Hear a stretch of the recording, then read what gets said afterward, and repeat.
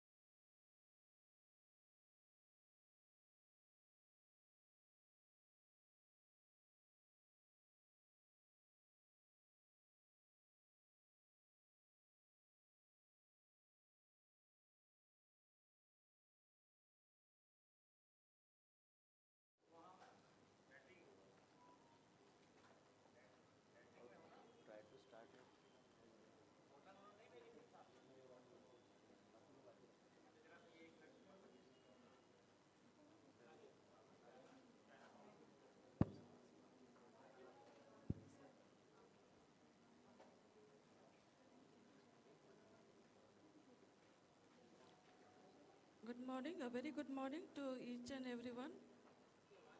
So a short brief introduction regarding Dr. Trupti Lekha Swine. She is Professor and Head Department of Pharmacology, SCB Medical College and Hospital, Cuttack, Odisha. Madam is Coordinator NCCC PVPI and NCCC MVPI Government of India. Convener EDL Preparation Government of Odisha. Member Secretary Institutional Ethics Committee SGB Medical College, Cuttack. Convener cum Nodal Officer WHO Project Better Medicines for Children.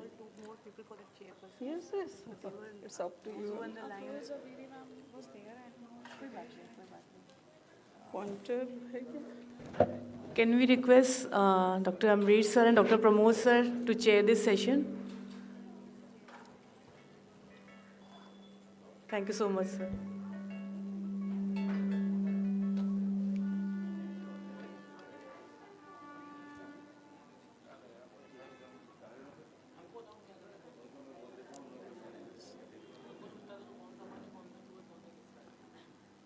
Good morning, ma'am. Very good morning. So I now invite you to just start your session. Yes. Thank you so much, esteemed chairpersons, respected faculty member, and my dear students. So the topic of my presentation is medicine, need of the hour. So when we say that rational use of medicine is the need of hour, so what is the use of rational use of medicine? So it is, as defined by WHO, is the use of drugs that is required for the receipt of medicines which is appropriate to the clinical needs in doses that meet their own and individual requirement for adequate period of time and at the lowest cost to the individual or to the community. So this is a very important concept being coined by WHO in the year 1988 because it was felt that there is irrational use of medicine happening throughout the country, throughout the globe. So naturally, every country they were saying that they should adopt before more irrationality prevails. Now coming to our problem, the country, as India, So it has been estimated that 50% of the family spending on healthcare is on unnecessary medications and also investigations. So we are not only spending irrationally on the medications and then also irrational investigations. Also there is widespread, and why this problem happening in our country? Because there is widespread availability of the medication, because we are the generic giant, and then that is probably contributing more towards the irrationality. Also, there is free availability of antibiotic without the gatekeeper effect. Nobody is there. Any patient goes to the shop or anywhere and he is getting antibiotic in inappropriate dose and inappropriate duration. And many studies, I have just quoted few of them. So they have proved that like number of drugs prescribed per range from 4.9 to 9.5 per prescription in the indoor patients, while in the outpatient survey it is 1.56 to 4.54. So many are there, particularly for the irrational use of antibiotic, many are there. Now, when we say that irrational use of antibiotic is a big problem, so what exactly we mean is that when we prescribe medicines when no drug is needed, or use of the drug which we know that is required but in incorrect dose and duration, use of wrong drug for a specific condition requiring drug therapy, use of drugs for doubtful or unproven efficacy, and use of drugs of uncertain safety status, and unnecessarily expensive drug. Everything comes under the broad heading of the irrational use of drugs. Now, this is just a study to show that see how the percentage in diarrhea, which is such a common disorder. So we have found that percentage, just you can see the amount of the antibiotic being prescribed. It is quite high compared to ORS, which is the first line, the mainstay of therapy. And importantly, you can see the private sector, the orange one actually is significantly high. Use of antibiotics compared, but however, it is a good thing that in the public sector, the use of ORS is high compared to that of the antibiotic. Now, so this is just one example, but if we see the cycle, so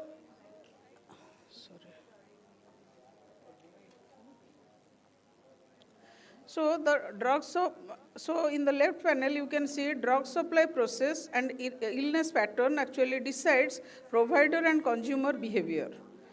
Now, in the community setup, so hospital, health center, manufacturer, pharmacist, and the person per se can contribute to the drug or irrational drug use behavior.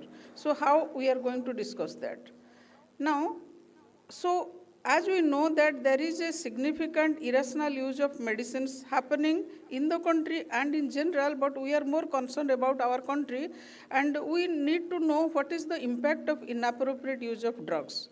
So once we are using inappropriately or irrationally, so first that will reduce the quality of the therapy because it will lead to morbidity and mortality by the adverse effect, more producing adverse effect and all. Then second, it will lead to waste of resources. We know that we are resource limited country, so that will lead to reduce resources, because that will indirectly lead to reduce availability because we are irrational using, and it indirectly also it will increase the cost through the increasing the antimicrobial resistant pattern. So we will be spending more on the higher antibiotic, and then so it will be more costlier. So risk of unwanted effect will also be high because it will give rise to adverse reaction and bacterial resistance and psychosocial impact. So because the patients will not be cured, so they will have limited faith on our system. So they will be diverted to the other like Ayurvedic system, Unani system, because we are using it irrationally. So faith generation will not be there. So they will be relying on other source. They will go to the not so reliable sources. Now factors underlying the irrational use of drugs if we are thinking that it is only the prescribers, it is a wrong concept. Patients are also, per se, they are contributing because they are getting misinformation from other sources, misleading belief, very, very important. Many studies have shown that people outside country, particularly South Africa, they believe that this drug system is not working. So misleading belief is a very important cause of irrational use and inability to communicate properly.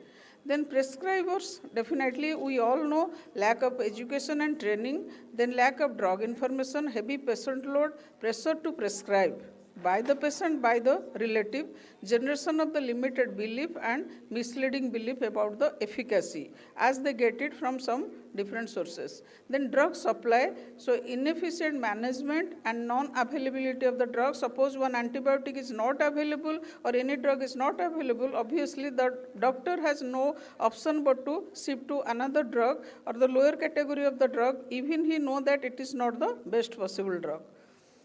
Then also industry, we all know because there are some industrial people, their drug promotion is not that rational and misleading claims they are giving, and drug regulating authority who should be the most important facets. So why the unsafe drugs at all is available in our country, so that it is giving rise to irrationality. So there also some problem is there, and informal prescribers, they should control which is not there. Now, looking at this, WHO in its website has given very, very important key intervention strategy to promote rational use of medicine. Out of that, establishment of the multidisciplinary rational body to coordinate the policy of the rational use of medicine, then use of clinical and therapeutic guidelines. I believe many states are having the clinical therapeutic guidelines or standard treatment guidelines. So that is very important tool to promote rational use of medicine. And then development and use of essential medicine list. And we do have our national essential medicine list. Yesterday we were describing many states, most of the states are having their own state essential medicines. Establishment of the drugs and therapeutics committee. Country-wise, nowadays, now they are giving much importance to develop therapeutic committee, not only at the medical college, but also at the district level. And inclusion of the problem-based pharmacotherapy training in the undergraduate curriculum, because they are the future prescribers. And most of the trained clinicians, I believe they are already doing that. We are, so by the revision of our curriculum, we are already doing that. But it will take some time to actually give rise to the real change in the behavior. And then the doctors who are already in practice, we need to train them. Then supervision, audit and feedback, I will say this is one of the most very, very important thing for the key intervention if you want to prevent irrationality. Why? Because our doctors, particularly who are the most important pivotal role in the prescribing cycle, actually they believe in the data. So if you say that we are doing some study and then there is a problem, they will believe that actually. So if you just say there is irrational use of antibiotic, there is this use of injection, there is low dose, everything is given, they won't believe it. So to generate feedback, audit, and then supervision is very, very important step if you want to develop the practice of rational use of medicine. And then use of independent information on medicine in the form of drug information center. Many parts of the country, like particularly pharmacy people, they are taking up of developing a drug information center at their level, public education about medicines, avoidance of perceived financial incentives, use of appropriate and enforced regulation, then sufficient government expenditure to ensure availability of the medicines. So these are all key interventions which is developed by. Now, I would like to say something about our my state, Odisha, in the RUD scenario. So, we have adopted rational use of medicine. Government of Odisha has adopted rational use of medicine. So, it was started around 1997. So it was government of Odisha was given the advice. They take the advice from the DSPRUD, Delhi. Delhi Society for Promotion of Rational Use of Medicine. So in the process, before that, actually we are procuring medicine at the district level. So whoever in charge of the health center district level, they were procuring as per their own need. Now, we first got the central procurement, then we adopted a drug policy which is specific to our state, and then we developed a central body called SDMU, State Drug Management Unit. Then evaluation was done because we wanted Hello. to, we were, pharmacology department was in the please process. summarize. Actually, we are running out of time. Then we prepared standard treatment of guideline, and then we are doing the EDL and then revising it. So this is the situational analysis we are doing. Yes, yes. So regarding, we have essential medicine list and standard treatment guideline we have done. Thank you very much. Thank you, madam. It was a really a गागर में सागर भरना जिसको बोलते हैं, and it is really rum. Last night there was no rum, but today morning we got a beautiful rum, and it is need of the hour for rational use of medicine. Chairperson, I request to say some comments. We are not inviting questions right now because we are running out of time. So we'll take it later on. Yes, sure. Thank you, ma'am. It's an honor to be chair your session. So, rational use of medicine is basically we loosely use the term right drug, right duration, right dose to the right patient. But as per discussion of madam, the rational use of medicine start with the pharmaceutical industry, regulatory agency like CDSCO, patient, prescriber as well as the public. So everywhere we have to need some intervention to proper or rational use of medicine. So that is the just take home from madam lecture. Thank you so much. Thank you. Thank you. Thank you, ma'am. I would request Dr. Amrish Gupta, sir, to present a memento and certificate to Dr. Tripti, ma'am.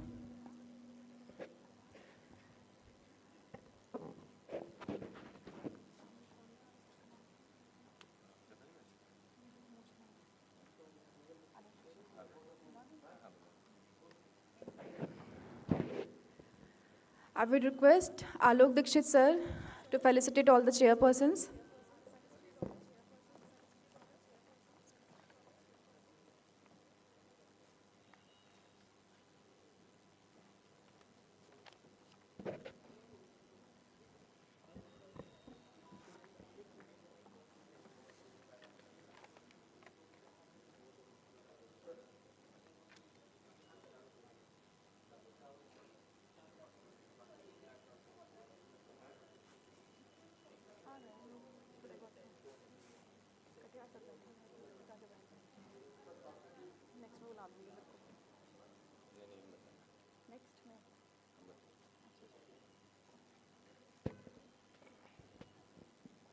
Thank you, everyone.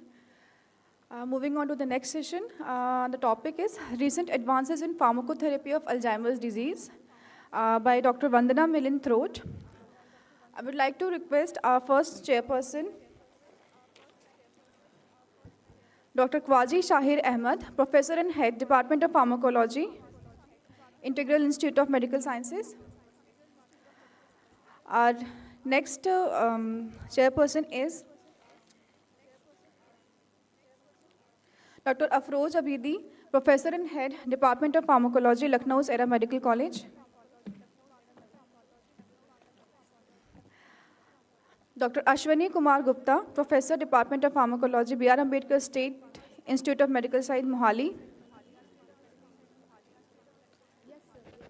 Dr. Ashwani Kumar Gupta, sir.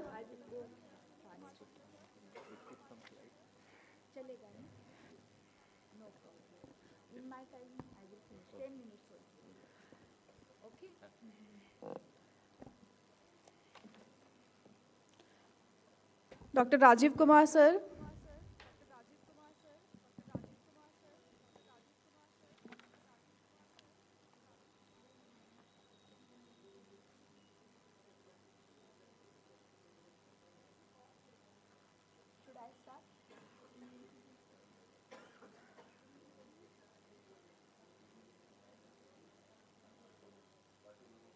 Good morning all.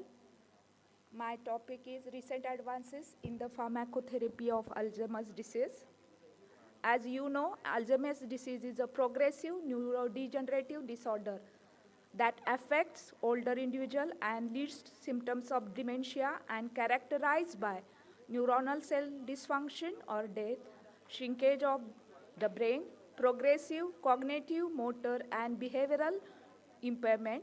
Behavioral symptoms associated with this disease are irritability, anxiety, and depression. This disease is the one of the most widespread neurodegenerative diseases affecting around 40 million people around the globe and is expected to increase to 100 million by 2050. So you can see the normal brain. So normal brain and hippocampus, cerebral cortex, and healthy neurons in the normal brain. And second, we'll be showing Alzheimer's disease brain, where you can see shrinkage of cerebral cortex and hippocampus with enlarged ventricles. You can see tau neurofibrillary tangles and beta amyloid plaques in the neurons. Pathophysiology, there are various hypotheses, but well established are three. First one, cholinergic hypothesis. According to this hypothesis, there is marked cholinergic deficiency in the brain.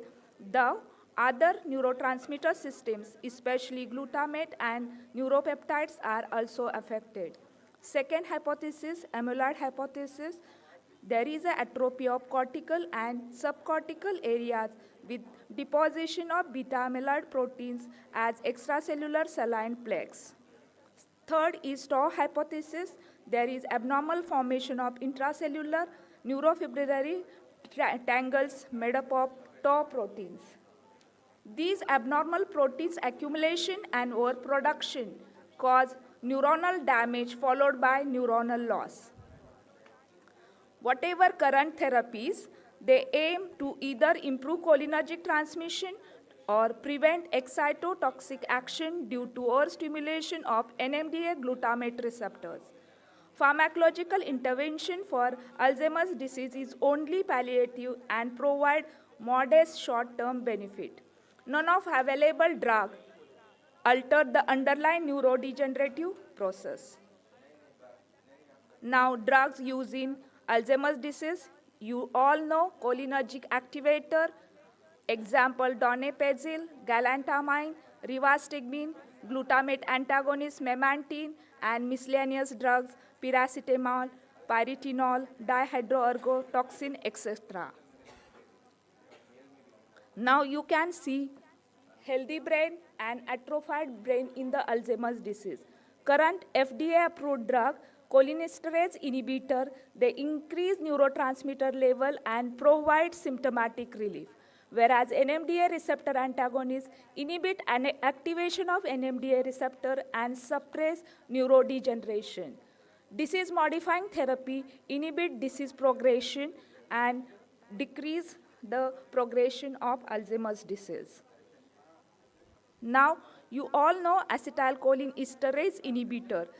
These cholinergic hypotheses have been already established. Loss of cholinergic transmission within the cortex leads to memory loss, which is a hallmark symptom of Alzheimer's disease. Anticholinesterase improves cholinergic transmission, at least at those neurons that are still functioning. Donepezil, galantamine, rivastigmine, these are cerebroselective and reversible anticholinesterase. These anticholinesterase should be stopped in patients who do not benefit by 3 months therapy. NMDA receptor antagonist. As you know, stimulation of glutamate receptor in the CNS appears to be critical for the formation of certain memories. Or stimulation of glutamate receptor, mainly NMDA type receptors, results into excitotoxic effect on the neuron and is suggested as mechanism for neurodegenerative disease. Extracellular calcium can activate a number of processes that ultimately damage neurons and leads to apoptosis, is the main mechanism due to NMDA receptor stimulation. Memantine, which is a newer NMDA receptor antagonist, slows the functional decline in moderate to severe Alzheimer's disease. It blocks excitotoxicity of glutamate in non-competitive and use-dependent manner. It is better tolerated than anticholinergics. It is used for moderate to severe Alzheimer's disease either to replace anticholinergics or to supplement them. AVP 786, which is a NMDA receptor antagonist, is under phase 3 clinical trial. Disease-modifying agent. In that, first is anti-amyloid therapy, second, beta secretase inhibitor, third, gamma secretase inhibitor and modulator, kinase inhibitor, and therapy for mitochondrial dysfunction. Anti-amyloid therapy involves uses of drug with a different mechanism that enhances the clearance, prevent the production, and inhibit accumulation of beta-amyloid proteins.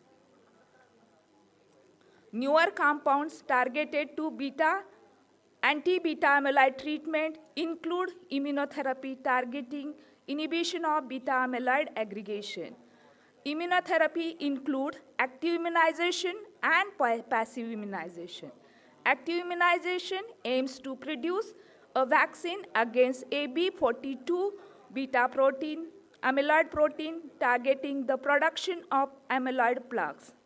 Phase 2 clinical trial of vaccine exhibited better cognitive result as well as reduction of beta amyloid 42 levels and tau levels. However, the trial was terminated as number of subjects suffered from meningoencephalitis after getting vaccinated. Passive immunization is focused upon monoclonal antibody. Now, ANI 1792 is vaccine interrupted at phase 1 clinical trial. CAD106 vaccine is under phase 3 clinical trial. ABVAC40 vaccine, which will give active immunization, is under phase 2 clinical trial. Aducanumab is the monoclonal antibody approved on 7 June 2021 by US FDA, which target accumulated beta amyloid plaques, which is given intravenous infusion at dose first and second given at 0 week and 4th week. Third and fourth dose is given at 8 and 16 week. These are beta amyloid monoclonal antibodies, bapinizumab and solnezumab. These are beta amyloid monoclonal antibodies against beta amyloid proteins. They are under phase 3 clinical trial. BAN2401 and crenezumab. These monoclonal antibodies under clinical trial phase 2. Gatinirumab and donanemab. These are monoclonal antibodies in phase 2. These clinical studies of these monoclonal antibodies were aborted in phase 2. Beta secretase inhibitor. Cleaving enzyme 1 is a protease responsible for cleavage of amyloid precursor protein, which results in generation of assembly of neurotoxic irregular beta amyloid proteins. Clinical trial of verubicestat and LNBC-stat were stopped as they did not show any improvement in cognitive score in these subjects. Oral atabicestat is currently being evaluated in phase 3 clinical trial. Umibicestat developed by Novartis for treatment of early stages of Alzheimer's disease. Gamma secretase inhibitor and modulator. Gamma secretase is a transmembrane protease responsible for cleavage of amyloid precursor protein to produce beta amyloid Different gamma secretase inhibitors such as Dept, L6854, these are under clinical trial. Then, in case of semaglutide, 2 clinical trials are under phase 3 were prematurely stopped because they cause various side effects like risk of skin cancer and weight loss. Then, avagasistat has been failed to show promising results. Now, kinase inhibitor, which we are using against kinase inhibitor, these are monoclonal antibodies which are used against top proteins. These are in phase 2 clinical trials. Then latripyridine, an antihistamine which preserves mitochondrial structure and function, protect against beta amyloid protein-induced apoptosis, is under investigation. Even AC1206 and its combination, latripyridine combination with donazepam, is also under investigation. These are repurposed drugs in pipeline for Alzheimer's disease: escitalopram, brexpiprazole, masitinib, metformin, and losartan. Animal models under development: human APP gene, human ApoE gene, and human presenilin gene. Despite of tremendous improvement in our understanding of the underlying pathophysiology of Alzheimer's disease, aducanumab is the only drug approved by FDA for the treatment of Alzheimer's disease in 18 years since 2003. Hence, it is concluded that novel therapeutic strategies are required to discover and develop therapeutic agents to fight against century-old Alzheimer's disease. Thank you. Thank you so much for a nice presentation and throwing light on pathophysiology of Alzheimer's disease with treatment along with some recent advances. Very, very nicely presented. So my question is for the audience, but first I want to ask, can we prevent or delay the development of Alzheimer's disease? Yes, what are the measures to be taken for prevention of or delaying the Alzheimer's disease, as it is age-related disease, can occur over 60 years, sometime. Sir, exact etiology is not known, but such treatment is not to prevent. Using NSAIDs or estrogens, is there any differences, sex differences in the development of Alzheimer's disease? No, sir, there such treatment. Who is more vulnerable, females or male? Sir, especially females are more prone to, they are equally affected. Equal, no sex difference. No sex determination. Thank you so much for enlightening and enhancing our knowledge. Thank you. Okay.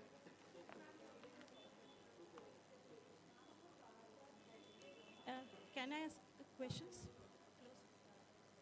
Okay, now we are closing.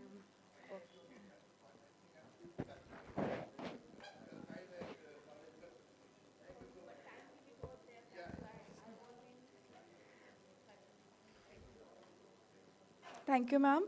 Now we request Dr. Afroz ma'am and Dr. Khwaji sir to felicitate Vanda ma'am. Ma'am, please come.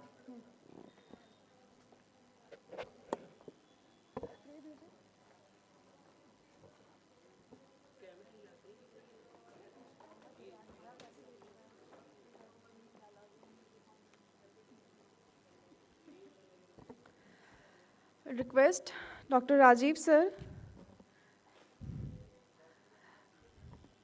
Dr. Rajiv sir and Dr. C. Dinesh Naidu sir to felicitate our chairpersons.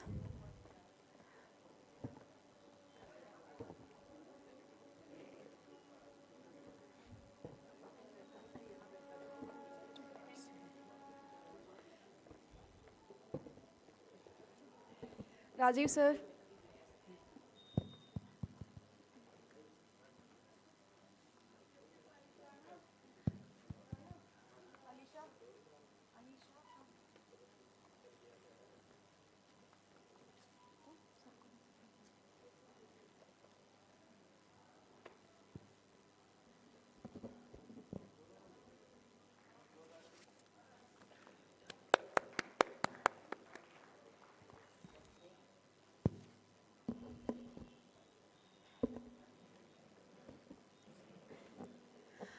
Thank you, everyone. Moving on to the plenary sessions.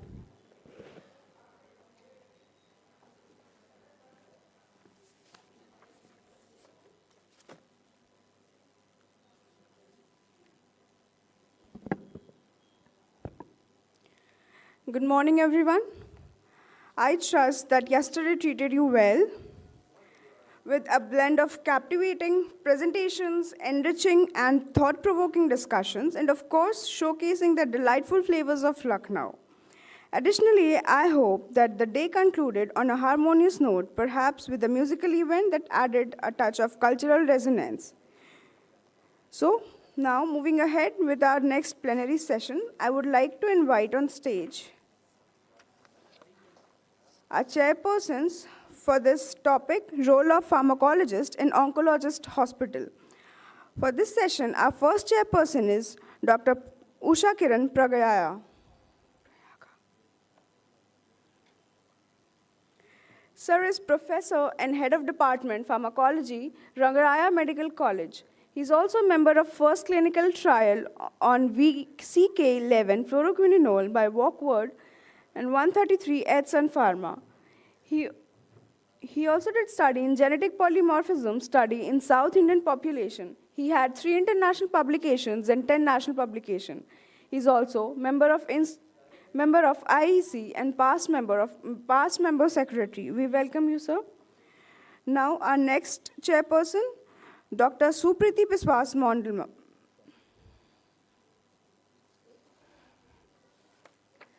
Ma'am is presently professor.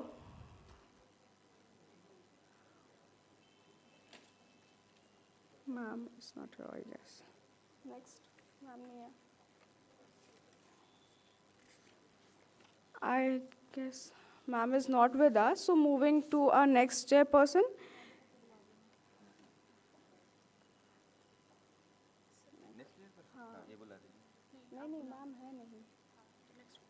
Next, we have Dr. Didi Gupta, sir, Vice Chancellor, KGMU University, Mathura.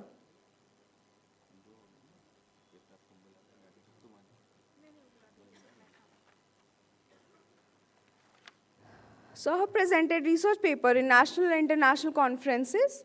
He's a life member of various national and international scientific bodies. He's also served as Senior Vice President of Indian Pharmacological Society, EC member of National Scientific Body. We welcome you, sir. Next, we have C. Dinesh Naidu, sir, Professor and Head of Department, Zoram Medical College, Mizoram. Welcome. We welcome you, sir.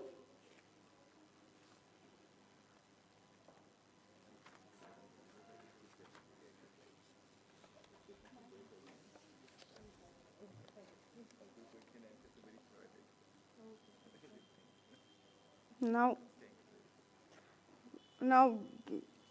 welcome.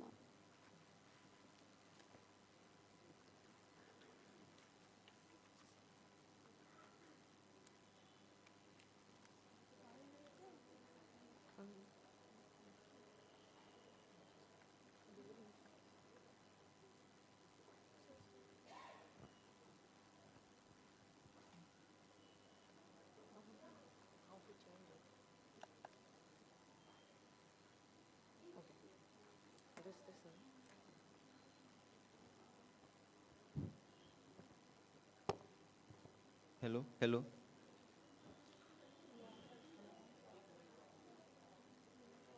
Good morning, all. Today we are going to have a topic on the role of pharmacologist in oncology hospital by Dr. Ashriya Sehgal, who is a fellow in oncotherapeutics at Advanced Center of Treatment at Research and Education Center, Tata Cancer Memorial Center at Navi, Mumbai. And as you all know, the therapeutics play a role in the treatment of oncology, where new drugs are being evolved and being tested, especially biologicals, monoclonal antibodies, and this is playing a major role in the oncological practice. Now, I request Dr. Ashriya Sehgal to start her presentations. Thank you. Thank you, sir, for your kind introduction. First of all, good morning, everyone. I would like to thank NAPTICON for giving me this opportunity to present this topic, that role of a pharmacologist in an oncology hospital. So, going forward, how many of you, may I just know that how many of you have chosen the pharmacology by choice? Or quite good proportion, but still, nowadays, like majority of the people, they think that we take pharmacology not by choice, but by thinking that, yes, we got this. But we as a pharmacologist plays a very crucial role in a healthcare system. And as we know that a pharmacologist, who is a specialist in the science of medication, and he's especially knowledgeable about the new and obscure medications that may be needed for hard to treat or rare illnesses, and about the drug interactions and how to prevent them. So going to the history, as we all know, Rudolf Buchheim. So he was the first German pharmacologist, and he set up the first department of pharmacology in Germany, and he played an instrumental role in turning the pharmacology into an independent discipline. And he trained many of the pharmacologists under him, and among them was the Oswald Schmidberg, whom we know that he was the founder of modern pharmacology. And he further trained many medical professionals, and they become different pharmacologists in different universities across the globe. And John Jacob Abel, who was the first American pharmacologist, he was also trained under Oswald Schmidberg. And today, there is a pharmacology department in every college of medicine or pharmacy. And coming to the Indian scenario, Colonel Ramnath Chopra, he is the first professor of pharmacology at the School of Tropical Medicine, Calcutta, and he is known as the father of pharmacology in India. So because of their contributions, they have paved the way for our pharmacologists in current time. And coming to the role of pharmacologist in a cancer hospital, why cancer hospital, why oncology setting? So as we know that globally, cancer is a leading cause of death worldwide, accounting for nearly 10 million deaths in 2020. And if we see the Indian scenario, the estimated number of cases of cancer for the year 2022 is 14,61,427. That is, 1 in 9 people are likely to develop cancer in his or her lifetime. And the incidence of cancer cases is estimated to increase by 12.8% in 2025 as compared to 2020. So we can see that how our role is going to be so pertinent for the healthcare system. So as we know that our primary role is conducting the clinical trials. So we know that right from the identifying the unmet need in the healthcare system for the patients, right from the conception till the analysis, till the publications, pharmacologist plays a crucial role. Right from identifying the unmet need, designing of the study, methodology, results, analysis, everything we play a crucial role. And basically, they foster the pharmacokinetic bioequivalence first in human trials. So I would like to share one of the examples which was done in our institute, Tata Memorial. So as we know that 6-MP, 6-MP is a drug which is used for treatment of ALL patients. But in India, we have only approved use of 50 mg tablet. But what to do with the pediatric patients? For the cancer patients who cannot chew the tablet. So for them, we identified that there was a need in the healthcare that we need suspension for that. So we collaborated with some of our sponsors, and we conducted a clinical study on the 51 male subjects for the bioequivalence, and we came to know that AUC, the bioavailability of the suspension dosage form, was 45% higher as compared to the tablet. And there was, although the power of the study and the safety-wise, they were fine, but still there was need to optimize the dose because of the difference between the tablet versus the suspension form. So what we did, that we developed a population-based pharmacokinetic model, which was developed from the clinical data from that suspension which was given in the Indian subjects. And then that model also was incorporated with the dissolution component for the tablet and suspension, enabling it to differentiate the pharmacokinetic properties influenced by the formulation characteristics as well. And then the model was qualified by replicating the observed clinical data by simulation. And then the model simulation profiles, they were subjected to the bioequivalence assessment, and it reproduced the similar results as in the clinical study. And having qualified the model now, so the simulations were then made for various suspension doses. So as we can see in that bioequivalence assessment of model simulated profiles, they matched the assessments for the clinical study. And then the optimal doses, to find the optimal dose, many doses were taken into account to match the bioequivalence treatment. And from there, we came to know that 40 mg was the optimal dose, which can be considered bioequivalent to the 50 mg tablet. And because of this study, suspension came into being, and it helped. It has been recently came in the market, and patients will start using it, and it will be benefited for the cancer patients now. And these were some of the publications which we had done during this sessions. And second role, pharmacologist plays a very crucial role in comprehensive geriatric assessments. Geriatric oncology. It is a very important topic, and we had one geriatric clinic, first of its kind in India, in TMH Parel, and pharmacologists have played a crucial role right from when it was founded in 2019 till now. And basically, why geriatric assessments? Because as we know that in old age patients, due to difference in the pharmacokinetics, due to difference in the changes, pharmacodynamic changes, we need to optimize the dose in older cancer patients. So, and with the recent advances in the immunotherapy, and we know that immunotherapy,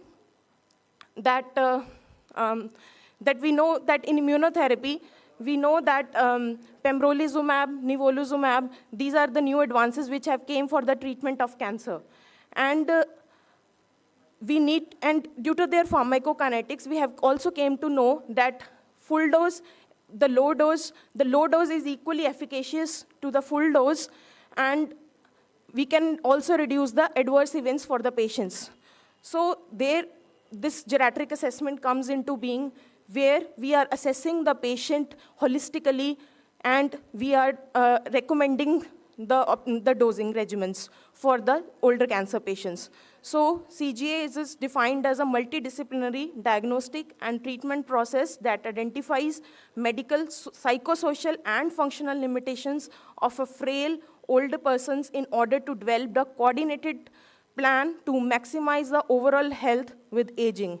So apart from just detecting polypharmacy, potentially inappropriate medications and drug-drug interactions, these are some of the measures which we also assess. Like for the functional status, we assess using the IADL score, ADL score, time tug test. And for the comorbidities, we have Charlson's comorbidity index. For the cognitions, we have the MMSE test. For the nutrition, we have the MNA test. And for the psychological well-being, we check with the GDS and the GAD scale. And holistically, then we put all the parameters into the CARG tool, which is still being validated for our Indian population. And then we assess, we give the recommendations to the further physicians, like, for example, if there is a deficit in the functional deficit, so we send the patient to the physiotherapist or occupational therapist. If we know that there is a PIMs, there are potentially inappropriate medications, we give recommendations and give to the general physicians. And if we know that there is still a pain and patient is not being put on pain medication or analgesic, then we send, or we know that the analgesic, which is still, because the patient is still experiencing pain, then we again refer the patient to the pain clinic so that the optimized dose can be given to the patient. So for these potentially inappropriate medications, we usually use the Beers and EU7 list, although there are many tools which are used to detect the potentially inappropriate medications, like FOTA is also there. But from our study, when we did in Indian population, it has been recently published. So we came to know that the EU7 list is more closer to our Indian population. And also, from our data, we came to know that polypharmacy was noted in 55% of the patients, and 80% of the patients who are taking potentially inappropriate medications, commonly proton pump inhibitors and tramadol. And also, we further researched that when the PMs were detected, whether they were actually creating the clinically adverse events or not. Then we came to know that 1,292 potentially inappropriate medications were detected. Out of that, 432 clinical adverse events were found, whereas 860 adverse events were not found. And statistically and clinically also, we came to know that PPIs and tramadols, they were considered to be significantly adverse events also when we follow up that patients as well. And this is what I was talking earlier about as well, that pattern of analgesic prescriptions. So from the data we have collected, we came to know that analgesic prescriptions which are given to the patients. So because cancer patients, they are mostly in the palliative setting and they are in a dire need of analgesics. So we came to know from our retrospective study that more than 50% of the patients, they were not on medication. When the pain assessment score was 4 or more than 4, because 4 or more than score is considered to be significant, that is moderate or severe pain. So in that population, more than 50% were not given medications. So there we identified the dire medical need and how we can change the practice, how we can send the patients to the pain assessment, pain clinics, and how we can more stimulate the physicians to use the pain assessment tools in their settings, and so that patients can be benefited more. And these were some of the work we have done from 2019 till now. Although I was there for only 1 year, but these were some of the work we have done there. And third is critical evaluation of therapies. So pharmacologist plays a very crucial role in giving the clear picture to a physician for therapies, because there are numerous therapies available with the physician. So how we can help them? So we can assist the practicing physician in rating the strength of documentation about the efficacy, safety, and cost effectiveness for a specific drug therapy as compared with the alternative therapies. So it includes everything, right from the aim of trial to the quality and precision of diagnosis to the type of control to the design used to the adverse effects, everything. So I can share one example that, as we know that in head and neck cancer patients, we have 2 therapies, like extreme regimen is there and pembrolizumab regimen is there. So how to help the physician, how we help the physician in deciding like how the benefit can be more given to the patient. So we know that head and neck patients, they have very aesthetic reasons because there is a very big tumor on the face. So they want an immediate overall response rate so that patient gets relief. Yes, I have got some relief. So in that case, when we dig into the literature, and then we came to know that yes, cetuximab works better because it gives an immediate overall response rate as compared to pembrolizumab. But when we are talking about the overall survival of the patient, which is the ultimate and gold standard for telling the outcome of the cancer patient, then OS matters us. Then overall response doesn't matter to us. So there, we know that immunotherapy works better. So we helped them by telling them that, yes, if you give cetuximab plus cisplatin plus 5-FU regimen in the first-line treatment, followed by pembrolizumab, patient will get the immediate response as well, and also the median overall survival will be better as compared if we use the vice versa regimen. So that is how we pharmacologists can play a very crucial role in assisting the physicians and giving them the clear picture about the things. Also, we have a role in therapeutic drug monitoring services as well. We know that identifying the indication requiring the therapeutic drug monitoring and then sampling at appropriate time, like when we know that the drug reaches a steady state level, then we have to take a sample, and then we estimate the concentrations using the appropriate methods.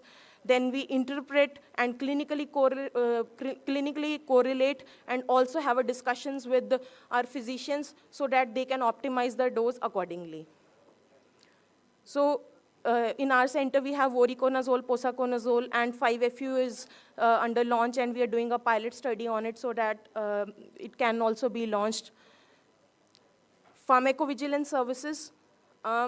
As we know that we have a very crucial role in reporting of adverse drug events, reporting of adverse drug events during trials, OPDs, IPDs, and causality assessments. These are done by the pharmacologist. And we have numerous topics, numerous discussions as well on these topics, and we play a crucial role there as well. So we commonly use the WHO and Naranjo algorithm scale, and we help in reporting the adverse events accordingly. Also, pharmacologists plays a crucial role in the patient information services support groups. Like, because when a patient is coming to a physician, there is a very less time for a physician to give an optimum time to a patient at how to actually use a drug so that the maximum efficacy is there and minimum adverse effects are there. So in webinars or in Zoom meetings, we have a one-to-one interactions with the patients so that where they are told about like how to read a prescription, how to use the commonly used drugs which are usually given, like suppose we know that tramadol pain medications are mostly commonly given in the cancer patients. So we tell them, please have it after having food. Don't have them empty stomach. So these are very small things, but that makes a big difference when we are treating a patient or when we're telling a patient. That builds a rapport also with our patients, and also the adherence to the patient, that also improves. Also, the medical education and training. So pharmacologist plays a crucial role in the medical education and training for the rational use of drugs to the postgraduate students, and also to medical and the paramedical staff for the appropriate use of drug. Like there was, because we know that cetuximab, it is commonly used and it has a very excruciating infusion-related reactions in the patients. But it has a very good overall response rate. So how to go about that? How the nursing staff should be trained so that adverse events can be managed. Like if we told them, yes, you can set if there is a first cycle patient and you set the rate of infusion at 5 mg per minute over 120 minutes rather than just 60 minutes. So that can help the patient and also the physician so that they also have that faith in using that drug so that maximum efficacy can be given to the patients. And also the externships and observerships for the medical students.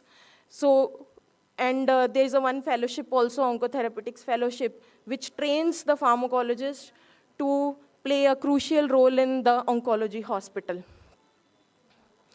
So, pharmacologists, they act as consultants to the primary care physicians or specialists. and we can impact the lives of patient, right dose, and right time. So these are my mentors, and I'm always indebted to them. So Dr. Vijay Segar, he's my father, and he has sown the seed of pharmacology in me. And Dr. Vikram Gota, who is professor and head in Extract TMC, Dr. Vanita Narona, Dr. Kumar Prabhas sir. So I'm always indebted to them for their continuous guidance, and they are the wind beneath my wings. So this is our pharmacology team. And this is our geriatric team where we are working as a team. Thank you so much.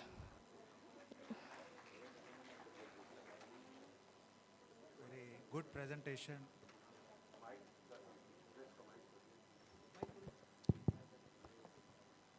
So, very good presentation about the role of pharmacologists. Thank you, sir. One thing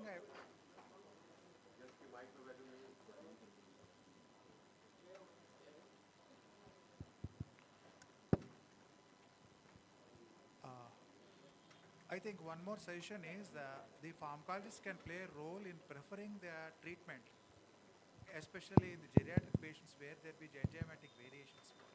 Yes, sir. So they can do the pharmacogenetic study and prefer the drug. In that aspects also, pharmacologists can play a role. Yes, sir. So that is one of the budding role in the preferring the treatment and choosing the drug on the patient profile versus, especially you are taking geriatric patients. When a youngster comes, we are going to have a role in preferring which drug to be given. By the consultant, we can give advice. Yes, sir. That's also one good role for our Yes, sir. Thank you very much for your nice presentation. Thank you so much, sir.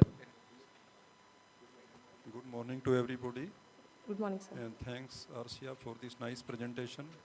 And the most wonderful thing is that you are having pharmacology in your genes. You are daughter of eminent pharmacologist Dr. Vijay Kumar Sehgal, retired professor and head of pharmacology, Government Medical College, Patiala.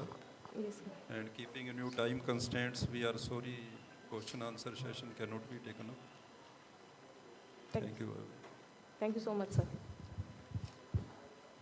Good morning, everyone. Thank you, Arshia, for the nice presentation. Mizoram is having a number of cancer patients. So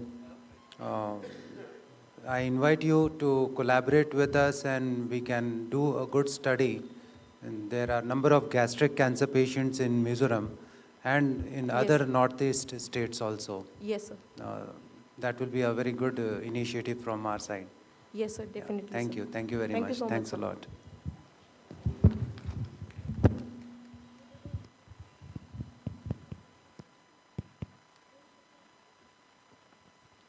Thank you so much, ma'am, for such an enriching session. Now I would request chairpersons to give memento to our speaker. Hello. Hello.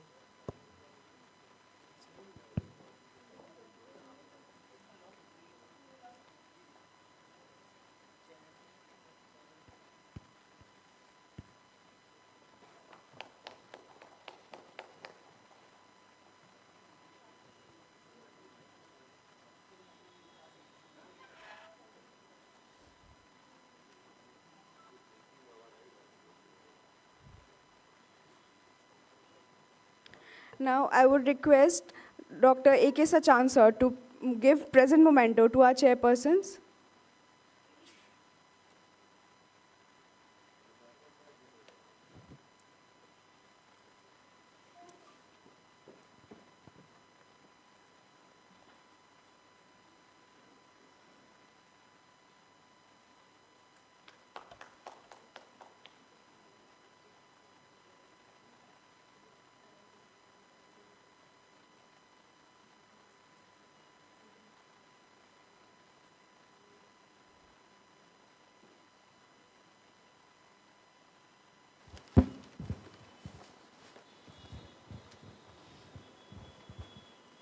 Thank you, sir.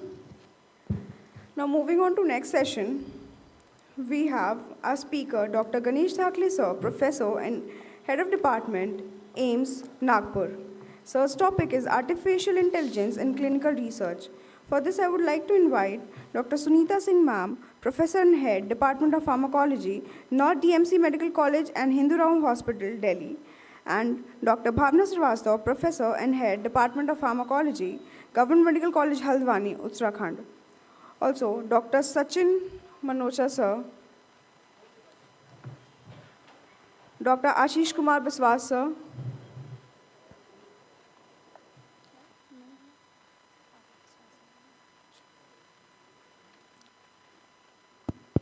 he's Associate Professor and Head, Department of Pharmacology in Sheikh Bikari Medical College, Hazaragad, Jharkhand. Welcome, sir.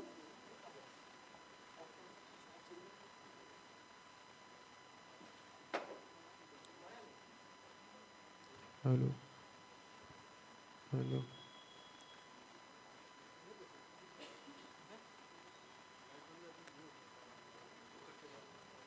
Hello.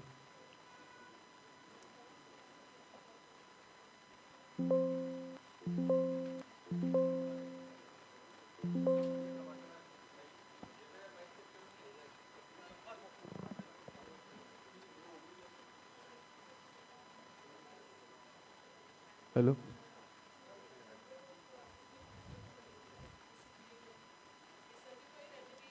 Trainer and NABH Assessor of Ethics Committee, and he has received 3 times Best Teacher Award in 2011, 12 and 2018. He's co-chair of Ethics Council ISCR, is chairman of IEC GMC Nagpur and member secretary of IEC AIMS Nagpur. Welcome, sir. So, good morning to all. My topic is artificial intelligence in biomedical research and clinical trials. So, learning objectives of my lecture are to know the definition of artificial intelligence, what is the role of AI in biomedical and clinical trials along with its impact, and lastly, what is the governance of AI in India and challenges of AI in medical research. So all of you know this diagram, which says that it takes at least 1 to 15 years to a single drug to come into the market. At the same time, cost of clinical trials is very high, and AI has potential to reduce the cost as well as to complete the trials as early as possible. Coming to definition of artificial intelligence, it is the system's ability to correctly interpret mostly the external data, what we are supplying to the software, and to use this data with specific objective goals and tasks, but it is through flexible adaptation. Or another definition of artificial intelligence is any technique that enables the computers to mimic just like the human intelligence. Now, all this AI uses the complex computer algorithm to emulate the human cognition with far-reaching capabilities of analyzing large data sets. So ultimately, AI is nothing but the data-driven technology. If you give the more data to the AI, it gives the accurate results. But if you give the less data, then there are some chances that accuracy of the results may be reduced. Coming to definition of machine learning, it is a part of artificial intelligence, and it is mostly the techniques that enable the machine to improve at tasks, but it is with the experience. At the same time, this deep learning is part of the machine learning, and this train the itself to perform the task, but it is higher tasks like speech as well as image recognition by exposing the multi-layered neural network to vast amount of data. As I said previously, AI is nothing but the data-driven technology. If you give them much more data, accuracy is very, very high. Coming to process of artificial intelligence, it starts from the identification and formulation of the problem, which will be followed by data collection and preparation. Once it is made, then we have to build the AI model, and after building of the AI model, it has to be validated, and once evaluation is done, then this model is ready for development and application in clinical research. Now, how does this AI training works? Just see this diagram, which clearly explains that whatever the input we are giving to the AI, it gives the result. Suppose if you take the example of first banana, and we are asking the AI, is this a banana? The confidence of the AI is nearly 90%, and the final decision is yes. Why the final decision is yes? Because we are given the limitation to the AI that if the AI is confident, even if it is 50%, the final decision will be yes. Take the example of second one, confidence is lowered, but final decision is yes. And third example, which we have not given the data to the AI, therefore confidence is 0 and the final decision is no. If you take the example of last, it says that the confidence is 55%, and again final decision is yes, because we are given the capacity as 50%. Again, I am saying, repeating the same thing. AI is nothing but the data driven capacity. So whatever the data you are giving, if it is accurate data, you get the accurate results. Coming to applications of artificial intelligence in healthcare, nowadays most of the time they are useful for predicting the disease outcome along with preventive and diagnostic purposes. In future also there will be a personalized therapy either with the help of DNA analysis, tissue analysis. It is also useful for clinical diagnosis support system. If you give all the data, for example diabetes, whether it is fasting, post-meal or glycated hemoglobin of 1000 persons, and if you are using AI with that data, and suppose patient comes to you with value of fasting, post-meal and glycated hemoglobin, then this software will give the accurate treatment for that specific subject. Then this AI is also useful for drug discovery and development, and most important use of this AI is data analysis. Whatever the data, if it is more, still this data can be analyzed within a short period of time. Now what AI can do for us, mainly for technology, patients, pharma companies and physicians, it is also useful. For example, if you are taking the example of technology, this is useful for raising the computing power of the devices as well as increase the storage capacity. As far as patients are concerned, it may have access to personalized therapy, may receive the warning as well as improve the research. For pharma companies, it is helpful for improving the efficiency in research. Sometimes it may cost less to the clinical trials because of less sample size and retention of the patients are much more. As far as physicians are concerned, it may support the diagnosis and analyze the big data in a short period of time. Now, this is the article published in the year 2020 by BMC Bioinformatics, which says that AI is useful for predicting the potential adverse events using safety data from the marketed drugs. And cross-validation showed that 32% of the model predicting safety level changes occurred within 4 to 9 years of approval. Another article published in the year 2022 in Indian Heart Journal, Artificial Intelligence in Cardiology, Past, Present and Future, it says that MERC model with STEMI in middle income countries had improved 30-day mortality prediction as compared to the traditional work. So, AI will not replace the physician, but it is also true that physicians who use artificial intelligence will replace those who don't in future cases. This is one more article published in 2020, which says that clinical decision support system is useful for patient safety, clinical management, cost containment as well as diagnostic support. This is a well-known example.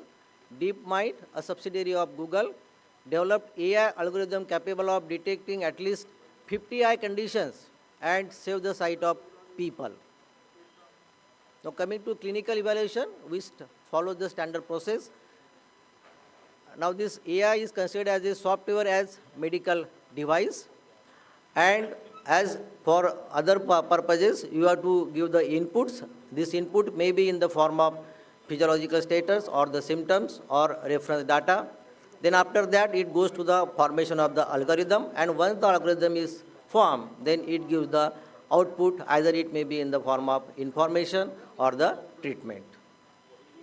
Now some ethical principles of medical artificial intelligence, these are more or less same to the general principles, but if you are using artificial intelligence in clinical research, then This validity, data security and trustworthy, data privacy, collaboration and risk minimization and safety. This plays very important role. Whenever any protocol coming to the ethics committee, all these should be taken into consideration while review of the protocol. Then ethical issues during the ethics committee meeting, the color which has been mentioned in blue, these are most likely the routine review process in clinical trials. But if you are using artificial intelligence, then there should be a procedure for upgradation of the artificial intelligence software. Along with that, if there is any technical malfunction in the working of that instrument, then there should be a redressal mechanism. It is the responsibility of the ethics committee to go ahead with the qualification of the developer. And lastly, there should be an informed refusal process. If subjects want to withdraw from the trial, then there should be a process how to go for the application and all these things. So these ethical issues has to be seen by the ethics committee while review of the protocol. Now, artificial intelligence in clinical trials, how it is useful. So can AI improve the clinical trials? What is your answer? Up till now what I have told you, is there any progress? Yes, absolutely right, sir. How it is useful? Most of the time it is useful for collecting as well as analyzing the real world data, along with helping in the designing of clinical trial before the start of the trial. Sometimes it may be useful for recruitment of the study participants as well as monitoring, and it is also helpful in the publishing the data also.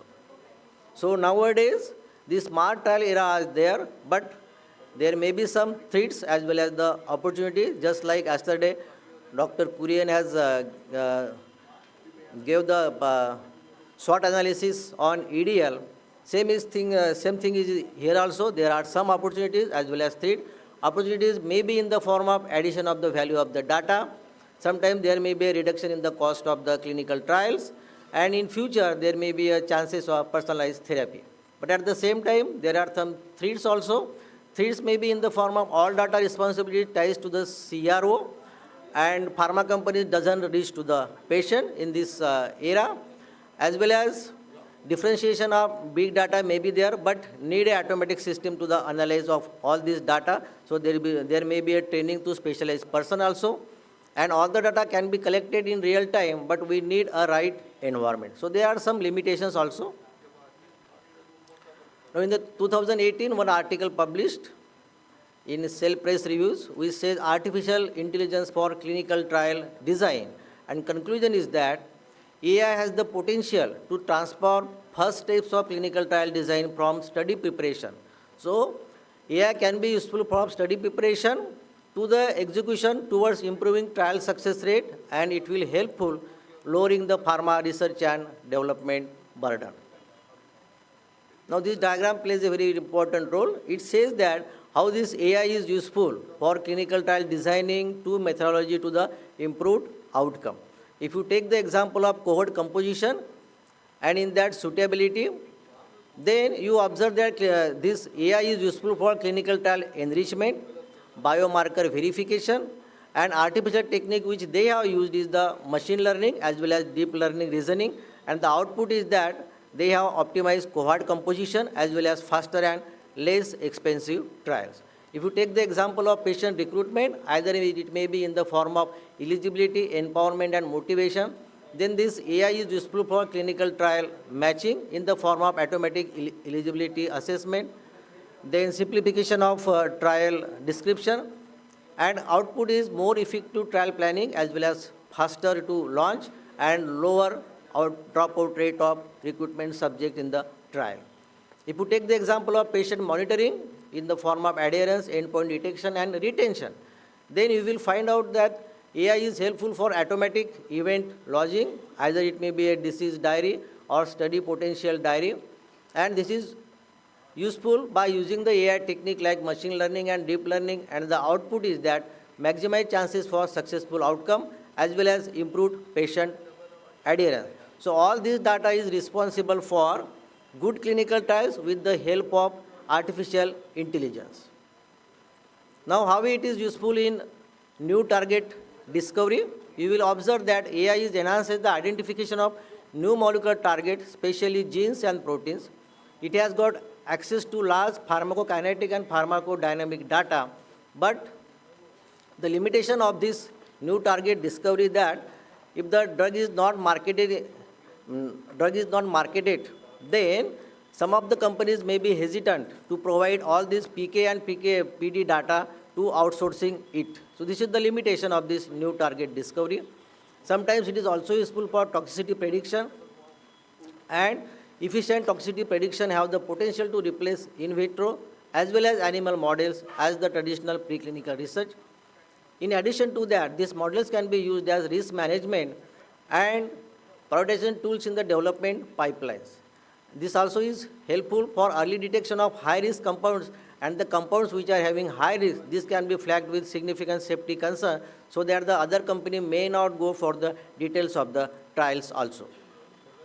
Then this AI is also helpful for lead identification, and one of the best example of this is AI was able to rapidly screen the 7,500 molecules that were found to inhibit the growth of the superbug Acinetobacter baumannii, a task that would have been difficult to do them manually. But with the help of AI, within 1.5 hours, this AI narrowed down to the 250 potential compounds, and ultimately, potent one of all was found to be the antibiotic abusine. So this is the advantage of AI in discovery of new molecules in short period of time.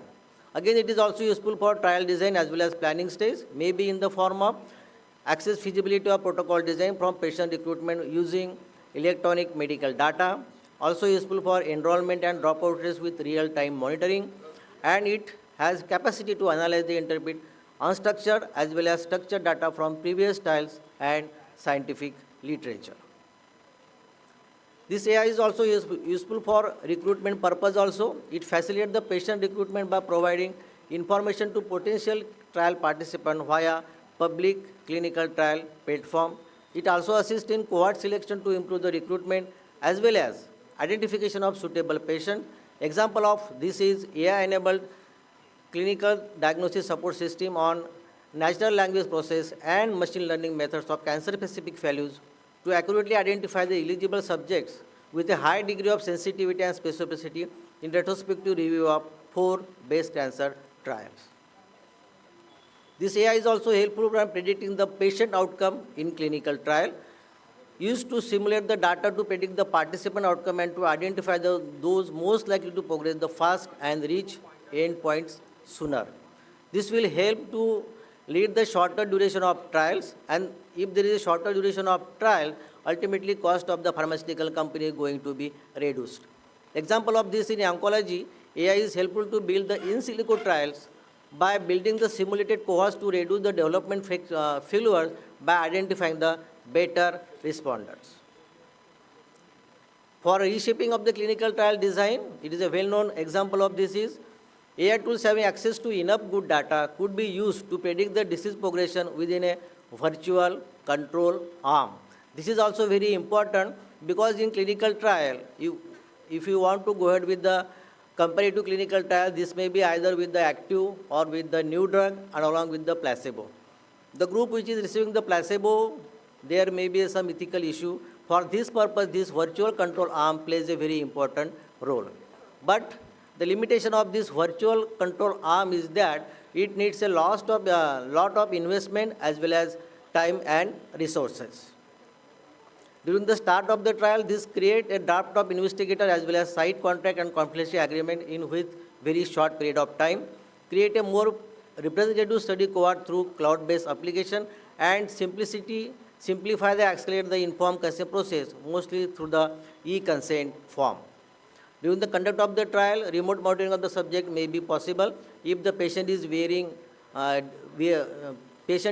wearable devices and sensors to obtain the visualization of the participant condition and direct data transfer. Once the direct data transfer is there, PI is able to know the condition of the subject, and if he knows that patient is having such disease, they can start the direct treatment to the subject so that complication can be reduced to the subject. It also inputting the missing data and handling the missing study visits. Most of the time, sample size is too much because of this missing data and missing study visit. But AI has the potential to accumulate all this missing data and give the right result even if the study visits are missed.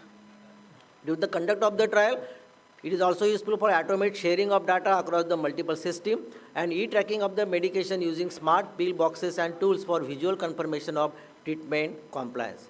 Also, it is helpful for e-tracking of the missed clinical visits and trigger a non-adherence alerts to the subjects as well as the principal investigator.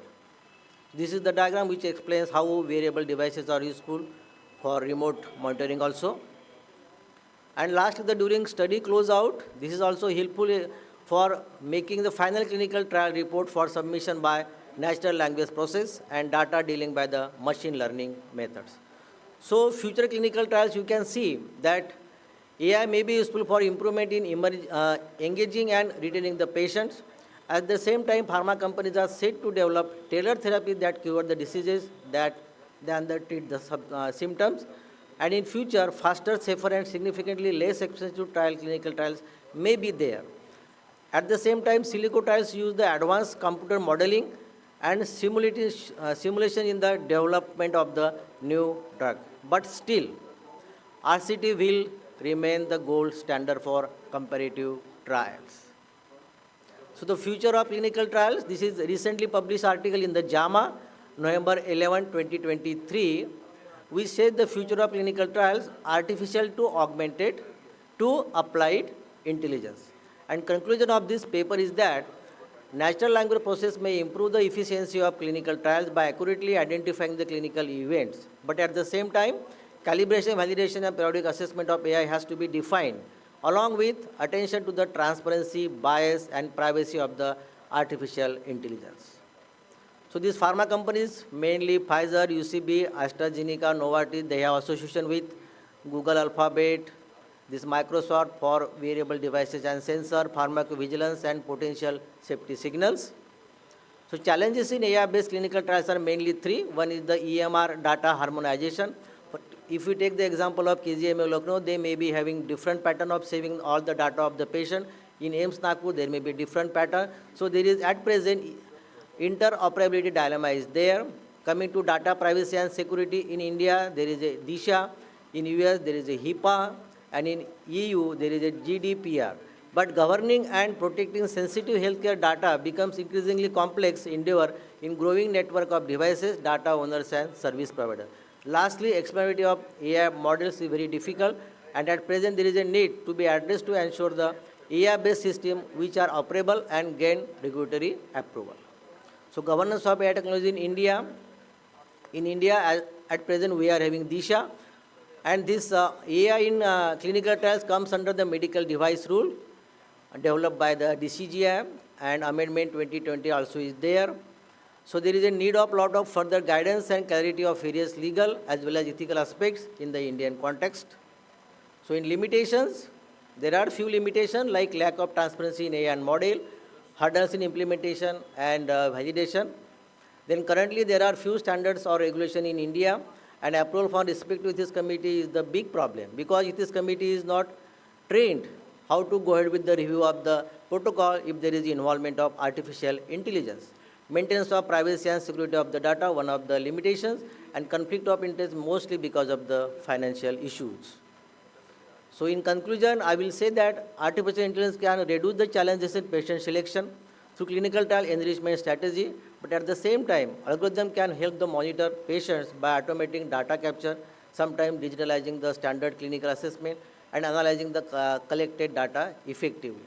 At present, industry is looking forward to unlocking the AI's full potential for more successive and cost-effective trials, but still lack of specific and detailed regulatory guidance should be there. And in future is anticipated to improve the probability of success, reduce the trial burden, but it is also important to have ensure the patient safety and protection.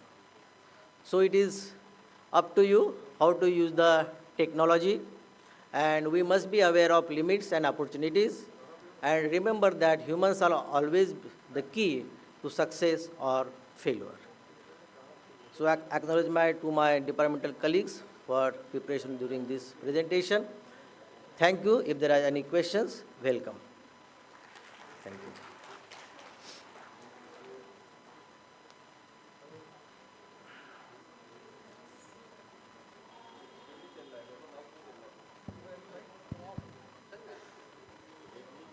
This was very informative session for all of us, and this is the time of artificial intelligence, and Good. we may, as you showed, that this may play an important role in drug development. So as we know that there is a problem of antibiotic resistance, and very few antibiotics are in Yes. development process. So we may see the new antibiotic molecule to be developed by using In artificial future, there are intelligence. more chances that within a short period of time, Yes. specific target molecule may be developed against the antibiotic resistance also. But it will take some time. It will take some time, Yes. but in future we may Yes. see new molecules, and this is also important in prediction of ADRs. Yes, So yes. pharmacovigilance also Yes, yes. artificial. So I have given one example which is published in the year 2020, which says that from the previous data also we can predict which ADR is going to be there, so that we can prevent it also. It is, AI is well and good, but it is up to you how to use it. There are some limitations as well as advantages. So thank you, sir. Thank you for this nice, very nice and informative session. Thank you, madam. Thank you. Thank you, sir, for a very interesting and modern topic involving AI in medical practice or in drug development. And you covered the topic right from development to drug discovery to development and uses, and even the limitations, especially lack of trained personnel in medical field who can deal with this. That is, I think, will help in developing this application of this AI in our system. So They are also saying ICMR guidelines that if you want to review the AI protocol, then there must be one person who is trained in IT, so that he know how to go ahead with the validation and all these things. This is the new requirement. NMC has started with a computer course in the foundation, so maybe in future we might see some budding Yes, yes. engineers and doctors together in a course. Thank you, sir. Sir, we need a continuous guidance from your side so that we can apply it in our college. In most of the conference where I attain these type of discussions, I always stress on the issue that we should have a continuous communication so that we can apply it and take the provide the benefit to the society. Thank you, sir. It will be there, sir. Okay, sir. Thank you. Just one announcement. Yesterday I forgot to tell you the dates of conference at AIIMS Nagpur. It is already fixed before 3 months back also. The dates will be 21, 22 and 23rd of November 2024. 21 will be of workshop, and 22 and 23 will be the main conference. So all are welcome. Thank you so much.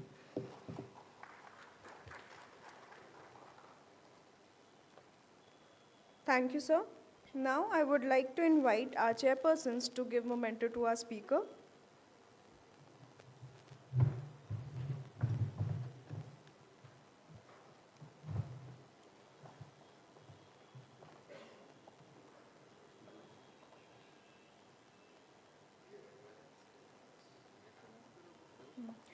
Now, I would like to request Dr. Dinesh Badyal, sir, to give memento to our chairpersons.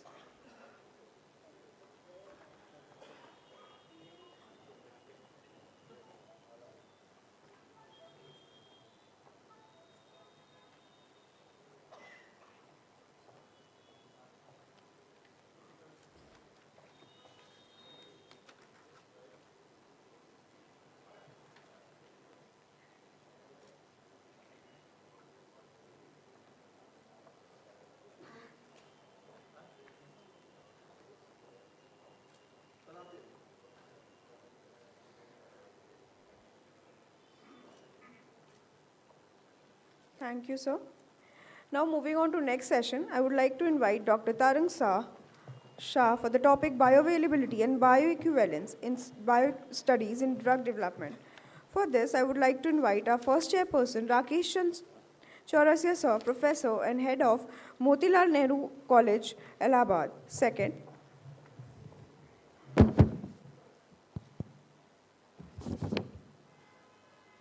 Next chairperson, Dr. Sanjay Gaur sir, Professor, GMC Dehradun.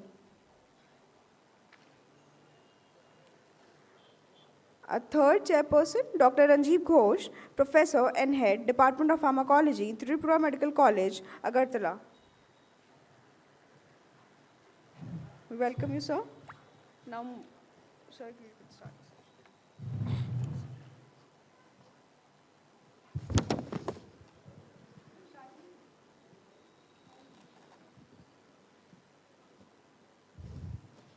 Good morning. Good morning, everyone. Good morning, respected chairpersons, all my seniors, and all my friends. First of all, thank you for providing this opportunity to present concept regarding the bioequivalence and bioavailability study.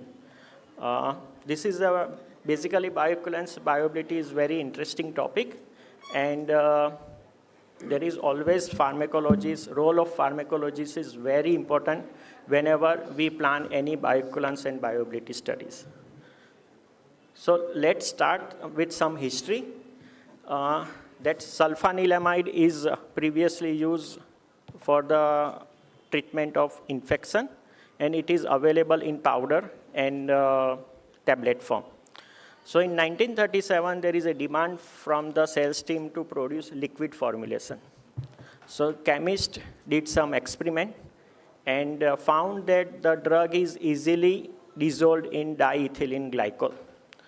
So they made a formulation, and the control lab tested only just for the flavor, appearance, fragrance, and that is found satisfactory. And then shipment is sent all over the USA. There is no any law at that time available or exist that required any testing of any safety data. So that there is no any testing was done for the safety or bioequivalence or bioavailability studies, and this formulation is responsible for more than 100 deaths in US. So from that date, there is a I can say regulatory requirement is started for different new drug development. So bioavailability is the rate and extent to which the active ingredients or active moiety absorbed from the drug product and available at the site of action.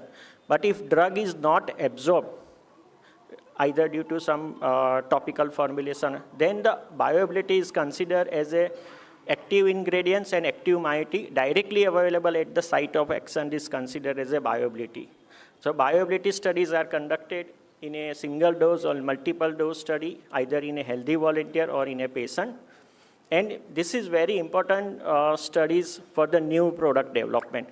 It will provide the data about amount of the drug absorbed, PK information, drug proportionality and linearity, and effect of food, dose dumping, and the safety.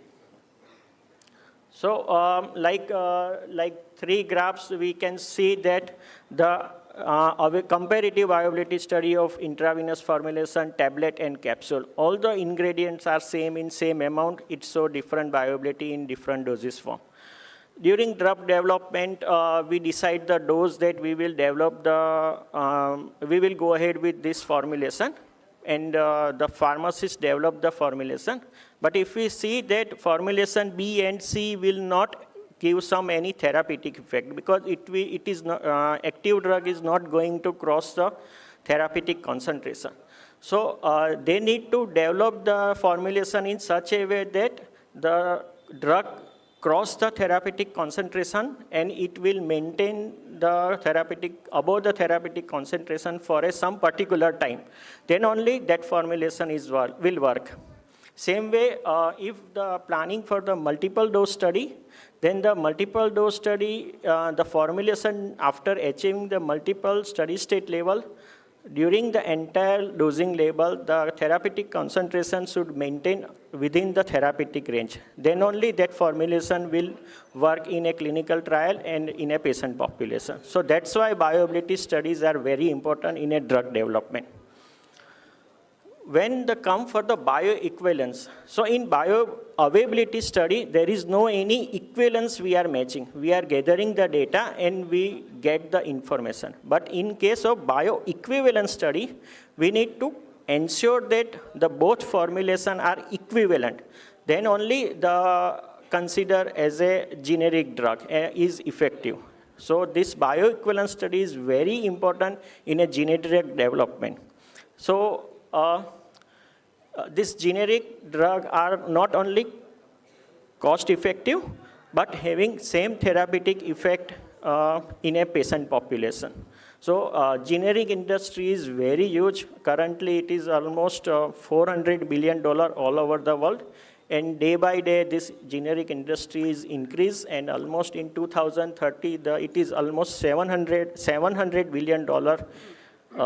So previously, the generic drugs are available only oral solid dosage form. Nowadays, due to recent advances in clinical trial and bioequivalence studies, all the formulation is having generic drug.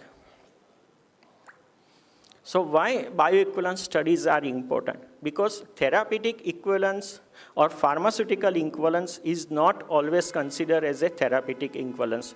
Because whenever the generic product is developed, it is different in formulation, by excipient, drug particle size, mechanism of release.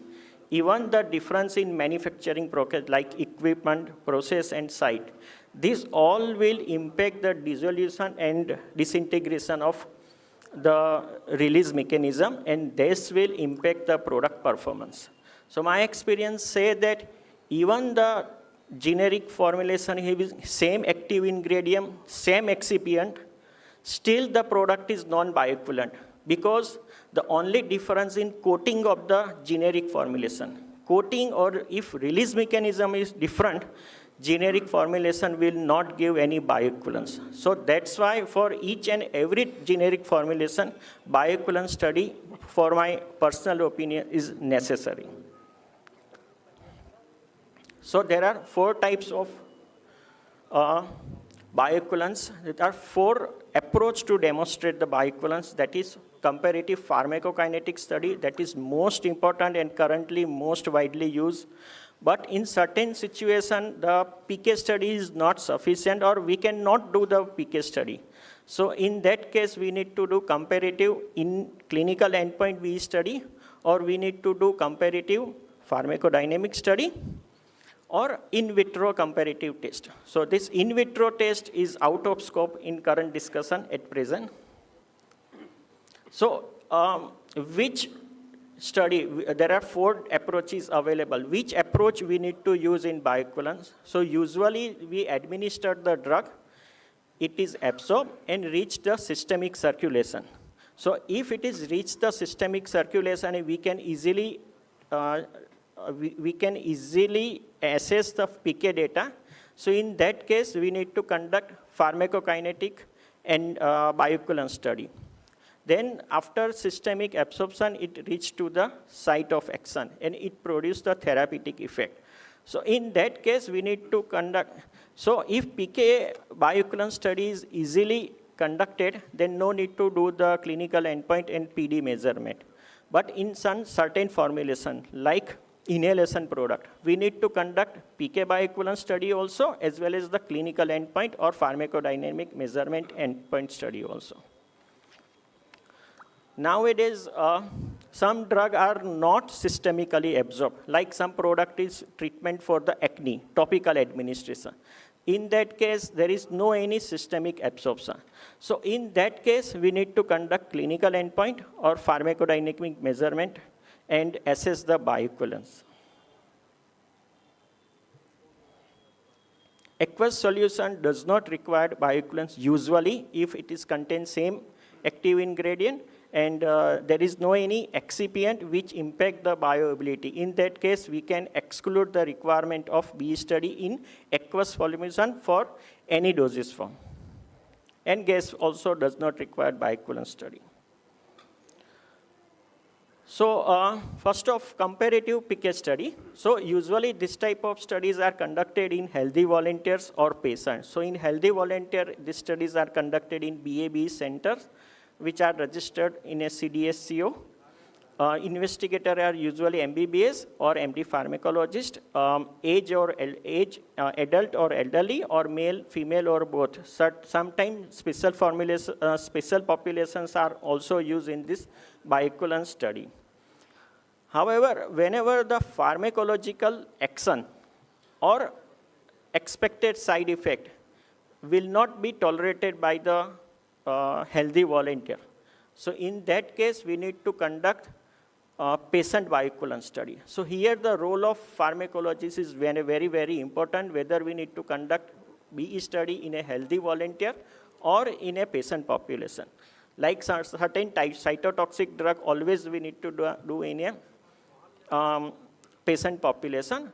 But quetiapine 300 milligram single dose, even it will produce QT prolongation. So that type of study will not be conducted in healthy volunteer. And this study we need to conduct in a patient who is already stabilized with the quetiapine 300 milligram. So this is infrastructure of BABE center. So ideally it has three division: screening and ICF, where the volunteers are come.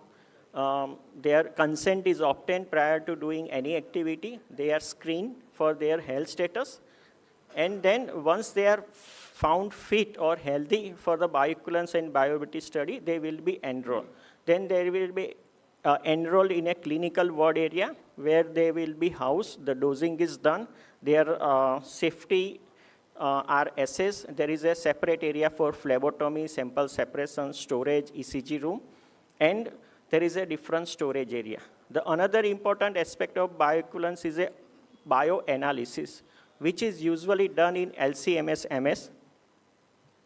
And it has also different setup for the bioanalysis. So it has diffuser area, washing. There's a different bioanalytical lab. And entire setup we need to do with 100% power backup, so that there is no any power outage during the entire study. Emergency system we need to maintain is emergency calling system, around the clock availability of physician in a center. This is required in India only. In a other country, the physician availability is not required. Ambulance should be available. There is always tie-up with the multi-speciality hospital. So in case of emergency, we can shift the volunteer and provide appropriate treatment. There must be a biomedical waste management system, firefighting system, first aid box, dedicated chemical storage area away from the clinical area, fume hoods, and safety shower in a bioanalytical area. So any PK study or clinical endpoint or PD study, there is always a protocol. It has background, rational, objective, design methodology. So this how to design protocol, again, it is a separate session, so I'm not going to describe in detail. Then there is informed consent. So what are the content, all the rights, responsibility, all the information we need to provide. So again, it is again a different topic. I'm not going to cover here. And case record form. So case record form design and documentation is also very important. Otherwise, we will not get the proper record. So B, study design. So there is always bioequivalence. There is a test or reference formulation. Choice of innovator. So the choice of innovator is very important. So usually the first company who released the drug in the market is considered as an innovator or RLD. Important thing is, if you are planning to submit this bioequivalence study in US regulatory, you need to get the innovator from the US. If you are planning to submit the study in European country, the innovator is from the European country. So this type of innovator choice is very important.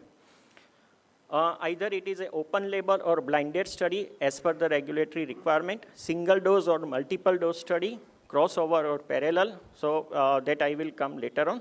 Healthy volunteer or patients, male or female, adult or geriatric, special population, or fasting or fed condition. Usually the bioequivalence studies are conducted under fasting or fed condition as per the label instruction. Usually, but again, different regulatory is having different requirement that we need to follow. And if the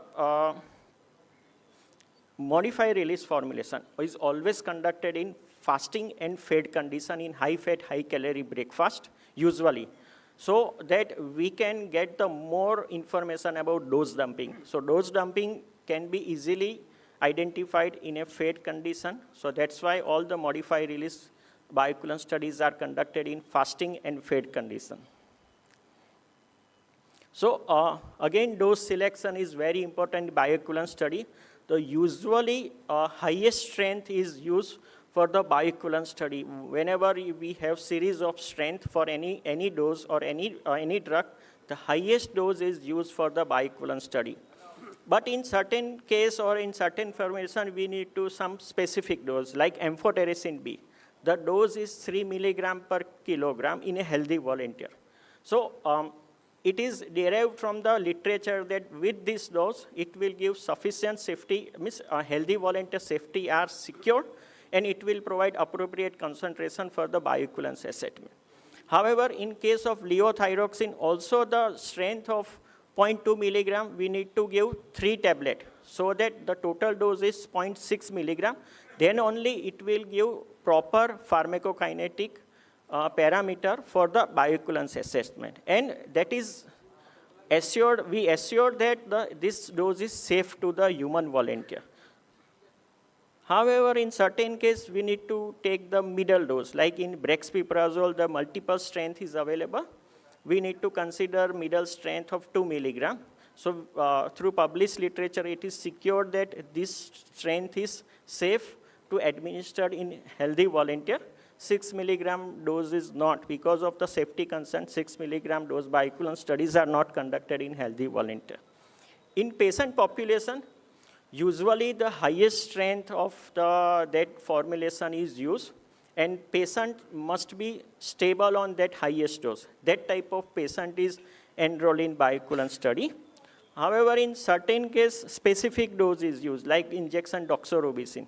The patient, the dose is per milligram kilogram dose. So patient is already stabilized as per their requirement, the per milligram kilogram is dose, and then in a crossover design, the bioequivalence studies are conducted. Usually, the bioequivalence studies are conducted in both male and female population, because it represents the general population. However, certain studies are conducted only in male population, because sildenafil abiraterone. This study going to be used by only male patients. So bioequivalence studies are conducted only in male patients. Certain bioequivalence studies are only female population, like oral contraceptive pills. And certain studies we are conducting in post-menopausal female volunteer, like ribociclib, because in a male, it will produce, the known side effect is impaired the infertility, means impaired the fertility in male, and in female, it will produce embryo fetal toxicity. So no male, no adult female, this study will be conducted in post-menopausal female subject. The sample collection is also very important, so that we can get the appropriate pharmacokinetic parameter. Even the wrong sample collection in a study may result in a non-bioequivalence result. So always keep in mind that appropriate PK sample collection is very important in pharmacokinetic bioequivalence study. It will need to ensure that it will provide proper assessment of absorption, distribution, and elimination. Total 12 to 18 time points are collected usually. There is always pre-dose sample collection. We need to collect more time point during Cmax and Tmax, so we can, because Cmax is a primary PK parameter, so that we can appropriately assess the Cmax data. At least 3 time point we need to collect in an elimination phase. The sampling time points are continue at least up to 3 to 5 half-life. And between 2 period, there is always gap of at least 5 half-life, so that we will not get pre-dose concentration in a next period. So this is the safety precaution in bioequivalence study. There is always a screening, then there is a during study assessment, and there is a end study assessment. Again, one of the important factor is a bioanalysis. Also, this will be done by the bioanalytical team, but pharmacologist has to decide whether in this study we need to analyze plasma, whole blood, serum, or any specific fluid. Or also analysis of parents or metabolite or both need to be analysis. They need to be decided by the pharmacologist. This is all based on a literature search prior to the initiation of study. So always parent drug analysis is preferred, but sometimes we need to analyze metabolite also, or only metabolite if parent drug concentration is very low, or parent drug is quickly eliminated or metabolized and not able to get the PK parameter. So this is the integrated activity, clinical, like screening, collection, screening, fitness, then the enrollment into the study, then there is a dosing of investigation. Okay, chalo, let's start. So this is the individual graph we are getting, and individual graph we can see that there is always different, but when we need to combinedly see the data, if we see that the average graph is equivalent, and that we need to prove through the statistical consideration that always 20% difference is acceptable, but when we need to consider the analysis in logarithmic scale, it will give the range of 80 to 125% in logarithmic scale. So all the pharmacokinetic parameters, Cmax, AUC, that is considered as a primary pharmacokinetic parameter, and that should be within the 90% confidence interval within range of 80 to 125. Tmax is not considered in all study, but when the onset of action is important, like any pain, reducing the pain management, in that Tmax is considered for the statistical analysis. So bioequivalence in a pharmacodynamic, when the PK absorption is not there, that doses from like topical administration, cream, gel, ointment, or substance does not reach the site of action through the systemic circulation, like meter dose, inhaler, nasal spray. In this type of study, we need to do pharmacodynamic endpoint study. So either it is a test, means it is a test reference to arm, but sometimes we need to consider placebo arm also. So test and reference we need to consider for the bioequivalence. But when the placebo arm is there, then test and reference should be superior to the placebo, statistically significant. So again, placebo is a different topic, which case we need to consider placebo, that is, we'll discuss later. So in PD endpoint, clinical trial endpoint, the final assessment is continuous. Like if the product, acne product, the reduction of acne count is considered as one of the primary PK parameters, considered as an endpoint. We need to compare between test and reference product, or binary, means success or failure, cure or not cure, like candidal vaginitis. So we can, the endpoint is either it is cure or not cure, and we need to compare between test and reference product.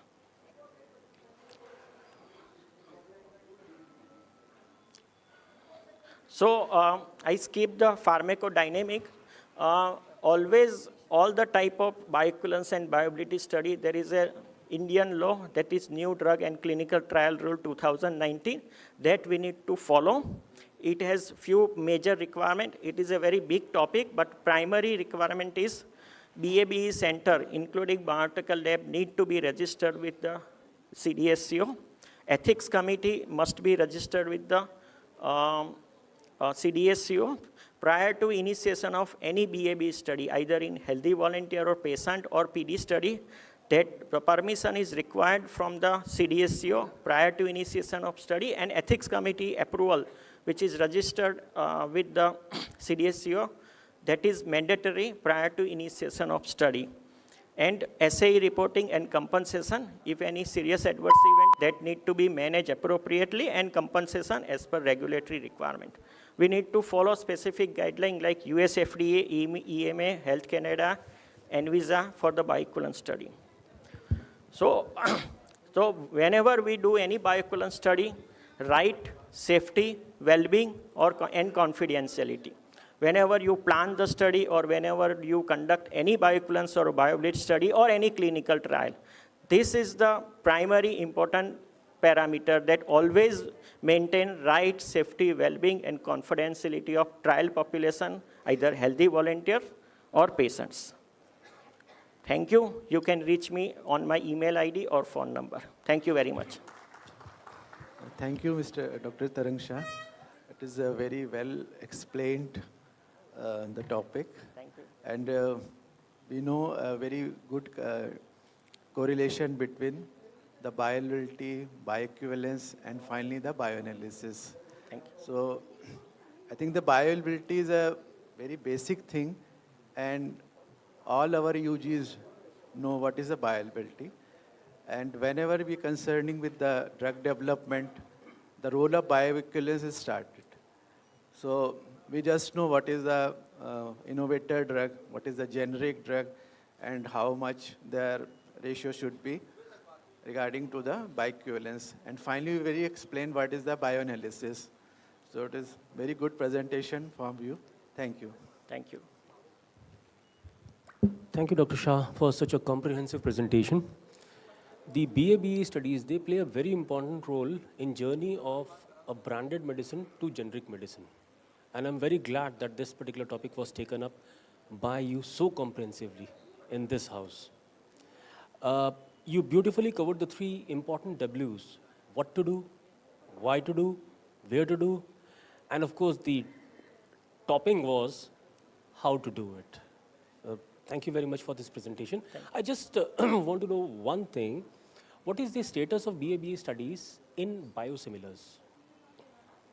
So biosimilar, it is an evolving branch, and usually the formulation itself is very challenging to develop the generic formulation of biosimilar. So usually the current regulation is you need to conduct both clinical endpoint or PD study and PK study. So again, I explained how it's work, how it is going to absorb, how it is going to reach the systemic circulation. So in this way, if ideally for biosimilar, we need to conduct both PK study and clinical endpoint study as per my personal opinion. Thank you, Dr. Shah.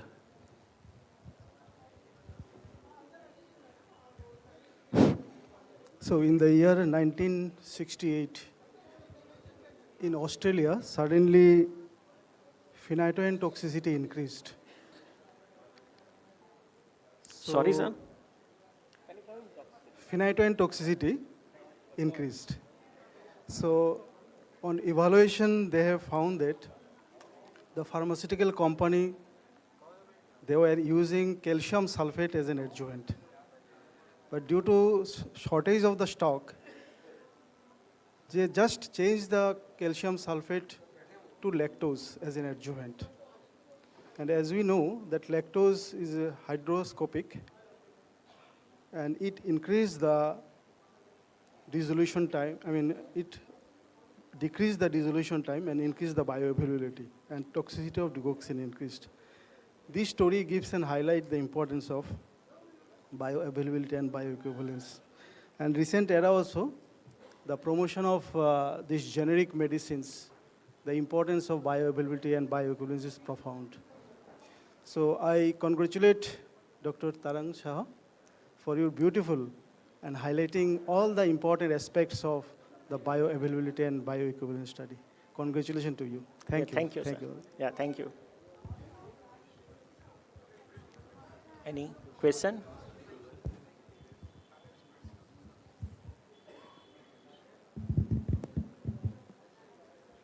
Thank you. Thank you very much. Thank you, sir. Now, I would humbly invite our chairpersons to present a memento to our speaker.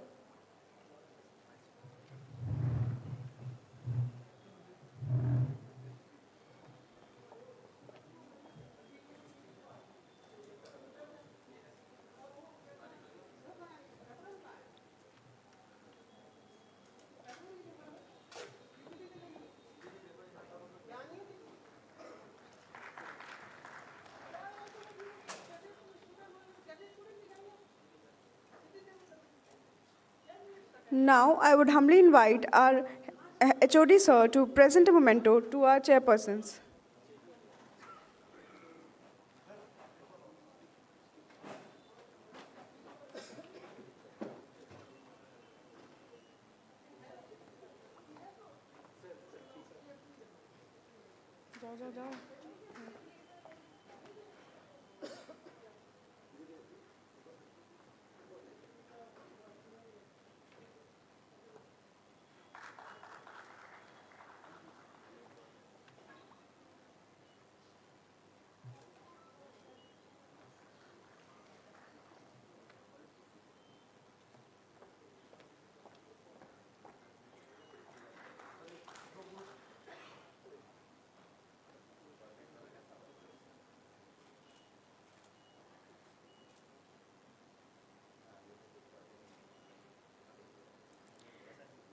Thank you, sir.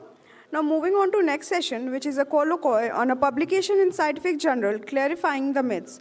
For this, I would humbly invite our first speaker, Dr. Sukanta Sen, Professor and Head, Department of Pharmacology, Dean of Student Affairs, Eye Care Institute of Medical Sciences and Research, Haldia, West Bengal.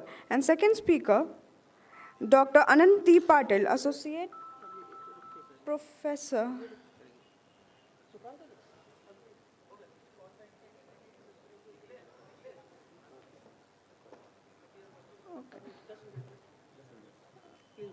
Okay, sir.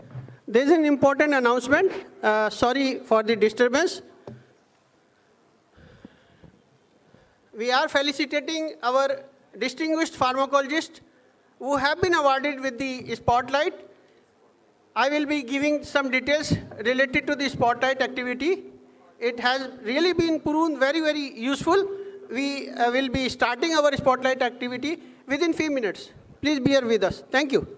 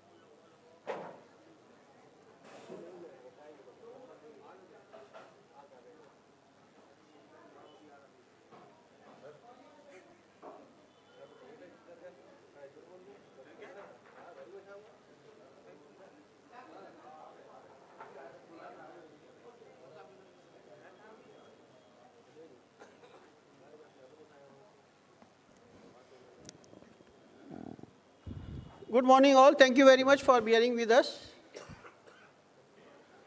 We are felicitating the fellow pharmacologists who have been awarded with the Spotlight Award.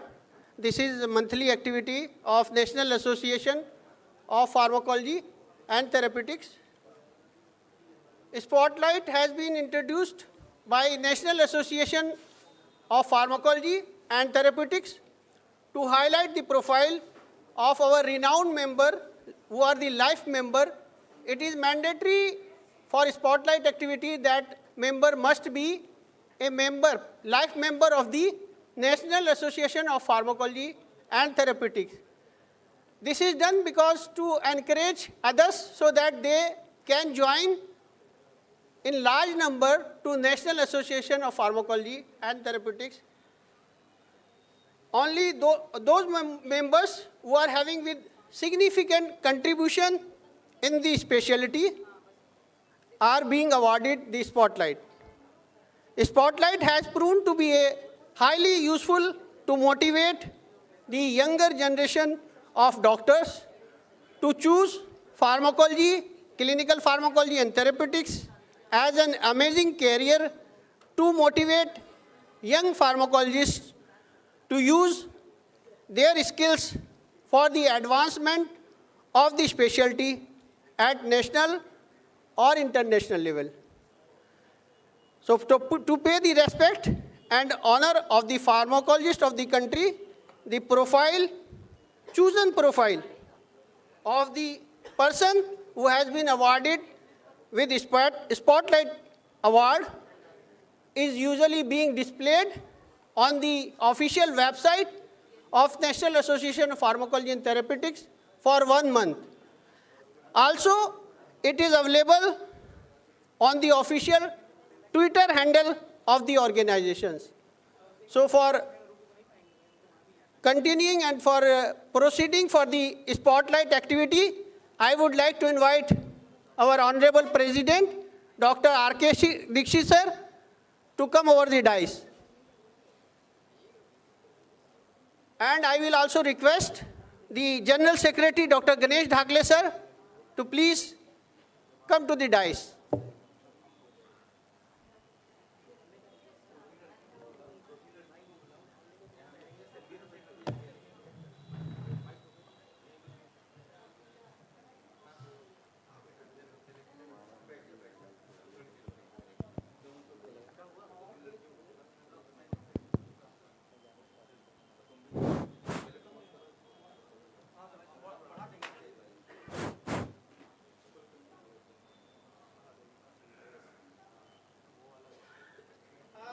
The members who have been awarded with the Spotlight are on the display. You can see behind. Till now we have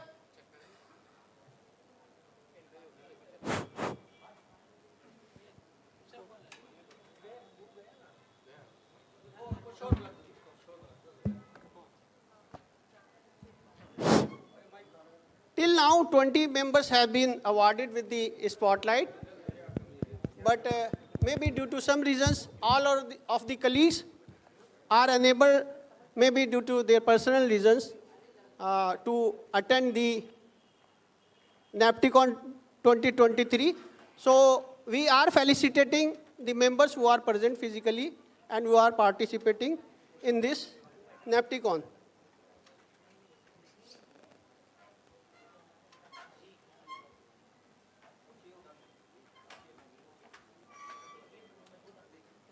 So for these awards, I would like to invite all the dignitaries and esteemed members who have been awarded a Spotlight.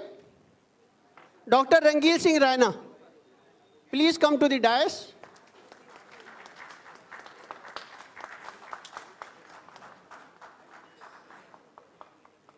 I would like to request our President, sir, to felicitate, sir, by giving a shawl.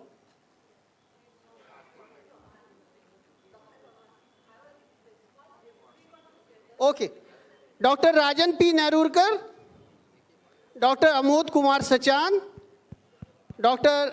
Rakesh Chandra Chaurasia, Dr. Trupti Rekha Swain, Dr. Lopa Mudra Chaudhary and Dr. Nirmala Rege, Dr. Sneha Ambwani.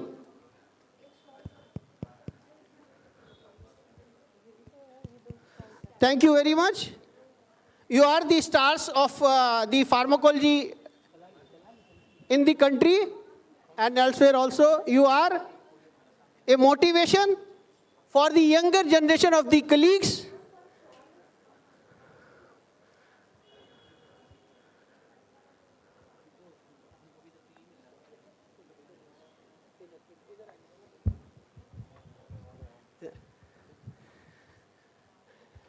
Our younger generation of colleagues often blames pharmacology doesn't have much scope to prove them wrong. This is the show. You can see he is the pharmacologist. Sir, please give your introduction. Proudly, we are introducing Dr. Rangil Singh Raina. Hello, I am Dr. Rangil Singh Raina. I am principal in Government Medical College, Haridwar. Sir is the principal MD Pharmacology and principal in the Government Medical College, Haridwar. You can believe that he is on the rank of the principal now.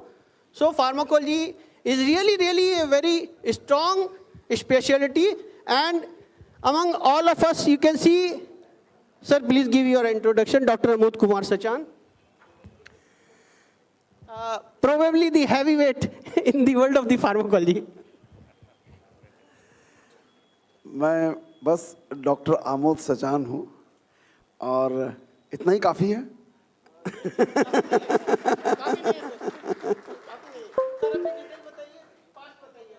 Past भी बताएं, वर्तमान भी बताएं। चलिए, let me tell you a little about my past.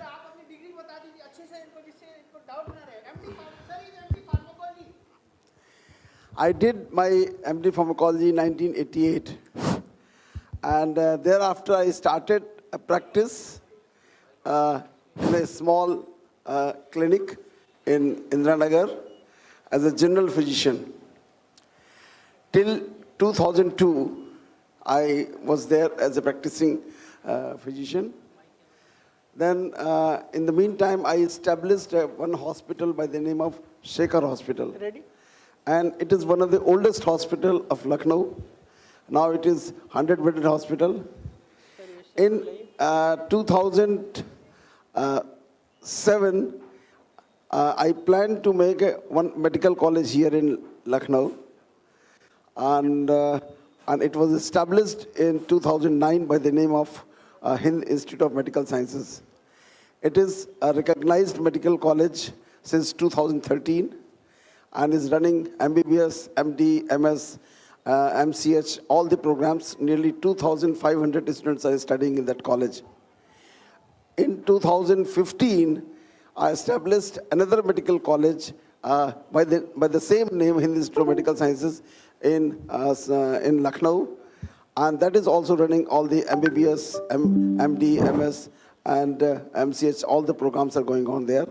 And nearly more than 2,500 students are studying there.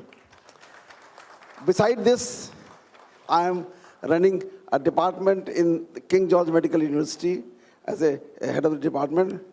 And here also I did try to develop everything. I established a pharmacovigilance program, National Pharmacovigilance Program.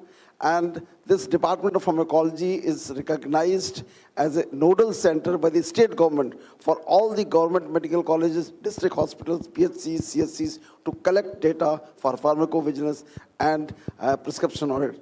We are running a prescription audit program here in King George Medical University, and which is the most difficult thing in the clinical setups. People object highly. But with me, nobody has objected ever for anything. We are collecting the maximum number of adverse drug reaction in the university. And in the last year, we have got the permission to start DM clinical pharmacology in our department. So these are the few things which I could do in a small time. And I'm planning to start many more things nationally and internationally. Last year, I have started a hospital there in US also, in Ohio, a regional hospital, and there I have spent a good amount of shares there, and that's how we are trying to develop something overseas. Sir, if I say you are the richest pharmacologist of the country, would it be wrong? I don't know. I'm not rich. Things are rich. You must have noticed one thing. Please pardon me. You must have noticed. Because everybody knows it. You must have noticed one thing in last 2 years, 2 days, when you are here, that I don't do anything. I provide the environment to the people to do the things themselves. I really lead them. I really provide them the leadership, how to develop. In my department, more than 75 residents are there. More than 11 faculty members are there. You can see all the staff members, all the residents, and all the faculty members, they are working very hard. I'm not pressing anyone. I'm just really inspiring them how to do this thing. After this program, I'm going to present a presentation of myself, how you can develop all these things. I will be telling these things for a very small presentation after this NAPTICON. Thank you, sir. This thing, that everybody can achieve that height with certain things which I would like to evolve, that everybody should evolve themselves. Thank you very much, sir. He is the impetus for this NAPTICON. Everybody among us who are in the hall know it very well. Such a beautifully organized national level conference under his able guidance. And see, getting an entry into a medical college is a dream. Then maybe for some, getting a position in the medical college is a dream. Again, I have heard from many who are at the higher post or those who have earned a lot of money in their life, that making a medical college or institution is probably one of the biggest dream. And he already has fulfilled that dream. I just wanted to prove that he is the role model, maybe a role model for the fellow pharmacologists who are just blaming the degree, that degree is not worth, but degree is of worth. Here are the live example of the MD pharmacologists who are performing well and who have proved themselves. It is not the degree, it is the person in you who has to prove the degree. I am quickly introducing the other fellow pharmacologist. Sir, your good name, sir, and your designation. I am Dr. Rakesh Chorsia from Motila. Hello. I am Dr. Rakesh Chorsia, and I am head from the Department of Pharmacology, Motilal Nehru Medical College, Prayagraj. And I have another degree in the pediatrics. And आप लोग थोड़ा देखिएगा अपने WhatsApp पे, मैंने राधा कृष्ण का एक message भेजा है. This is made by me. Thank you, sir. Madam, your introduction, your institution name. I'm Professor Lopamunda Chaudhary. At present, I'm at RGK Medical College. Probably this lady doesn't need any introduction, but for the continuity, I'm asking her. Thank you. I'm Dr. Nirmala Rege. I'm Professor Emeritus at Department of Pharmacology and Therapeutics at JS Medical College and KM Hospital, Mumbai. And presently, I'm also a professor at IRA's Lucknow Medical College at Lucknow itself. I'm Dr. Sneha Amwani. I'm Professor Head at AIIMS, Jodhpur.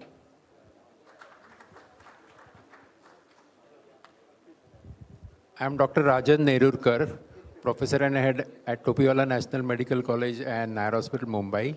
Actually, I was designed to be an anesthetist because I'm a qualified anesthetist. I completed my DA way back in 1986. But after that, I developed a very rare case of adult poliomyelitis, and I had a respiratory paralysis, and I was on ventilator for 18 days, and tracheostomy I was breathing for 1.5 months.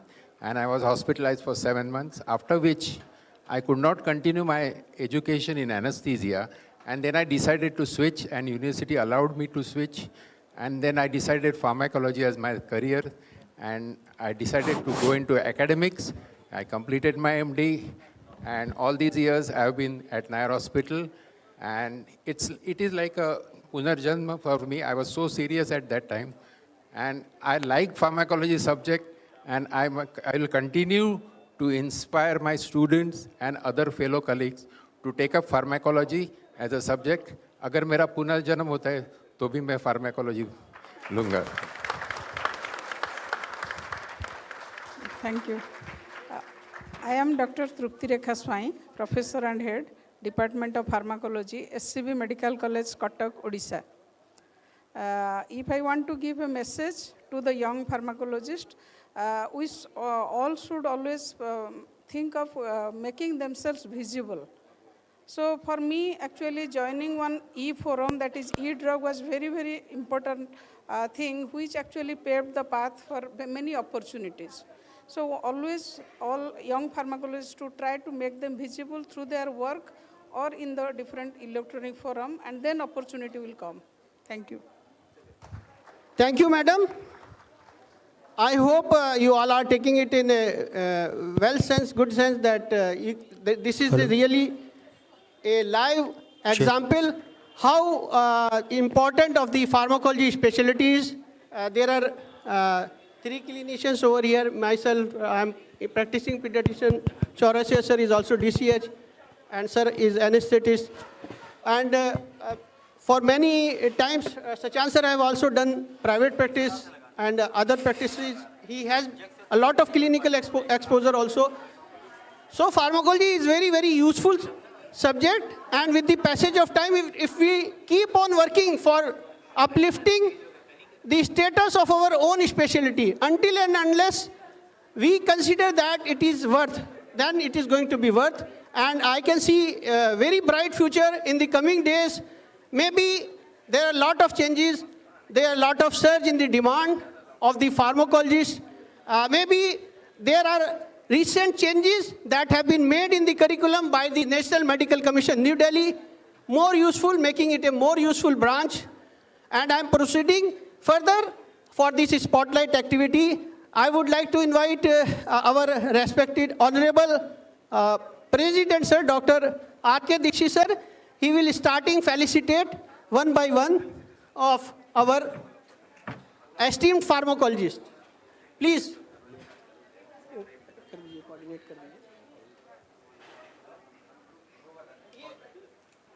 Spotlight एक आदमी ये पहनाएगा, शाल दूसरा पहनाएगा. अरे इसको बाद में कर लेना ना. Yes.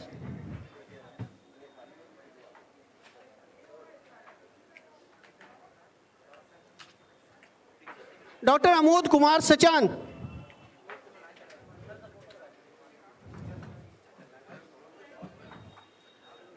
Sir will give him this sachet, and sir will. Sir, पहले ये print.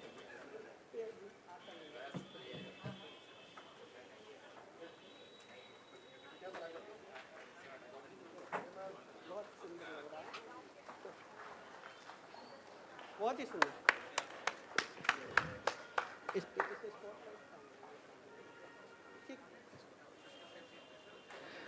Dr. Amod Kumar Sachan. Dr. Amod Kumar Sachan. नहीं प्रोफाइल लगाने के लिए बोला. Okay, okay. Thank you. We are really proud on you. Thank you, sir. Then Dr. Rangil Singh Raina. Sir, को थोड़ा. Please. Dr. Rangil Singh Raina.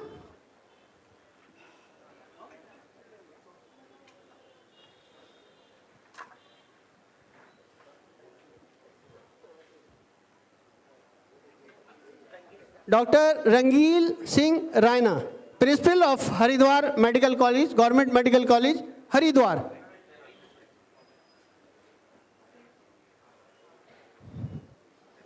Thank you, sir.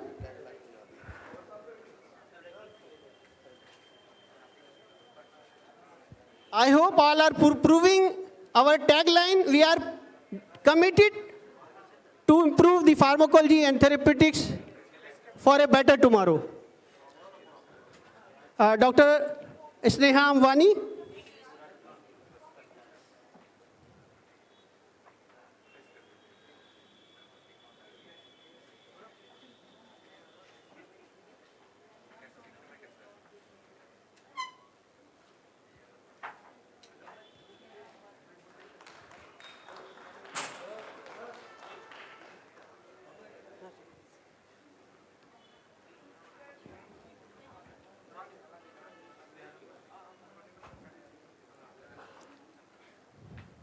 Dr. Nirmala Rege.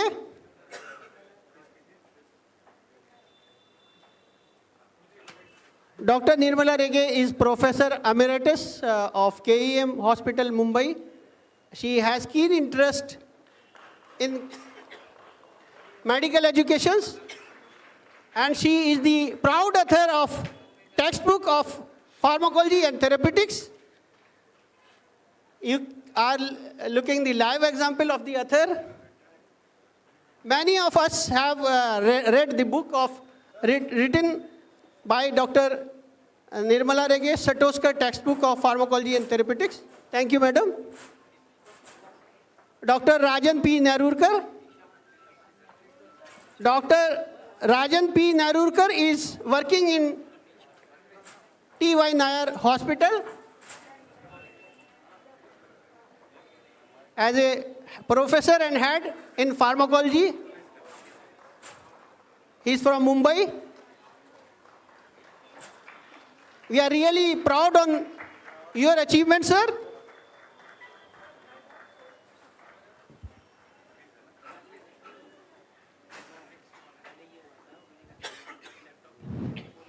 Dr. Lopa Mudra Chaudhary.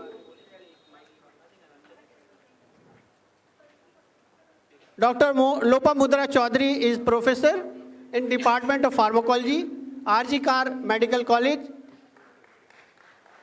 She, moreover, I forget to mention about her that she is also a clinician. She has served, madam, you have served as an, she has served as an anesthetist for how many years? I was in anesthesiology for 14 years. Then for MD, I sat for MD. I just missed MD, and then pharmacology was my next choice. I'll just say the truth. At first, I had to adjust. I was a bit depressed, and I had to adjust. And so, to involve myself, I wrote the book, Handbook of Pharmacology for Anesthesiology. And after that, also another work. How many people you have given anesthesia? Innumerable. Innumerable. Thank you, madam.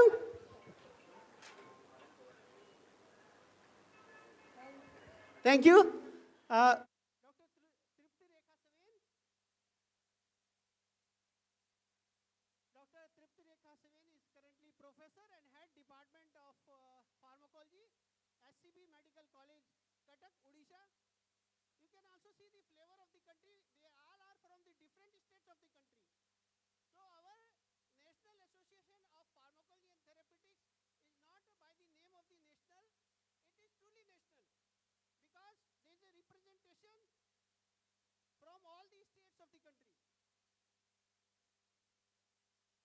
Thank you very much.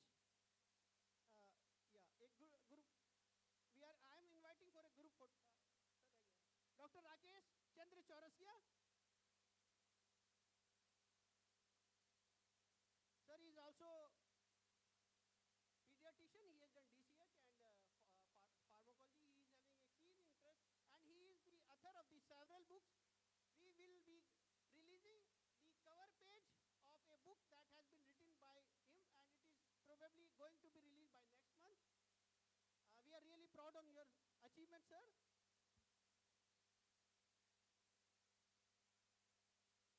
I would like to ask the dignitaries to come please forward for a group photograph along with our Honorable President, Dr. R.K. Dixit, sir, and General Secretary.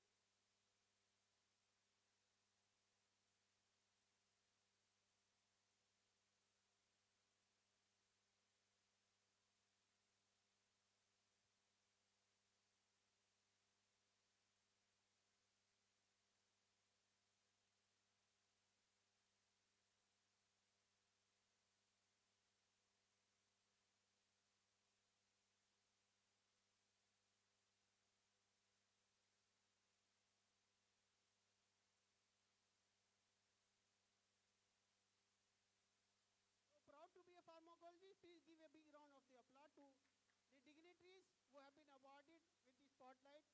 We will continue the spotlight activity to promote the younger generation of colleagues to show them the live examples.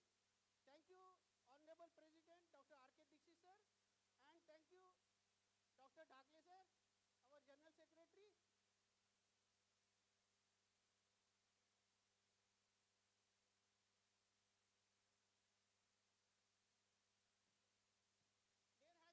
huge demand from the postgraduate MD pharmacologists that we are discriminating, we are only taking members, those who have completed MD pharmacology, and there was a lot of pressure on us.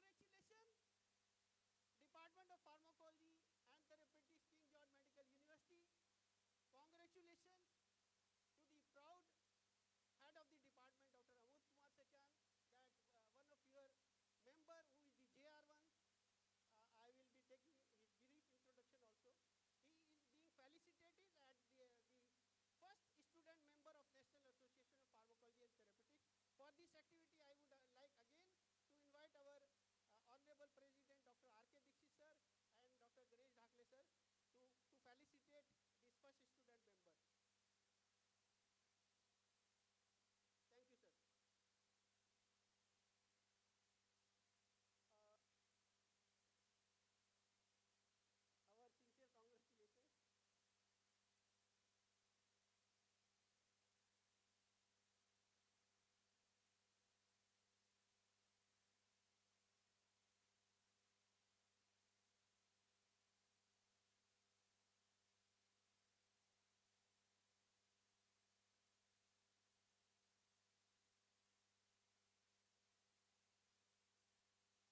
And like Kaun Banega Crorepati, we have prepared this large one. So this is showing, this is for the display. In my eyes, he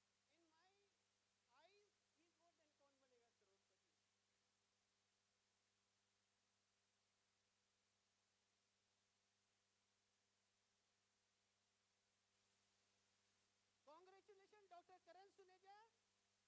He is from New Delhi, Junior Resident 1, working in Department of Pharmacology, King George Medical University, Lucknow.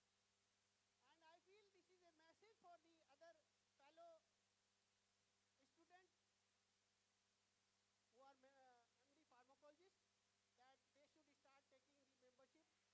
We are working on the portal and the portal will be live from 5th December. They can start taking the membership. Thank you. Congratulations again, Dr. Karan Suneja. Thank you. Thank you, Honorable President Dr. R.K. Dixit and our General Secretary Dr. Ganesh Dhakle sir. Thank you. We will be soon announcing the next activity.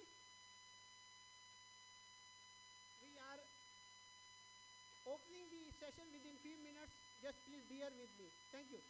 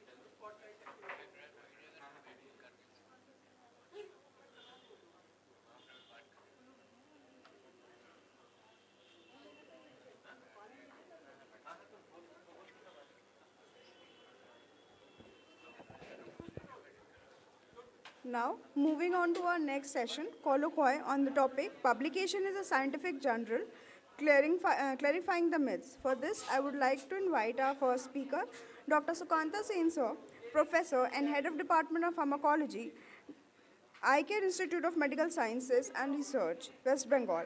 And our second speaker, Dr. Anandi Patil, Associate Professor, Department of Pharmacology, D.Y. Patil, Maharashtra. Welcome you, sir.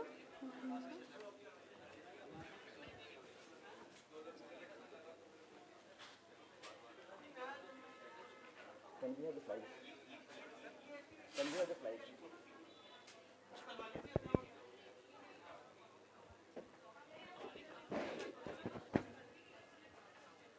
A very good morning to everybody. Am I audible? So, my friend Dr. Patil and me, we are going to discuss certain issues which we often discuss individually regarding publications. Dr. Patil is very famous among postgraduate students, so he keep on getting responses because he is taking lots of classes. So we took those discussion points in our slide, and the organizer has suggested or requested us to complete this session by 30 minutes, so we'll do the justice. So the basic part, of this presentation or continuous discussion session. That is, we are going to discuss the very frequently asked question related to publications, and we'll give some suitable suggestions. These are open facts. 90% you can say we are with you, and some cases your knowledge is much more than us. Next, please. So my first question to Dr. Patil, sir, why should we publish? I think everybody knows why we need to publish, but I'll give my views why should we publish. There are broadly two reasons why one should publish. One is there's a mandate, and the second one is the self-interest. Irrespective of whichever field we are, whether we are a student, we are an academician, whether we are a researcher, there are some mandates for publication, and we all know the recent regulations from the NMC to publish when you are a student as well as when you are faculty. But to me, more than the mandate, it's the self-interest what matters. Because we owe to the science, we owe to the community. And when we publish, we have an opportunity to share our thoughts, our ideas. Publication, they'll help us to recognize, get recognition among peers. It gives us sense of fulfillment and achievement. Yesterday, I was sitting like an audience here, and Dr. Reshma Khatros, she was speaking on what is the role of medical advisor.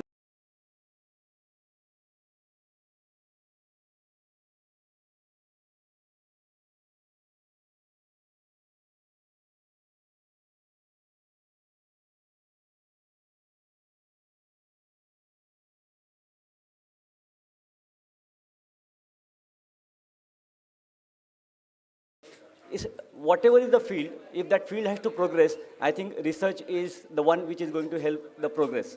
And therefore, publications are not just for self, but they are also for the society, they are also for the science. So one, of course, is the self, but I would say, let's publish for the society, let's publish for the science. My question to Professor Sen is that some students are sitting here and they don't have any experience of publishing. And obviously the first question comes to their mind, I haven't published anything, can I publish? So what would be your views on this? This is a very genuine facts. Even when we go through our postgraduate days, we face the similar things. Nobody is guiding you, but as per the guidelines, you have to publish an article. This is now mandatory. So initial period during postgraduate life or during first days of faculty level. So this is a biggest problem because we don't know exactly where to start. So, but once you start, submit article in the peer review process, during that course we learn a lot of things. So that's why, so writing an article based on the journal specification, submit it. If it got rejected, you just go through why it has been rejected, you improve those criteria accordingly.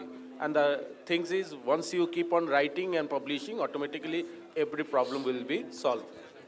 Yeah, in continuation with the same question, I work a lot with the clinicians, and some of the clinicians, they have a lot of data, they want to publish, but they send a draft, and you also might have experienced the same thing. A lot of times that draft gets rejected.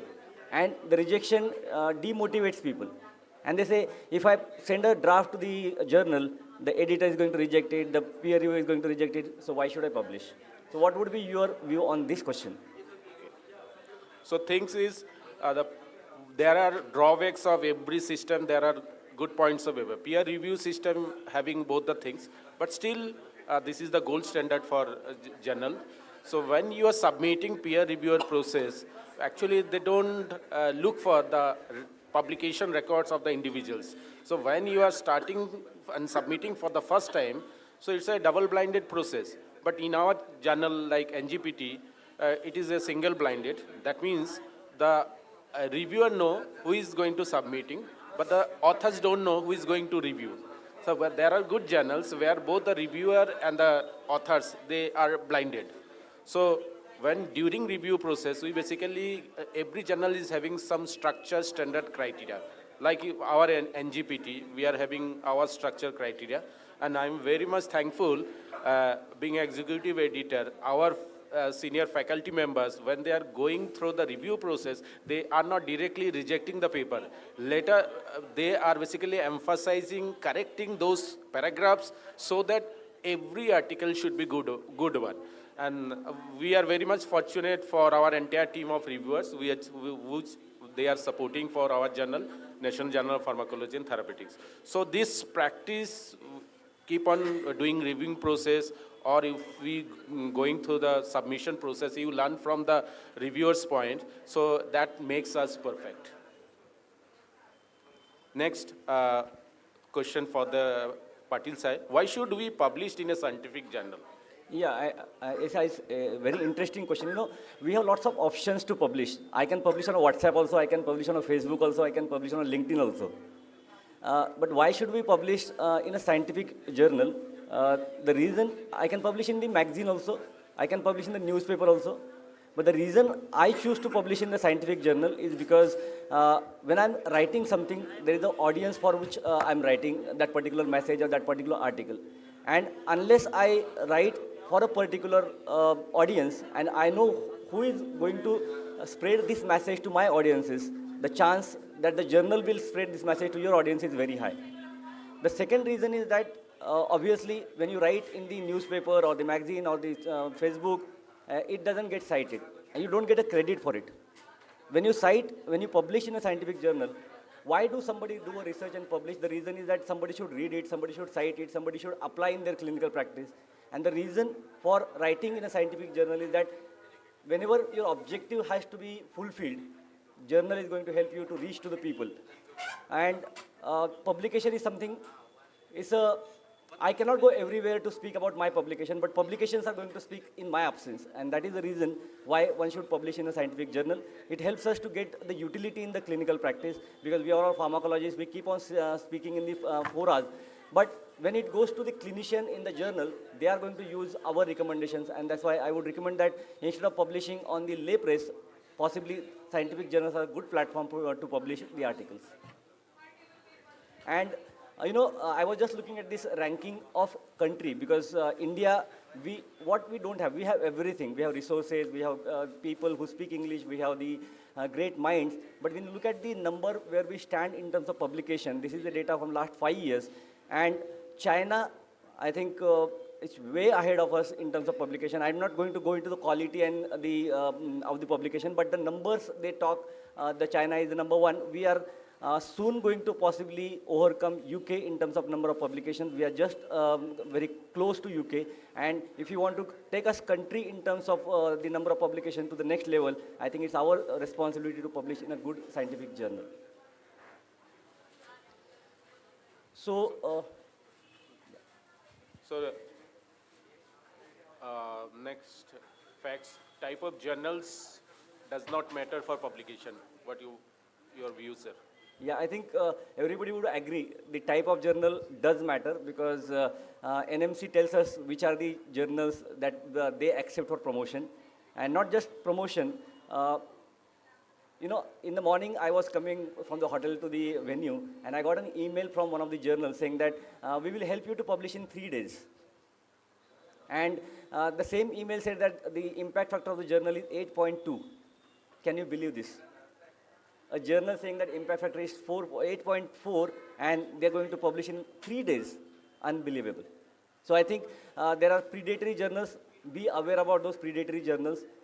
When you select a journal, we should select a journal based on number one, what is the scope of that journal? Will my article fit into that scope? Whether the journal is peer reviewed. Can some journal do peer review in 3 days? Unbelievable. I cannot do a technical check in 3 days. So how can the editor review the paper? How can the peer reviewers review the paper? How does it get proofread and how does it get published in 3 days? It's beyond imagination. And I'm going to not speak about impact factor because I'm going to leave that to Professor Sen. When you select journal, we also need to look at what is the frequency of publication, because a lot of times we get frustrated. We send a paper for publication and the paper is there in the press, but it's not getting published because the journal is published once in 6 months. So versus a journal which gets published monthly or maybe bi-monthly or maybe quarterly, those are the good journals where you can look for the publication. We also need to look at what are the article processing charges, and we will be speaking on that aspect as well. publication time I already spoke about.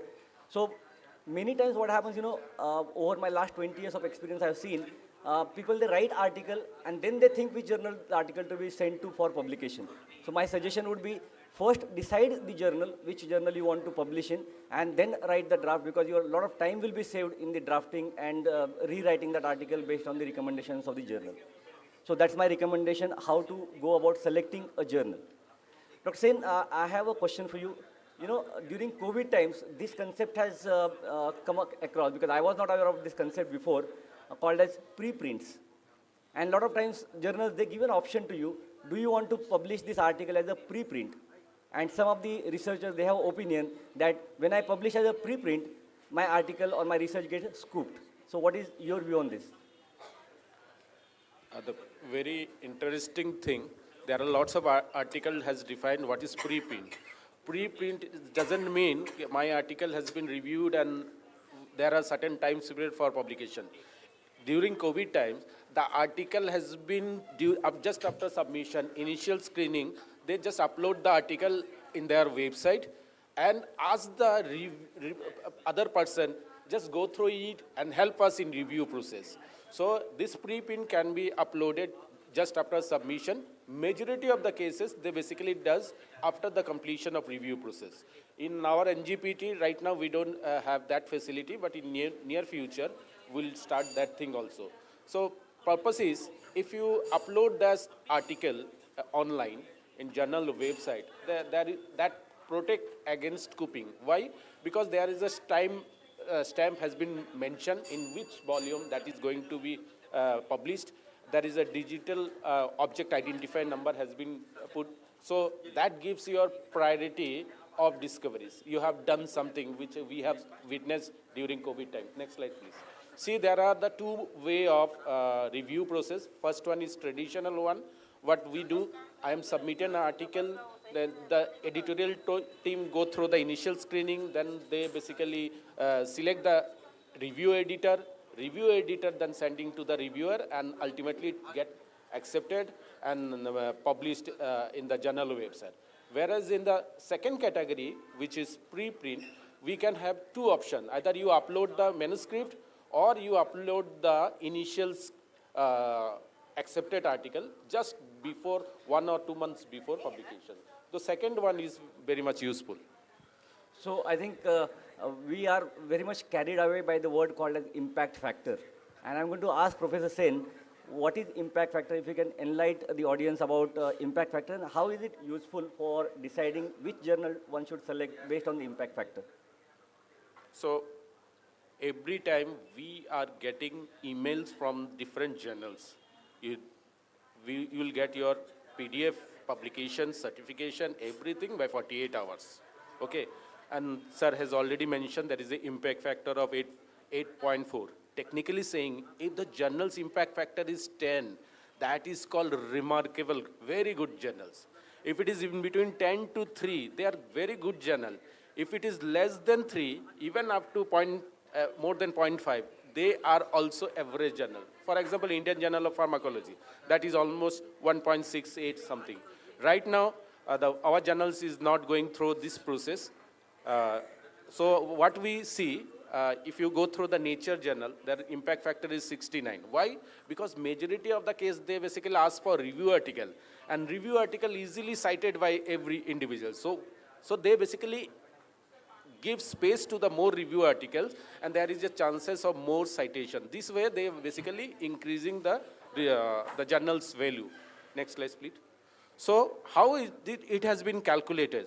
Technically, it is saying, when you are calculating impact factor, journal should have at least 3 years of publication.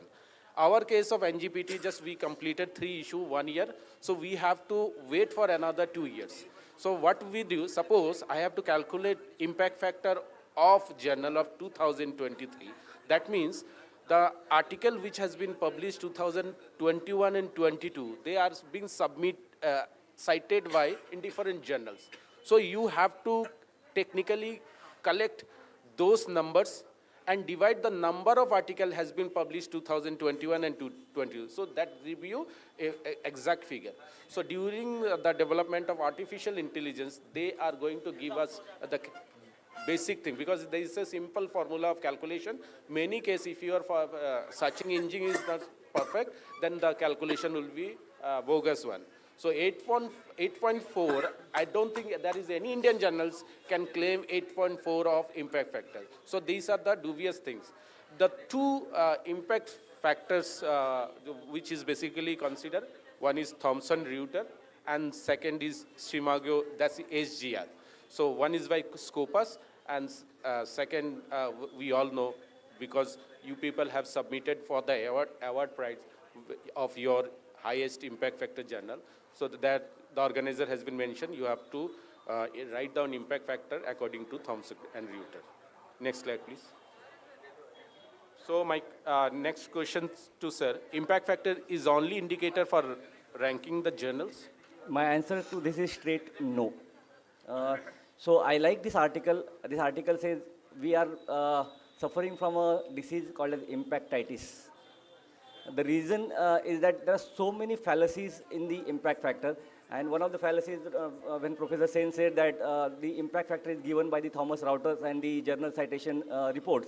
If the journal is not a part of that indexing category, you don't get an impact factor. That doesn't mean that your journal is a bad journal or not a good journal. There are some journals in the PubMed index. They are PubMed index, but they don't have impact factor. The reason is because they are not present in the directory of the journal citation report or the Thomson Reuters. So although on one side we say PubMed index journal is good journal, on other side say what is the impact factor. But that PubMed index journal is not mandatory to have an impact factor. So that is one reason. And another reason Professor Sen said that if you write the citation review articles, you're going to get more citations and your journal is going to get more impact factor.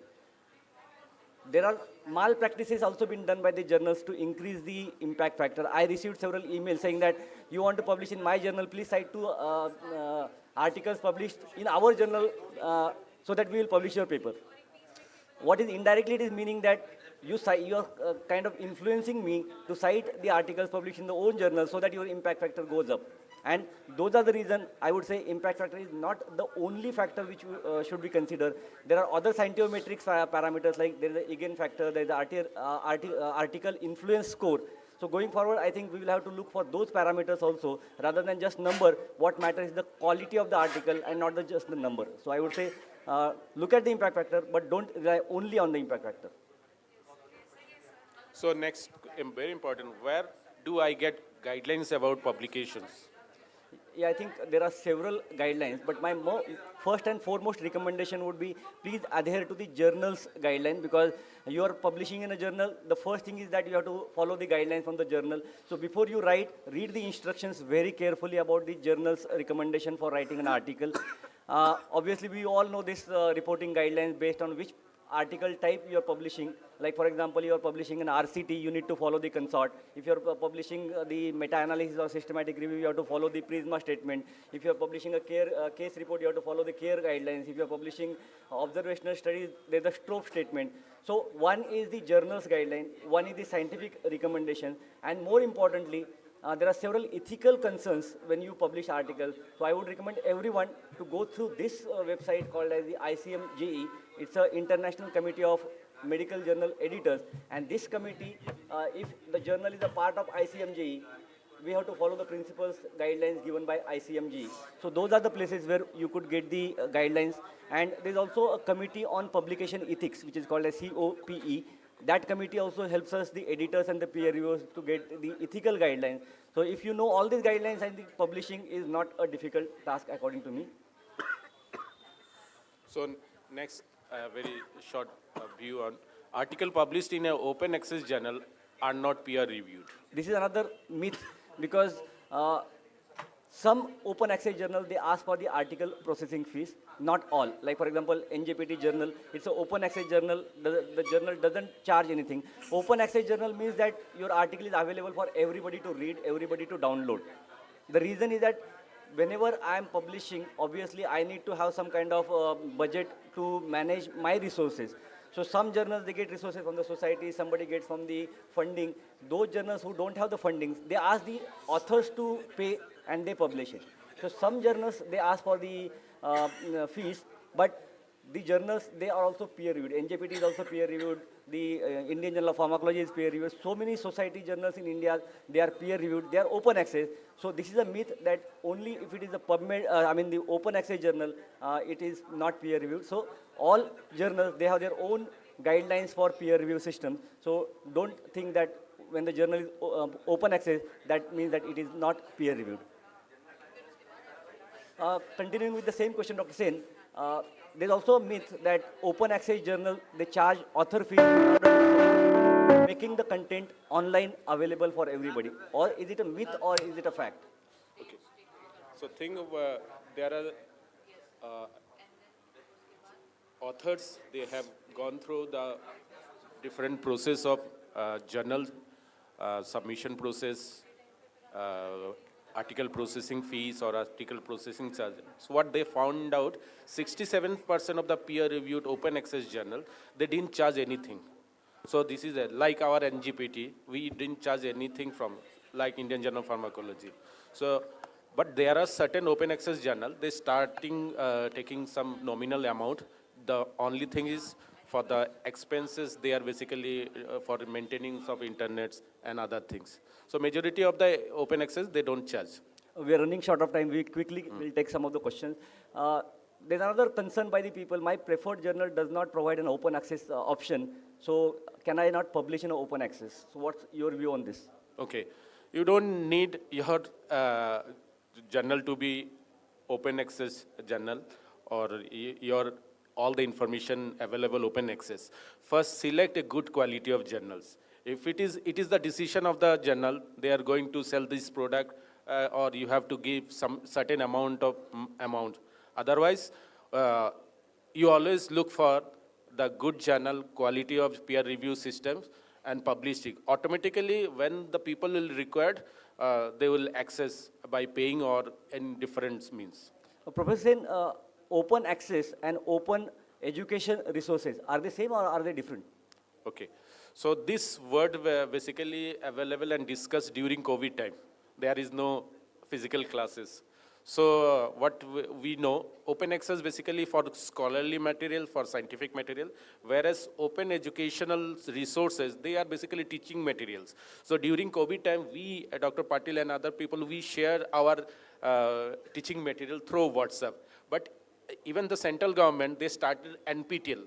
And the different medical universities, they are having their open educational forum or resources. They upload all the teaching material of the teachers. You can use, adapt it, redistribute it. There is no. So these are little bit difference between open access and OER. One of the real concern that I see among the clinicians as well as among the PGs, when they want to publish article, they say, I don't know about statistics. So first, let me be expert in the statistics and then I'll publish. What's your view? So this is a very weak area.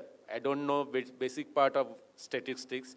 So best is, it is not necessary. But if somebody is having the exposure of statistics, so he can correlate better in his writing. Next. What's your view on peer review? Somebody has said that I have published in a peer review. So can you blindly follow that article? Okay. So it is another things. What we do a peer review.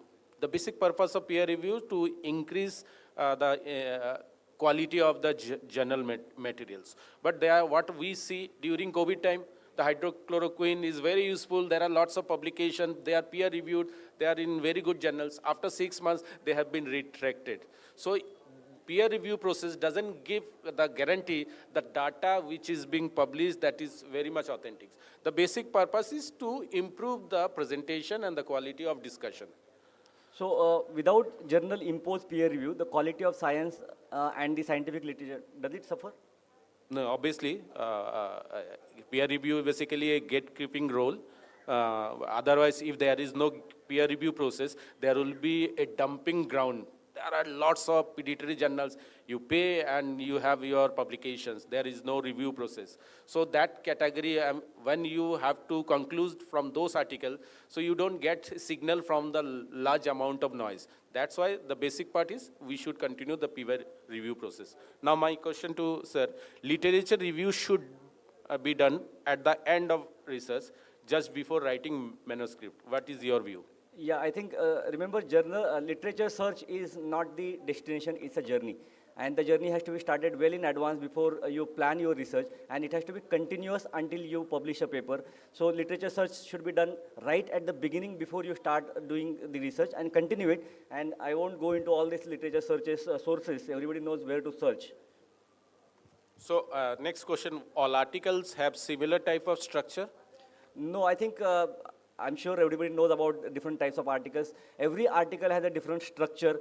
When you're writing a case report, there is a different format. When there is a meta-analysis, there is a different format. When you're writing an original article, there is a different format. And that is where I said, before you start writing article, read the guidelines, read the journal guidelines, as well as the reporting guidelines, so that you know what kind of structure you need to adopt before you publish article.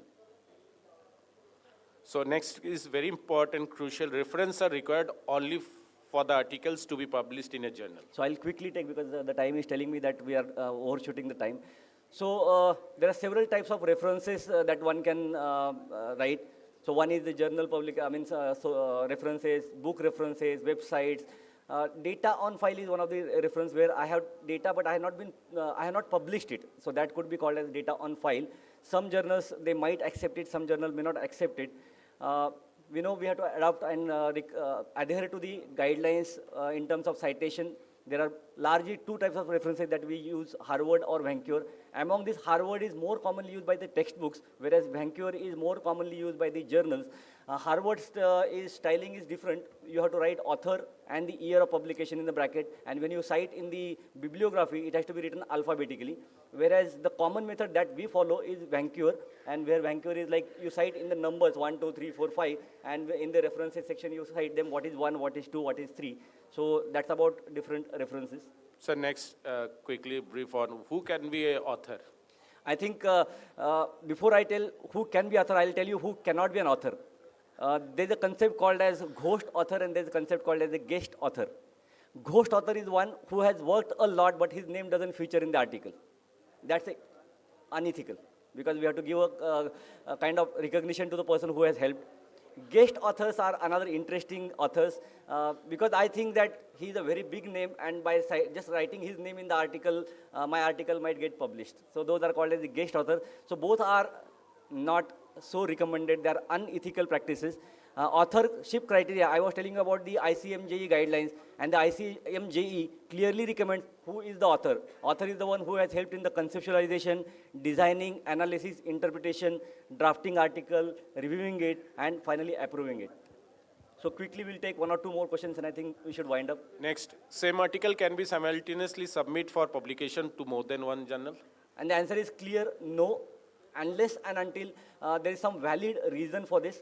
Because, the reason is, people a lot of time ask me, I will submit to 3, 4 journals, at least somebody will accept it. What if everybody accepts it?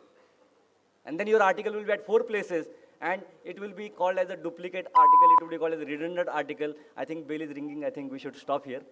So that's my, because we are waiting for the quiz, and we have a lot of interesting questions. Last one, last slides.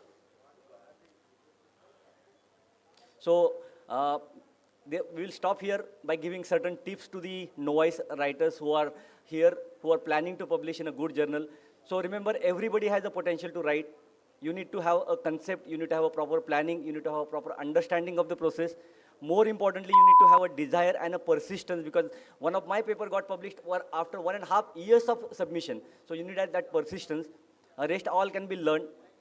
If there are so many reasons why not to publish, there are more reasons why to publish. So, and lastly, if you want to start the writing, case reports, case series, short communication, these are simple formats. One can learn those formats, they can get expertise, and then you can be a proficient writer.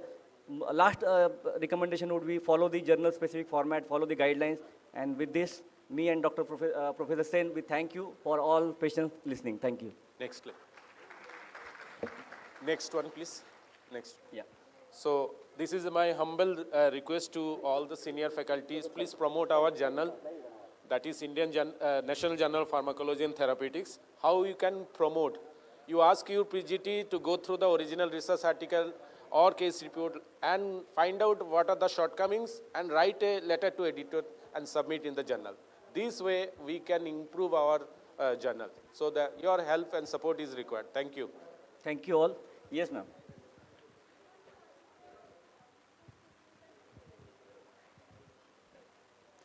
Narrative review and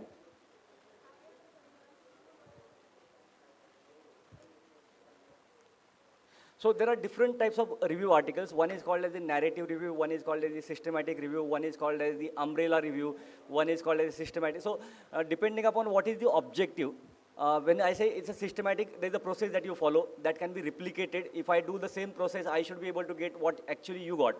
Narrative review, yes ma'am.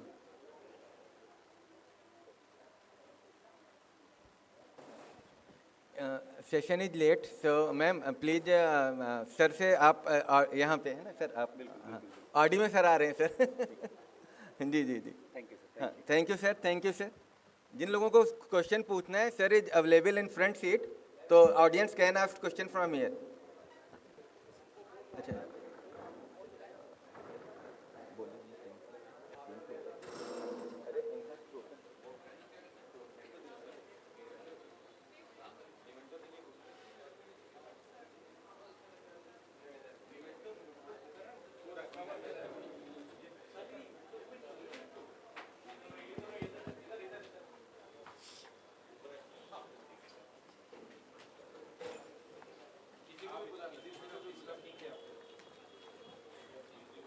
Thank you, sir. Now, I would humbly invite our HOD, sir, to present a memento to our speakers.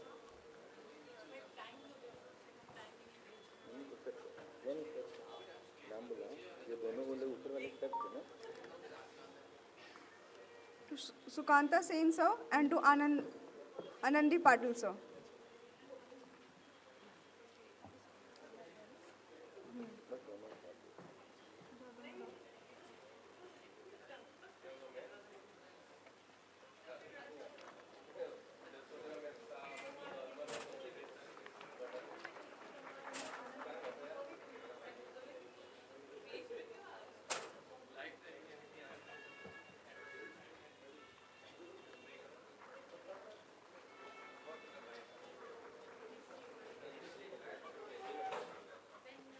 Thank you, sir.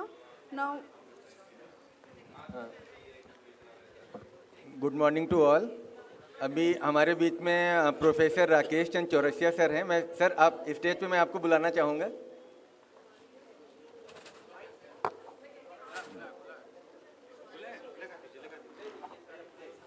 बहुत ये proud moment है हम सब लोगों के लिए Rakesh Chaurasia sir चूँकि प्रयागराज में हैं और हम लोग अक्सर एक दूसरे के यहाँ जाते रहते हैं विभिन्न कार्यक्रम में और चौरसिया सर ने एक टेक्स्ट बुक लिखी हुई है टेक्स्ट बुक ऑफ फार्माकोलॉजी जो कि अभी रिलीज होनी है जनवरी में उसका प्रिंट वर्जन आएगा पर अभी फर्स्ट पेज हम लोग यहाँ पे कर रहे हैं ये आप देख सकते हैं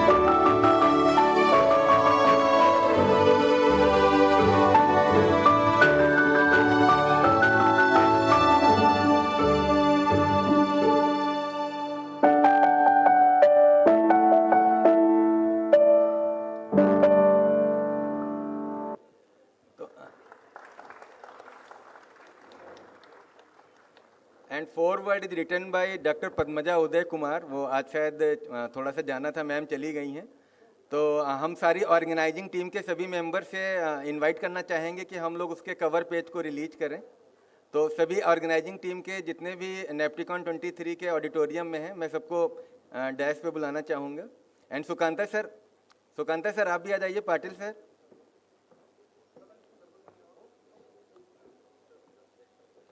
डॉक्टर सुयोग, doctor DK Katiyar, doctor Rahul, doctor Narendra, जो लोग भी हैं अभी ऑडिटोरियम में।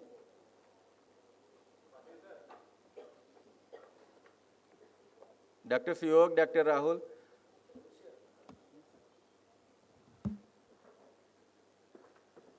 इधर से।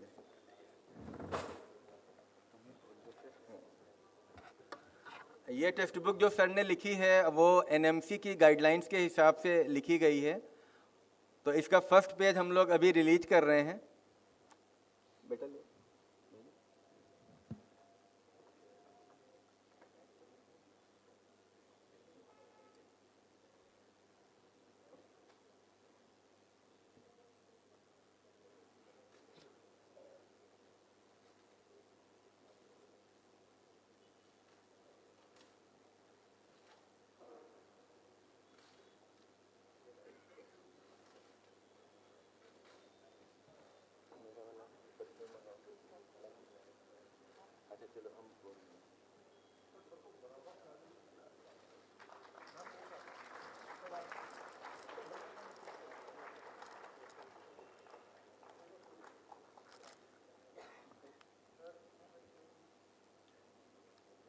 And sir is very near to dear to me, तो सर को मेरी तरफ से भी एक छोटा सा गिफ्ट है।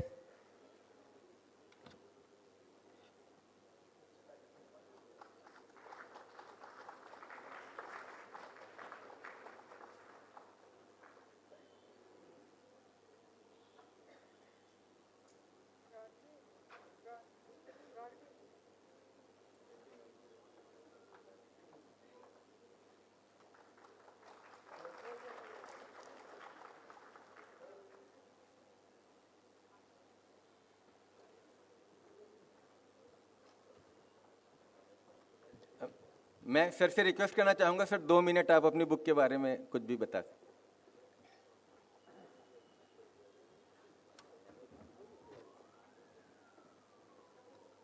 सभागार में उपस्थित सभी लोगों को मेरा प्रणाम। मैं डॉक्टर राकेश चौरसिया, विभागाध्यक्ष हूँ pharmacology, Motilal Nehru medical college, Kumbh Nagari, Prayagraj.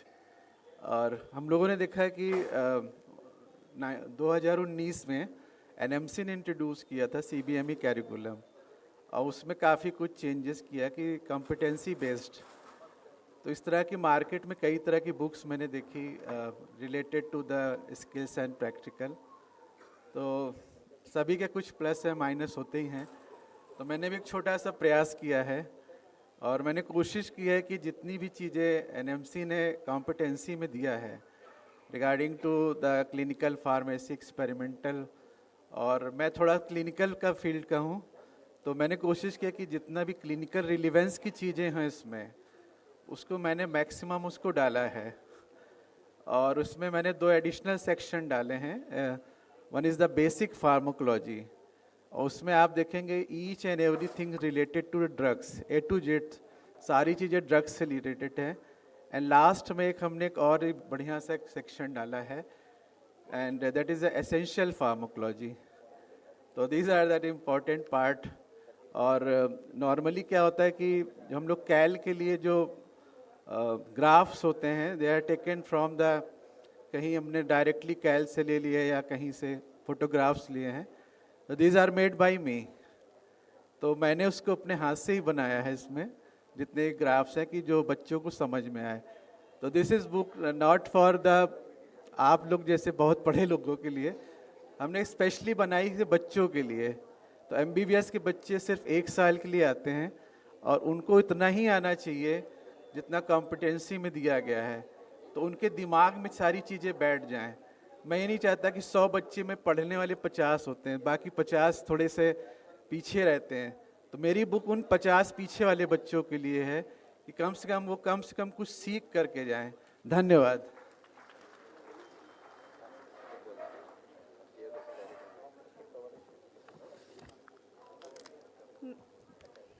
Thank you, sir. Now moving on to our next session, I would like to invite respected HOD sir for next session. And for this session, I would like to invite Professor Anuradha Nishal ma'am,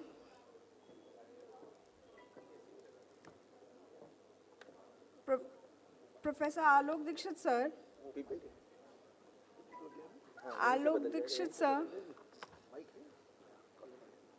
Dr. Sirish Joshi sir,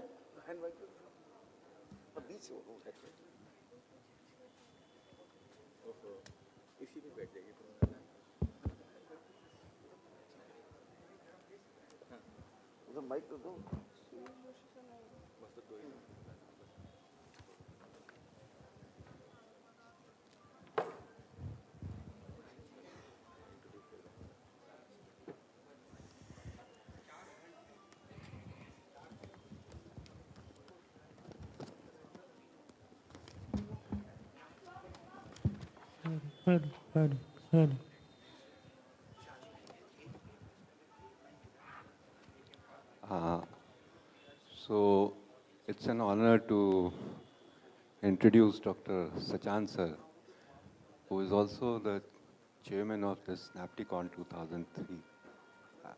Currently, he is professor and head for Department of Pharmacology and Therapeutics at KGMU. He is also founder and chairman, as he has told some time back, of 2 institutes, Hind Institutes of Medical Sciences, both in Lucknow, as well as founder and chairman of Balaji Charitable Trust, which is running Shekhar Hospital of Nursing and other institutions. He is founder of Shekhar Group of Hospitals and Nursing Homes, a large group started from a small hospital and grown up something very big, and first hospital in Lucknow, a large, huge hospital. He is also founder of Amod Foundation, which is a charitable organization for uplifting spirituality among medical professionals and scientific explanation. Now, the same he will be elaborating more. He is also providing 3-dimensional healthcare to the ailing humanity, writer of many medical books and a book on science of spirituality and 3-dimensional healthcare. Published more than 200 research papers, a very powerful motivational speaker, and a fellow of Royal College of Physicians of Edinburgh, Scotland. So, and presently he has an institute, medical institute abroad in US also. Good morning. Once again, for last 2 days, we are discussing about the treatment of various diseases through medicines or other modalities. But today, I'll be discussing at a different level why diseases are developed. ये बीमारियां पैदा कैसे होती हैं और अगर पैदा हो जाएं तो उनको दवाइयों के अलावा और कैसे ठीक किया सकता है। हम लोगों ने कभी भी ये जानने की कोशिश नहीं की कि ये पर्टिकुलर बीमारी इसी को क्यों हुई। Diabetes, why diabetes has developed, why hypertension has developed, why ischemic heart disease has developed, or for that matter, infections have come to this particular individual. So once we understand how these are developed, next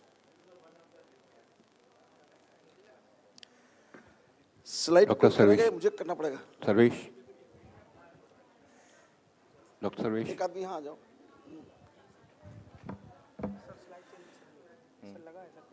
For that matter, we have to understand who am I. On this earth, the best computer ever made is this human body.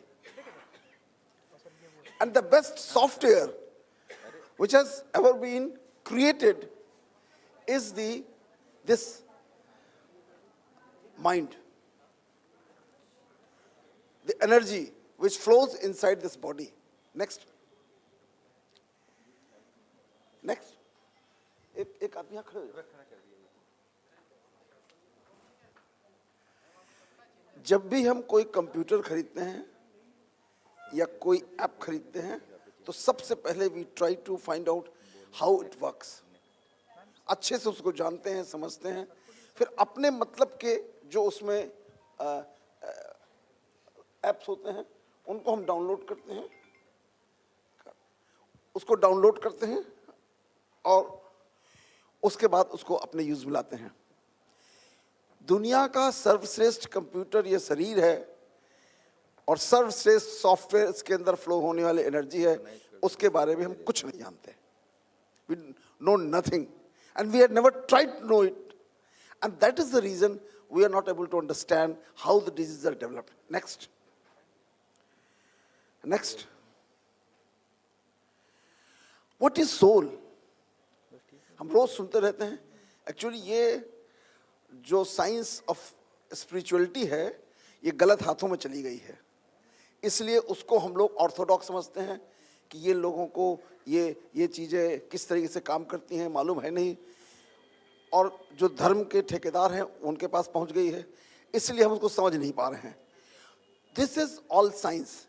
Soul is the energy which flows inside the human body in each and every organ at a cellular level. And human body is composed of 37.2 trillion cells that use the chemical and electromagnetic energy to maintain the homeostasis of this body. Next.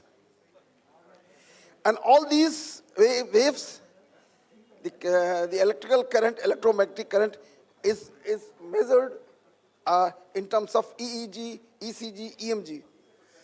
जब हम इलाज कर रहे होते हैं तो मरीज का EEG हम देखते हैं, और जब एनेस्थीसिया वाले यहाँ बैठे हुए हैं उसको डिक्लेयर कब करते हैं डेड हम? When the EEG become flat. When the EEG become flat, ECG पहले फ्लैट हो जाता है, EEG बाद में फ्लैट होता है। जब EEG फ्लैट हो जाता है तब हम कहते हैं कि अब पेशेंट ब्रेन डेड हो चुका है, अब इसके अंदर कोई एनर्जी नहीं है, and we can declare. Until unless ECG and EEG are not flat, we cannot declare the person dead. Next. Soul, इसका कोई gender नहीं है. It is a tiny metaphysical conscious point of spiritual light of the consciousness, power and virtues. And all souls are unique. As we all are unique, our souls are also unique. Next. Life exists as a result of a union of soul with the body. And soul enters the mother womb at the time of the formation of zygote, and then only organogenesis begins. जब कभी zygote बनता है, zygote तब तक multiply नहीं करता जब तक कि उसके अंदर एनर्जी नहीं आ जाती है, और यदि वो एनर्जी जब निकल जाती है तो जायगोट का ऑर्गेनोफॉर्मेसिस बंद हो जाता है। तो ऑर्गेनोजेनेसिस ही तब शुरू होती है जब उसके अंदर ये एनर्जी आ जाती है। Next. The organs of the body are controlled by the soul through the faculty of brain, and soul is not a physical light but a light of conscious energy with the fundamental being of our own self. Human body is made up of 5 elements we all know, but when these 5 elements they are mixed with that consciousness, only then this body works. Next.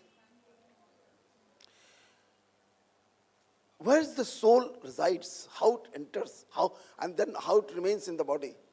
This is at the junction of hypothalamus and the pituitary. The reticular formation is there. That is the pacemaker of this whole body. From there, the energy goes into each and every organ, at each and every cell. Only then that cell is lively, or otherwise, if the energy stops going there, then it becomes dead. Next.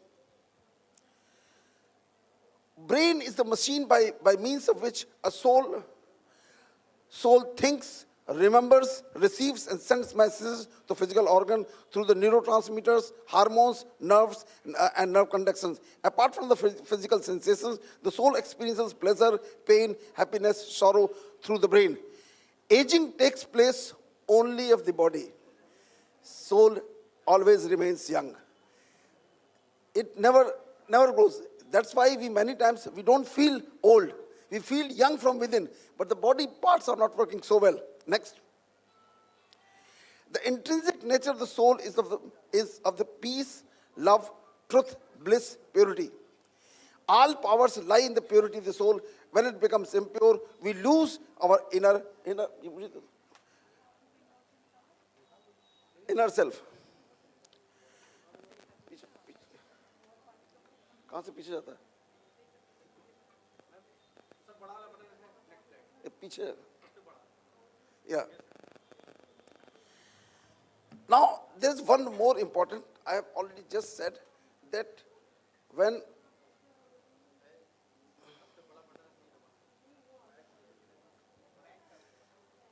the intrinsic nature of the soul is love, bliss, truth, happiness. These are the inner nature of our soul. We should be loveful, we should be peaceful, we should be blissful, we should be happy. तो ये कैसे कहा जाए कि ये हमारी soul की nature है?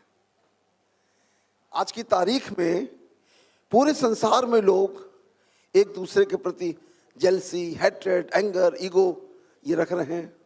सब comparison, competition, cut throat competition, this is going on all over the world.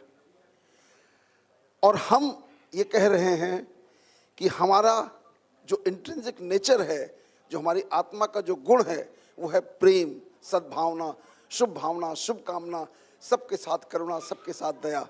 ये है. इसको कैसे प्रूव करेंगे? How will you prove it? Any guess? Here lies the principle. Any guess? हम ये कैसे कह सकते हैं कि ये हमारे आत्मा के गुण हैं, हमारे सोल के गुण हैं, और ये ईर्ष्या, द्वेष, क्रोध, मोह, अहंकार मेरे आत्मा के गुण नहीं हैं? Any guess? That is the crux of the whole system. ये इस कारण से हैं कि जब जब हम प्रेम, करुणा, दया, शुभ भावना, शुभ कामना धारण करते हैं, तब तब हम इस शरीर से स्वस्थ रहते हैं, इस मन से स्वस्थ रहते हैं. तन और मन दोनों हमारा स्वस्थ रहता है जब हम इन गुणों को धारण करते हैं. लेकिन और ये कैसे होता है, ये मैकेनिज्म आगे डिस्कस करते हैं अभी. और जब जब हम ईर्ष्या करते हैं, द्वेष करते हैं, क्रोध करते हैं, मोह करते हैं, अहंकार करते हैं, काम करते हैं, तब हम इस तन से और इस मन से बीमार होते हैं. आज की तारीख में इस संसार के सभी प्राणी, सभी लोग बीमार हैं, मन से सभी, क्योंकि हम सबके अंदर भरा है ईर्ष्या, द्वेष, क्रोध, मोह, अहंकार, हम सबके अंदर भरा हुआ है. इस कारण से हम सिर्फ जिंदा हैं और बीमारियों के साथ जिंदा हैं. तो जब बीमारी हो जाती है तब तो हम सिंगल डायमेंशनल फार्माकोलॉजिकल थेरेपी हम शुरू करते हैं, वो करनी ही पड़ेगी. लेकिन न हो इसके लिए हमको वो गुण धारण करने हैं जो गुण हमारी इस आत्मा के गुण हैं. आज की तारीख में हमारी सोल कॉन्शियसनेस 3% है. अब मैं आपको बताऊंगा 3% कैसे है. 97% we are having all those evils which we should not have.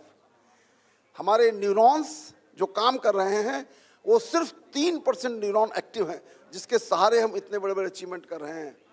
और 97% न्यूरॉन्स हमारे इनर्ट पड़े हुए हैं, जिनको हम प्रैक्टिस के द्वारा एक्टिव कर सकते हैं. और हम इस दुनिया में कुछ भी मिरेकल कर सकते हैं, कुछ भी करिश्मा किया जा सकता है. जो भी इस धरती पे है वो सब कुछ हमारे अपने पाने के लिए है. हम लोगों के लिए बनाया गया था, हमारे लिए इस प्रकृति ने क्रिएट किया. प्रकृति ही ईश्वर है, उसने क्रिएट किया हमारे लिए, लेकिन हमने अपने दुर्गुणों के आधार पर उनको नष्ट किया है, अपने आप को नष्ट किया है, अपने आप को बीमार बनाया है. अभी करंट सिनेरियो इसके बारे में डिस्कस करने की जरूरत नहीं है. और 3 डायमेंशनल हेल्थ है क्या? What is 3 dimensional health? It defines as the treatment that includes the mind, body and the soul, the energy, which is flowing inside our body in each and every organ at a cellular level. This is the life-sustaining force that maintains homeostasis. To cut short, I will go only on those points which are really essential to understand the treatment. The WHO defines as the state health as a state of complete physical, mental, social well-being, not merely absence of disease. But recently, WHO has also considered that the emotional and spiritual well-being is also required to remain healthy.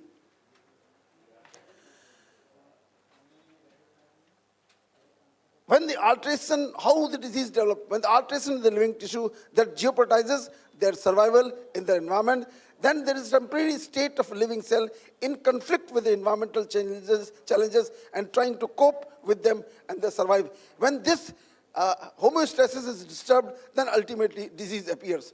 And disease appears at a very later stage. बहुत देर में उस बीमारी के गुण आते हैं, लक्षण आते हैं. बीमारी उसके बहुत पहले बन चुकी होती है. तो इसको जानने के लिए हम इसको समझें ये ऐसा होता क्यों है. तो हम सब लोग जो बेसिक साइंस पढ़े हुए हैं वो कि हमारे अंदर नर्वस सिस्टम में दो पार्ट हैं, पैरासिम्पैथिक एंड सिंपैथिक सिस्टम. जब हम जेलसी, हैट्रेड, एंगर, ईगो करते हैं तो हमारे साथ होता क्या है. इसको अच्छे से समझिए तो आपको बीमारी पता चल जाएगी बीमारी कैसे पैदा होती है. तो उस समय हमारा सिंपैथिक सिस्टम एक्टिवेट होता है और सिंपैथिक ओवरड्राइव में चले जाते हैं और हमारे हार्ट रेट, पल्स रेट, ये रेस्पिरेटरी रेट ये सब बढ़ जाते हैं और हम कॉर्टिसोल लेवल बढ़ जाते हैं, इंसुलिन लेवल गिर जाता है. इसके कारण धीरे धीरे हमारे अंदर बीमारी पैदा होना शुरू हो जाती है. जब हम प्रेम में, करुणा में, शुभ भावना में, शुभ कामना में, सबके लिए कल्याण की भावना हो, जब इसको अपने अंदर रखते हैं तो हमारे अंदर पैरासिम्पैथिक सिस्टम एक्टिवेट होता है और वो पैरासिम्पैथिक सिस्टम हमारे पूरी बॉडी की जो नर्वस सिस्टम है उसको होम्योस्टेसिस में रखता है, हमारे को पूरी तरीके से नॉर्मल रखता है और बीमारियों को नहीं होने देता है.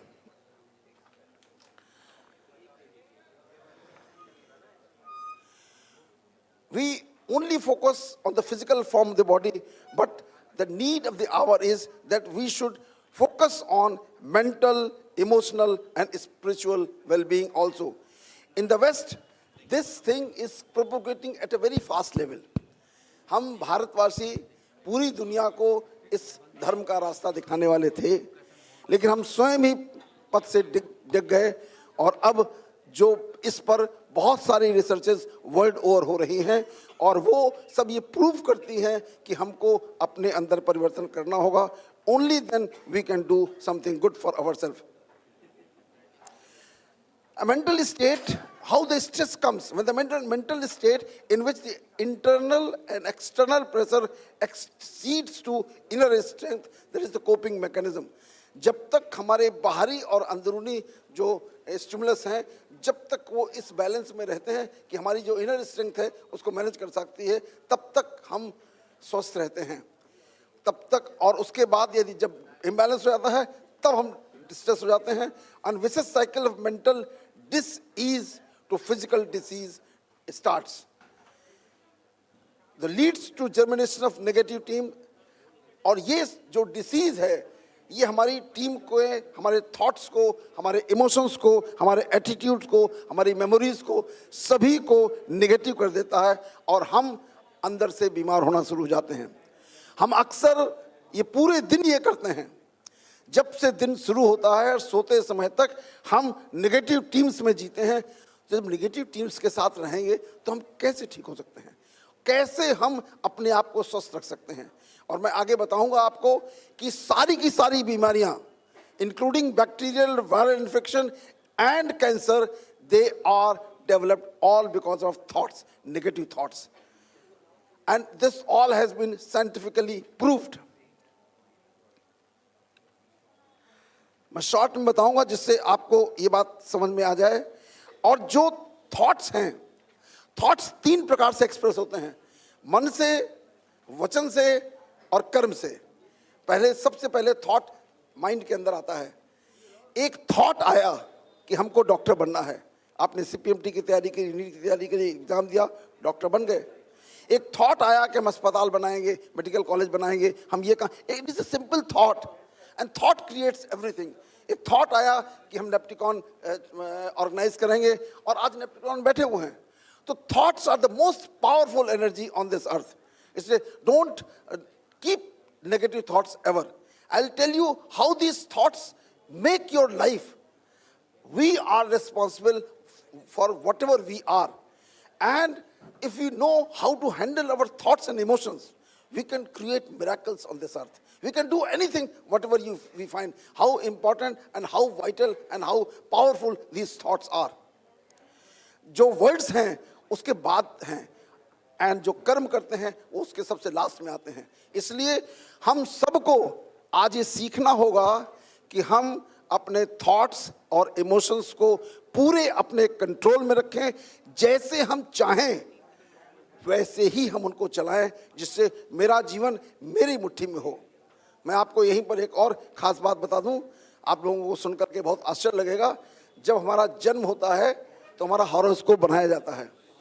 बहुत सारे पंडित लोग जो फॉलो करते हैं जानते हैं, वो हॉरोस्कोप उस दिन का हॉरोस्कोप होता है जिस दिन हम पैदा होते हैं। उसके बाद का हॉरोस्कोप मैं स्वयं अपने हाथ से लिखता हूं, अपने हाथों की मुट्ठी में अपना भाग्य होता है, लेकिन हम जानते नहीं हैं, इसलिए हम नेगेटिव लिखते हैं, इसलिए हमारा भाग्य बनता नहीं है। मैं आज आप लोगों को ये बात, जो यंगस्टर्स हैं उनको बताना चाहूँगा कि आप जो बनना चाहें उसको अपने सामने दीवार में बड़ा बड़ा लिख लीजिए कि आज से 5 साल बाद मैं ये बनूंगा, आज से 10 साल बाद ये बनूंगा, वो आप बन जाएंगे। उसके लिए दृढ़ प्रतीक हो जाइए और दृढ़ प्रतीक होकर के उसको अपने जीवन में रोज अमल में लाइए और आप बन सकते हैं। आज आपने जो भी मैंने अचीवमेंट्स बताए, ये अचीवमेंट्स सब ऐसे ही नहीं हुए, उन सबको बहुत दृढ़ता से धारण किया, बहुत गहराई से सोचा, बहुत मेहनत करी, तो सब क्रिएट हो गए। तो मिरेकल्स इसी धरती पे होते हैं, कहीं बाहर से नहीं होते। और भाग्य बना बनाया नहीं आता, भाग्य के निर्माता हम स्वयं हैं। तो इन पॉजिटिव थॉट्स को हमें रखना है। हमारे जीवन में हमको संकल्प करना है कि जो भी मेरे संपर्क में आए, मेरे हृदय में उसके प्रति प्रेम हो, सत्य निस्वार्थ प्रेम हो, ट्रू अनकंडीशनल लव, उसके लिए करुणा हो, उसके लिए दया हो। हमें हर वक्त ये सोचना है कि जो भी व्यक्ति मेरे संपर्क में आता है उसका भला मैं कैसे कर सकूं। बस सब कुछ इसी में छिपा है। और वास्तव में आज इसका उल्टा हो रहा है। हम हर वक्त चालाकी में रहते हैं, होशियारी में रहते हैं कि किसी तरीके से हम अपना लाभ कर ले जाएं, अपना लाभ कर ले जाएं। ऐसी कोई सिस्टम नहीं है, इस प्रकृति ने ऐसा नहीं बनाया कि मेरा सब कुछ हो और उस दूसरे का ना हो। अगर मैं दिन भर नेगेटिव थॉट्स रखता हूं, द्वेष की, ईर्ष्या की, क्रोध की, हो सकता है सामने वाला व्यक्ति आए और उसको एक्सेप्ट रिसीव न करे, उसके वाइब्रेशन स्ट्रांग हो, लेकिन वो वाइब्रेशन मेरे अंदर तो पहुंचेंगे, मेरा नुकसान तो करेंगे, मुझे तो बीमार करेंगे, तन से और मन से दोनों। अब आपको एक फैक्चुअल फैक्ट बता रहा हूं, आप इसको समझ लीजिए, ये बहुत इंपॉर्टेंट है। हमारे अंदर जो भी मैसेज है, थॉट्स हैं, वो ट्रांसफर कैसे होते हैं? न्यूरॉन्स के माध्यम से ट्रांसफर होते हैं। एक एंड से दूसरे एंड में न्यूरॉन जाता है, बीच में सिनेप्सिस होती है, फिर वहाँ से दूसरे न्यूरॉन में जाता है, फिर तीसरे में जाता है। इस तरीके से एक मैसेज दूसरे एंड तक ट्रांसफर होता है। You know what is the speed of A neuron? एक न्यूरॉन में एक एंड से दूसरे एंड तक मैसेज 1 सेकंड के 10,000वें हिस्से में जाता है। 1 सेकंड के 10,000वें हिस्से में जाता है। और कितने न्यूरॉन को स्टिमुलेट करता है? 10,000 न्यूरॉन को स्टिमुलेट करता है। मतलब ये कि जो भी थॉट मैंने पैदा किया, 1 सेकंड के अंदर मिलियंस ऑफ टाइम्स मल्टीप्लाई हो जाता है और पूरी बॉडी के एक एक सेल में चला जाता है वो मैसेज। और वो मैसेज जो जाता है, वो जाता क्या है? वो जाता है सिंपैथिक ओवरड्राइव का। तो सारे के सारे हार्मोन्स, सारा का सारा सिंपैथिक सिस्टम, नर्वस सिस्टम, वो सब एक्साइटेटरी मोड में रहता है। सिंपैथिक ओवरड्राइव का मतलब क्या है? Emergency mode. मतलब ये कि मेरी सारी वो इमरजेंसी मोड इसलिए बनाया गया था, प्रकृति ने बनाया था मेरे अंदर, जिससे कि जब कोई इमरजेंसी हो तो वो सिंपैथिक ओवरड्राइव हो। हम 24 घंटे इमरजेंसी में रहते हैं और 24 घंटे वो निगेटिव थॉट्स पैदा करते हैं और हम मेटाबॉलिक सिंड्रोम, जिसको डायबिटीज़, हाइपरटेंशन और बाकी डिस्लिपिडीमिया कहते हैं, उसको पैदा करते जा रहे हैं। इसीलिए आज की तारीख में डायबिटीज़ की, हाइपरटेंशन की, डिस्लिपिडीमिया की और उससे रिलेटेड जितनी बीमारियां हैं, वो सारी की सारी बीमारियां कितनी संख्या बढ़ गई हैं। Now we are sitting in epitome of these diseases. तो मेटाबॉलिक सिंड्रोम हम स्वयं पैदा कर रहे हैं। मैं इन चीज़ों को थोड़ा आगे बढ़ाऊंगा। तो ये जब जाती है तो होता क्या है, इससे ब्रेन के अंदर जब हम इस तरीके के थॉट्स पैदा करते हैं तो ब्रेन में क्लाउडिंग हो जाती है और आपको थोड़ी देर बाद खुद ही कुछ समझ में नहीं आता कि मैं क्या करूं। आप गुस्सा होकर देखिए, आप देखिएगा कि आप एकदम लाल हो जाएंगे, पूरा शरीर कांपने लगेगा, रेस्पिरेटरी रेट बढ़ जाएगा, पल्स रेट बढ़ जाएगा, ब्लड प्रेशर बढ़ जाएगा और आपके सोचने समझने की क्षमता खत्म हो जाएगी। जब सोचने समझने की क्षमता खत्म हो जाएगी तो जो भी डिसीजन करेंगे वो सारे के सारे डिसीजन गलत होंगे। तो इसलिए हमको अपने माइंड के थॉट्स को कम करना है। आपको मालूम है हमारे नॉर्मल टाइम पे कितने थॉट्स होते हैं? नियरली 30 से 40 थॉट्स पर मिनट होते हैं हमारे यहाँ। एक दिन में हम 70,000 थॉट्स लेते हैं। आप इमेजिन करिए 70,000 थॉट्स जब बार बार रिपीटेडली आएंगे तो हमारी स्थिति क्या होती है। वही जब थोड़े ज़्यादा हो जाते हैं तो हम साइकियाट्रिक डिपार्टमेंट हमको पहुंचा देते हैं। तो इसलिए हमको अपने ऊपर इन थॉट्स एंड इमोशंस को कंट्रोल करना है। इसी तरीके से ये स्टडी की गई है, टेलोमेयर की स्टडी की गई है कि यदि हम नेगेटिव थॉट्स में रहते हैं तो हमारी टेलोमेयर्स की जो थिकनेस है वो कम हो जाती है और जब हम पॉजिटिव थॉट्स में रहते हैं तो टेलोमेयर्स की जो विड्थ है वो ज़्यादा हो जाती है। Telomeres are the protective part of this gene. तो इसको हम बढ़ा लेते हैं। ये this study has been proved.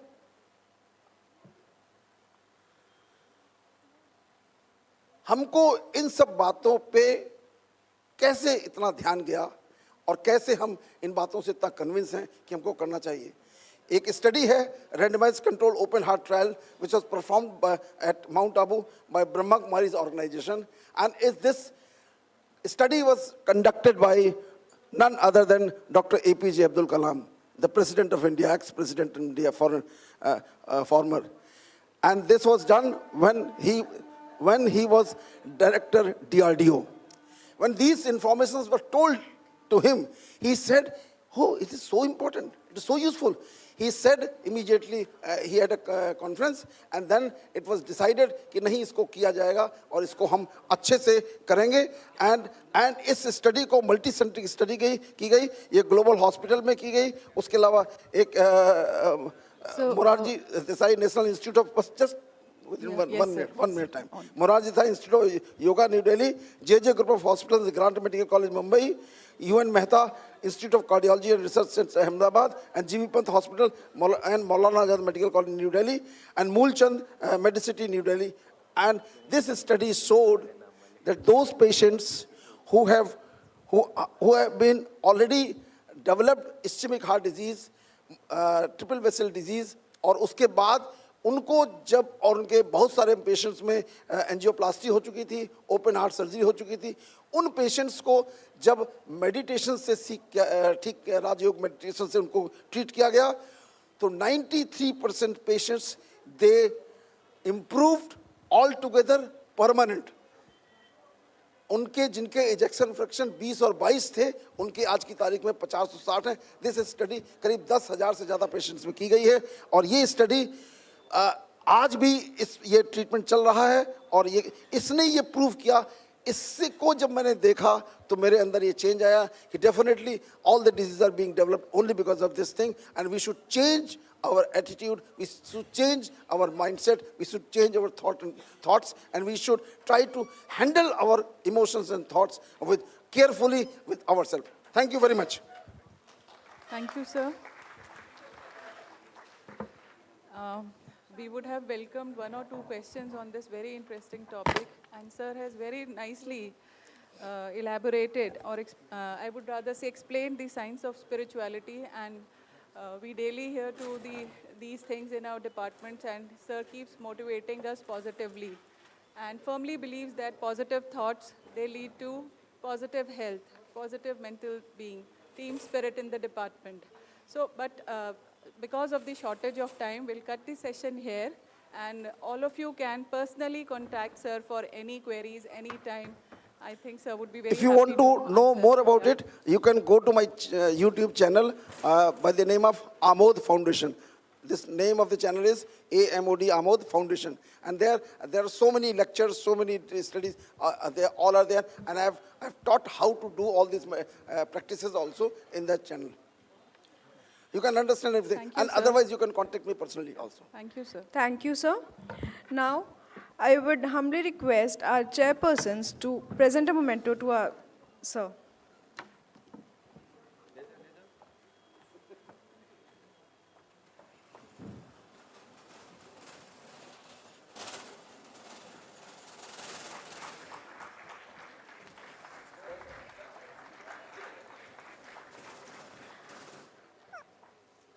Now I humbly request Dr. D.K. Badyal sir to present memento to our chairpersons.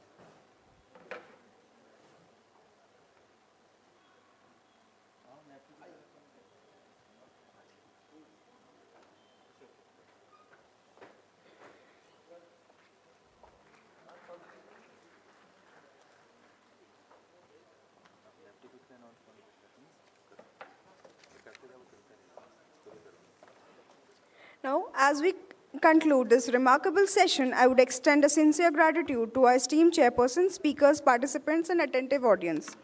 Now, as we transition to the next exciting segment of our conference, I would like to express my anticipation and appreciation for upcoming quiz competition. For this, I would like to call Dr. Fatima to carry it forward.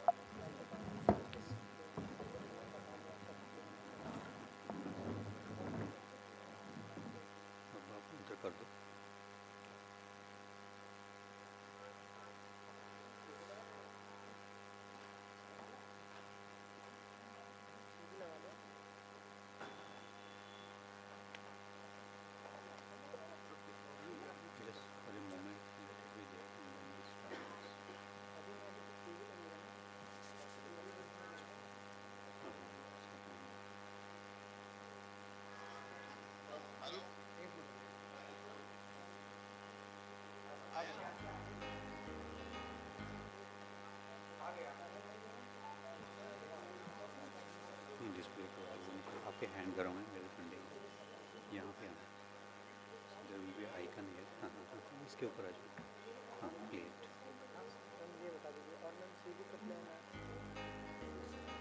नहीं कर दूँ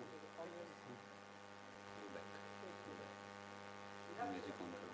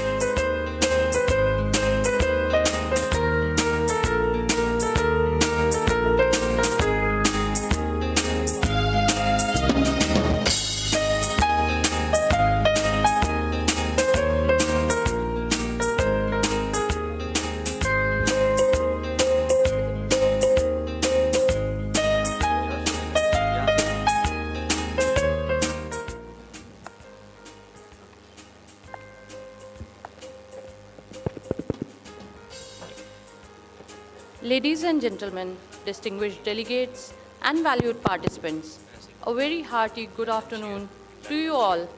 I, Dr. Fatima, will be your host today for this event. We are delighted to have you with us today for the highly anticipated NAPTIC quiz, a thrilling and intellectually stimulating competition that adds an exciting dimension to our conference with its core focus on the theme, role of pharmacology and therapeutics in holistic healthcare.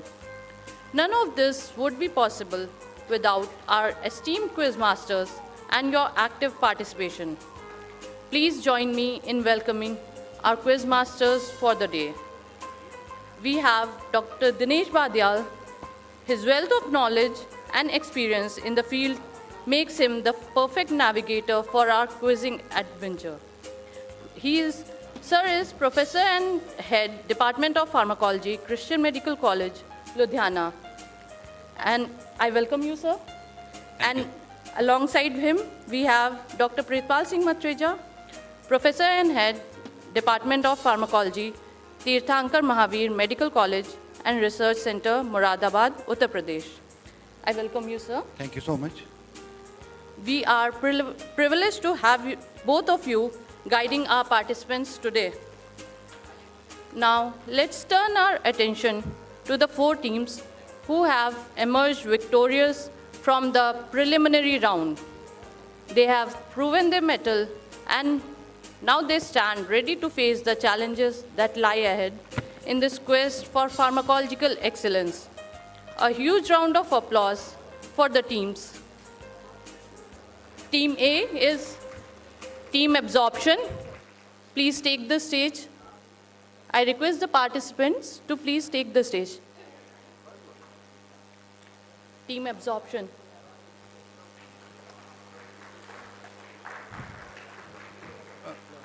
The college is Sri Venkateshwar Institute of Medical Sciences, Tirupati.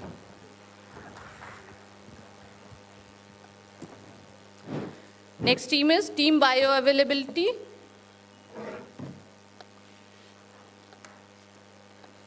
Ames Raipur.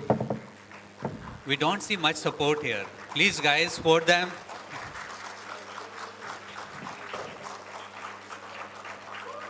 Yes, that's that. Try once more.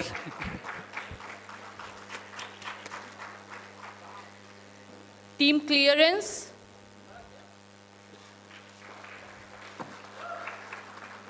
State GS and KGM Mumbai.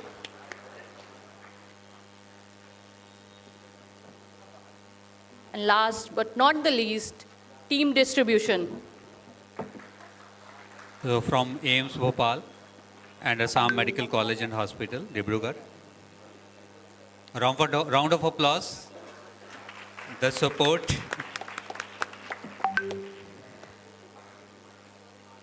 Now, I hand over the stage to our respected quiz masters to continue the NAPTIC quiz forwards. Sir, please. Yeah, thank you. Thank you, Dr. Fatima. And as myself and Dr. Pritpal will take you through this quiz, one form of learning activity in next 1 hour. There are a lot of opportunities for the audience to participate. Participate in the form of you winning some gifts. So in each round, we have some audience questions which will come to you. And if these 4 people try, and you might get some spillover from here also. Okay, so for that, we will be looking at one person who will be raising the hand first.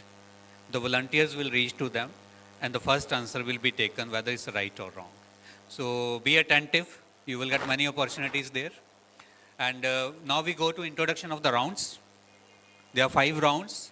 First is MCQ, creep, single. So single choice is there. Remember that. Second is Drishyam, where you will have many visuals. Based on visuals, you have to provide the answer. There are no choices here. Third is Satyamev Jayate, where will be some concept or reasoning, where you will be providing the answer. And remember that the round 2, 3, and 4 question, if you say first one is wrong, you can't modify it. Question automatically passes on to other 3 teams. The time is same for all the questions, 30 seconds. If this is your original questions, 30 seconds they are taking. You will write on the slips. You have slips on your tables. They are already marked with your team number. No, the colored ones. The colored ones, which your team number is written. You will be right in the same 30 seconds. At the end of 30 seconds, the question passes on. Your answer should be ready. Otherwise, we will not take after 30 seconds. For pass on questions, same time. See, you are D. You have changed the slips. A, yeah. That's okay. You got A and B. Can we get a display here also? Yes.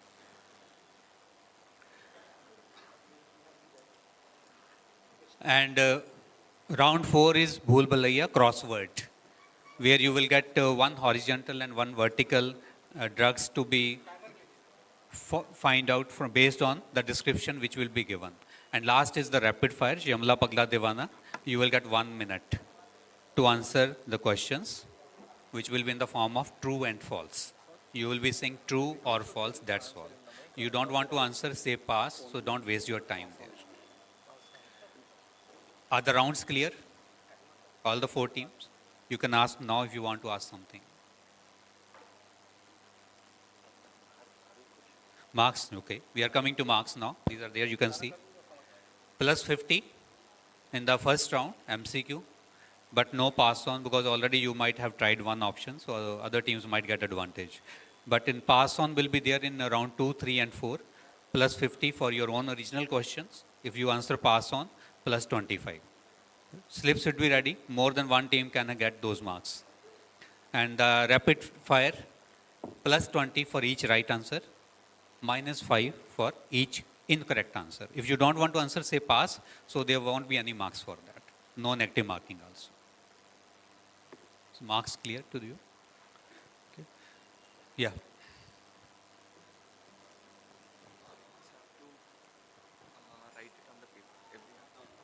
If this is your own question, you have 30 seconds, you want to talk to each other, whatever you want to do, because once you speak, that will be taken as answer. You have to speak. If it is question belongs to team, other team, their original question, you start writing your answer in the same time. Is that clear? Pass on question. Clear? Yes. So, pass on questions. Timer is 30 seconds, we told them. Okay? No, abhi nahi. Abhi aap bhi test kar lo apna timer. The first round which we are going to is no marks to no marks. The first round was not in the 5 rounds. They have some issues with all those things, and also we are checking you how to raise hands. So there will be questions, but no marks for this. Official round will start after this. You check your mics, how to use them, who will speak, and you have to speak loudly. Okay, so first question is coming up for team A. Team A. This is your question. Name the Nobel Prize winners for medicine in 2023. Timer, you can start now. Timer, guys.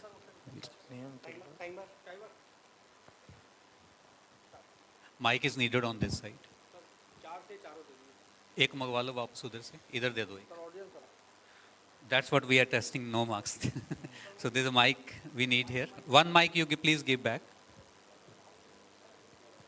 You can say pass if you don't want to say. Pass. Pass. Okay. So in that case, others should be writing their answer and giving us, if you know that. But you have to start writing the moment we stop the saying the stem of the question. Time starts after that. So people who are managing time, when we are reading the question, when we have ended, at that time you start the timer. Right? For example, you have written the answers, yes, and we will take, immediately when you are ready, slips, one slip you will give, not all the slips. You have written? No? You have attempted? But remember, don't keep the slips with you. Within 30 seconds, raise your hand that your slips are ready. Okay? So, both of them are correct. Please round of clap.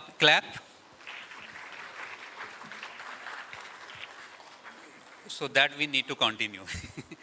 Okay, and other sessions also. The correct answer is, can you click next?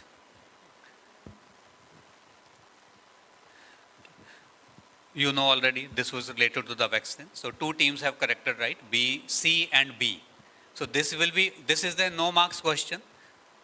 The scorers need not add marks for this. Okay, this is just for you that we will be telling you which 2 teams are correct. So C and B get marks for the pass on questions. Question for team B, your own question. What is the full form of CDSCO? You have to say, this is your original question. Others can start writing. You have to answer it. Just try it. You have to answer it. Okay. Answer in the mic. Others will start writing. 30 seconds are over. Your time is up. You have 10 seconds only now. Central Drug Standard Control Organization. Very good. Clap for them. We go to next, team C. This is your question. Next. There are 2 editors for South Asia edition. Who is the second editor here?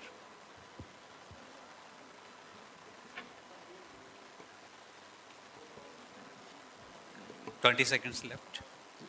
Pass. Passes. Question passes on to other 3 teams.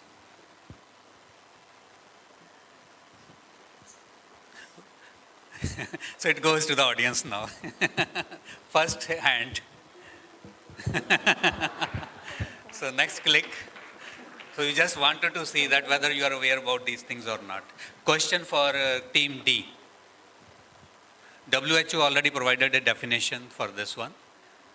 What is the description of drug given in the new amendment in the Drugs and Clinical Trials Rule 2019? Anybody aware about that? So now we have a sort of description of definition by India. D. Others can start writing.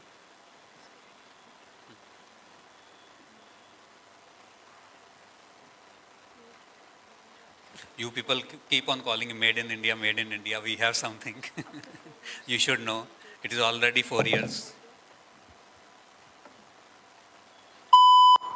Okay, the time is over. Nobody has tried. Audience, we are an elite group of pharmacologists. Okay, let's have that one. Okay, a lot of people don't remember those things. So any substance which can be used in a pharmaceutical formulation with the intention to provide pharmacological activity or to otherwise have direct effect in the diagnosis, cure, mitigation, treatment or prevention of disease, and it goes on like that.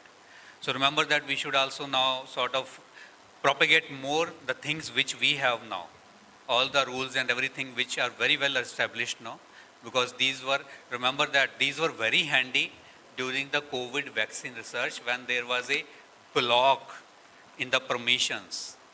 If you see recent series, that will exactly show you where there was a block, and immediately these rules were opened, and there is a provision how we can bypass to shorten the drug discovery.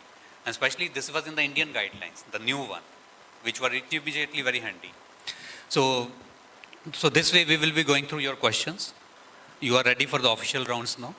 So we'll be starting with the team B. Next round will be starting with team B and then C and D. Now we're starting with A. Yes. The first round. Audience question is also there. Aware of that? Yes, one hand is there. So audience with the gift, please go first check the correct answer or not. Define the pharmacovigilance. So where is our volunteers with the mic? You have only gifts? Okay, you can just say there from. नहीं gift बाद में देंगे sir, पहले answer.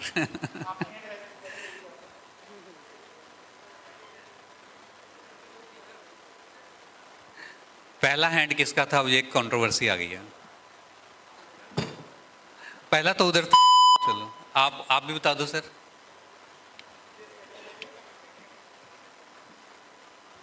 It is a study related to. First answer we will take. First answer we will take.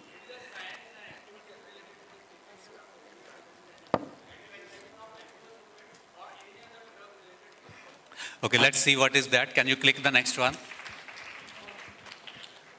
Science and activities relating to the detection, assessment, understanding and prevention of adverse drug reactions or event. So since we are talking about first thing, so we'll go for that only. For audience, we don't expect correction. If you do correction in your answer, we will not take that as one. You got the credit? Okay. You are going to share with someone who told you? So this was your original answer. Okay, next click. So, next click. So, creep single, 4 choices will be there. One is the correct answer. Okay, one is the correct answer. You have to say that only. Pass on is not there. So, question will go to the audience for that if they are not able to answer.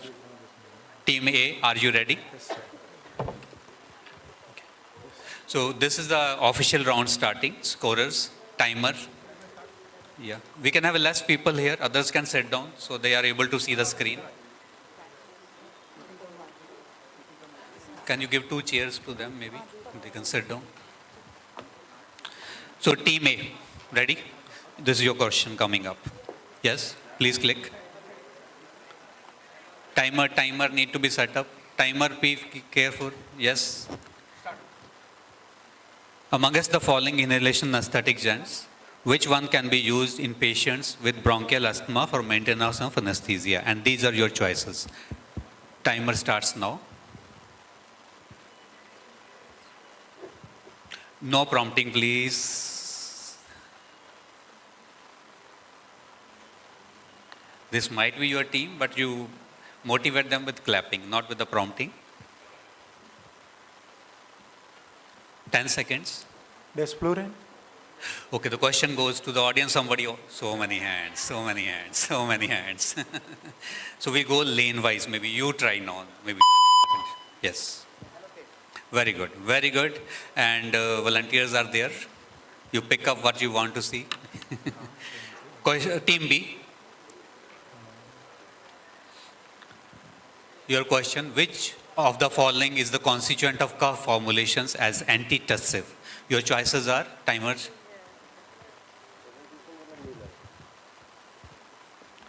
No prompting. Wish the answer.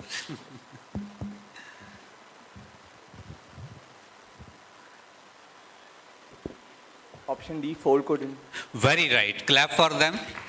Folcodine, option D. So they get 50 marks. So this is the opening score for any team. Team C. Your question coming up. Which of the following metabolite of cyclophosphamide is responsible for hemorrhagic cystitis? And your choices are these. Timer. Team C.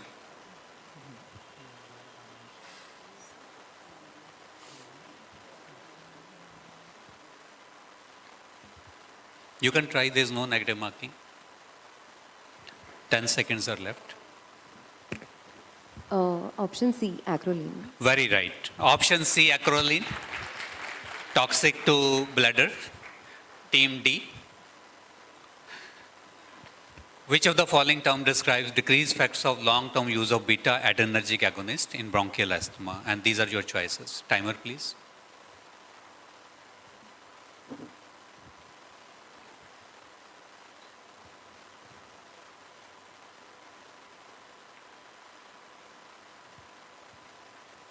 Fifteen seconds. Pharmacodynamic tolerance. Very right. Pharmacodynamic tolerance, which is the right answer.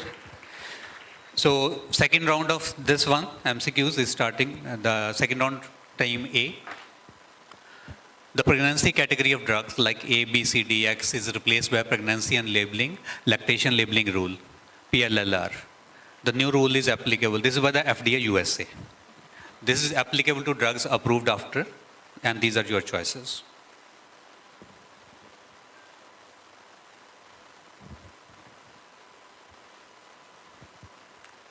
June 25th, 2015.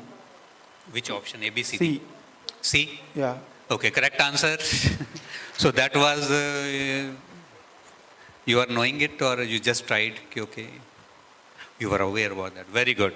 So I think that deserves a lot of clapping for them. June 2015. B. The cutoff time for training session of rodent on rota rod is, and these are your choices.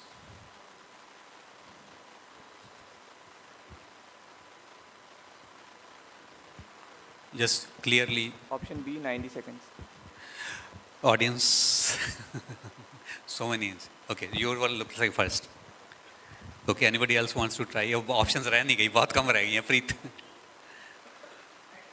90 seconds, 60 seconds, 180, 180, 3 minutes, 3 minutes. Okay, time, we are not put the number of trials here, but the time. Training wala part, not the actual sessions which you do on that. The training which you do prior training. For that, 180 seconds. So nobody gets marks for that. Team C. Which of the following is approved indication for modafinil? These are your choices.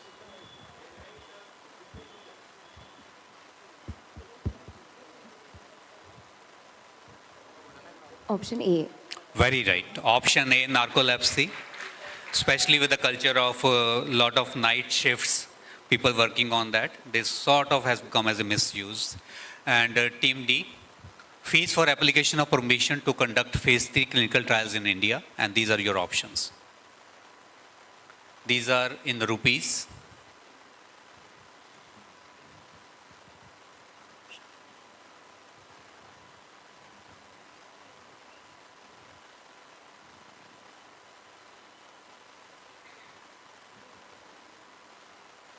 Option D. Option D is correct answer. 2 lakh.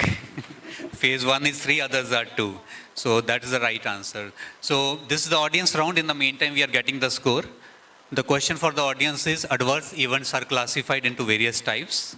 Which of the following is the serious adverse event? And these are the choices. Let's see the hands. Dr. Pritwal, can you just see who is raising hand first? Dr. Dhakle, you are the first one. Yes. Okay, C is the correct answer. So do you deserve something which they are coming with? Dr. Ganesh Dhakle. Share. Sir, आप कितनों के share करोगे? उधर से भी है. Okay, so I think there's one more for the audience.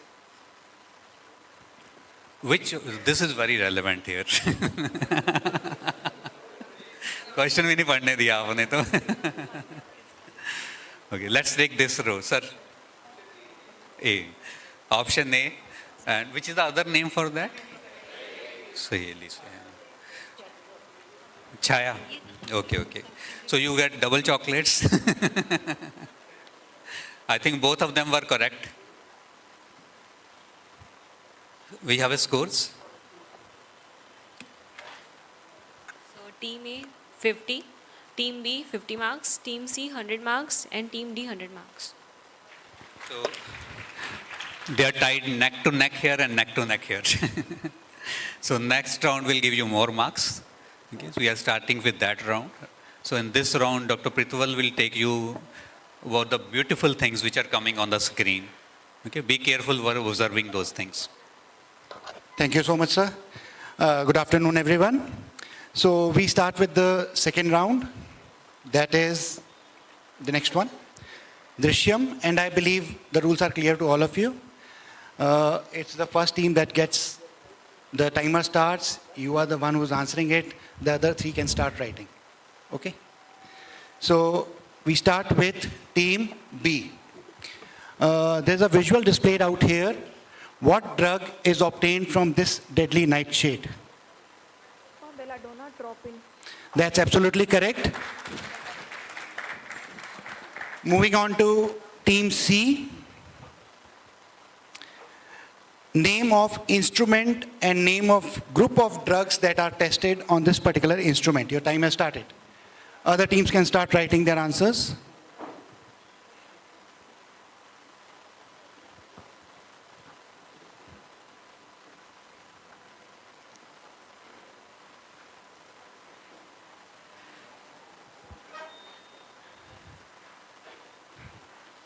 Ten seconds.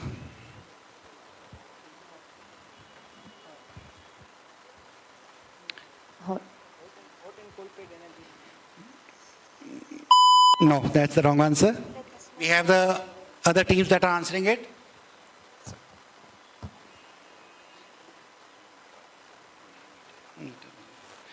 So none of the teams has been able to answer this particular question, so it goes to the audience. And so, उधर था sir, पहले इधर से आया था. Sir, second. हाँ जी sir. And yes, that's correct. Please.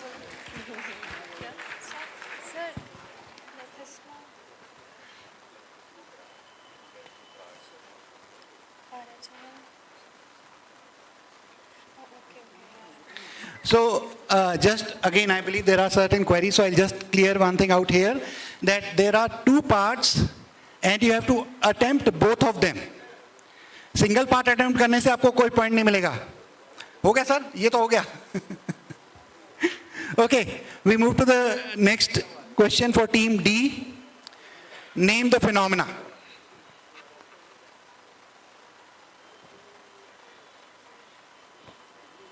Iron trapping? That's absolutely correct. Coming to team A, and your question is, identify the scientist. Just a brief overview of this particular person. He was awarded the Nobel Prize in Physiology of Medicine in 1994. His father has written a famous book of pharmacology. He was once told by a friend that he is probably the only person who has ever named after a textbook. Alfred Goodman. Gilman. Okay, that's fine, that's correct. Alfred Goodman. That's correct. Goodman. So we move to the second set of questions. Here we have the details of this particular gentleman. Moving on to the second set of questions for team B. Your question is, pain is perfect misery, the worst of evils, and excess overturns all patients. He was a chemist with bare chemicals. While working in laboratory, he sought a cure for the debilitating condition that affected his father. After testing several versions on his father, he identified the most effective drug. His father tolerated this drug and the pain was relieved. The drug now has new indication also. So you need to identify the scientist as well as the drug.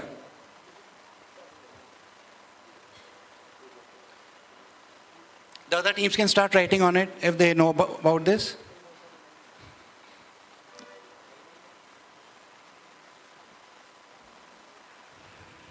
The drug is morphine. And the scientist?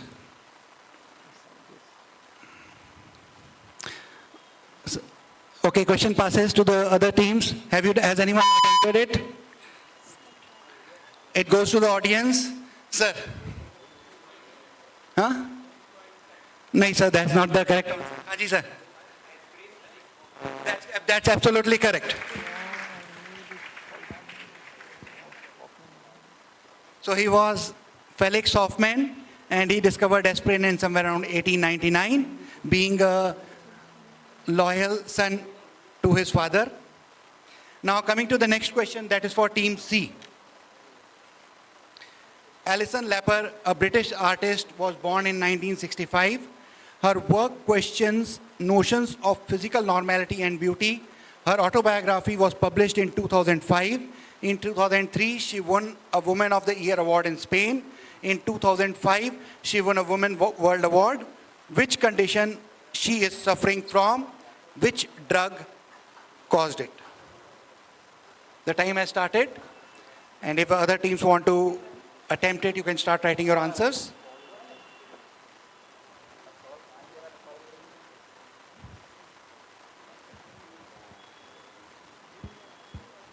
I would request the audience to please stay calm.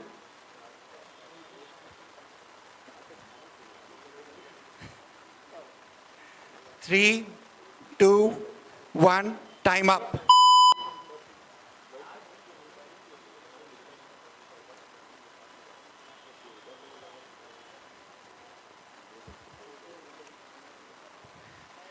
Passes to the audience. Sir, the last hand pehle raise hua tha. That's absolutely correct. Can we have the... So this is the thalidomide disaster of 1961, and the person out here, you obviously see the details of it. Okay, moving to the next team. Team D, your question is, he discovered a very important drug for a disease known as white plague in India. Identify the scientist and the drug.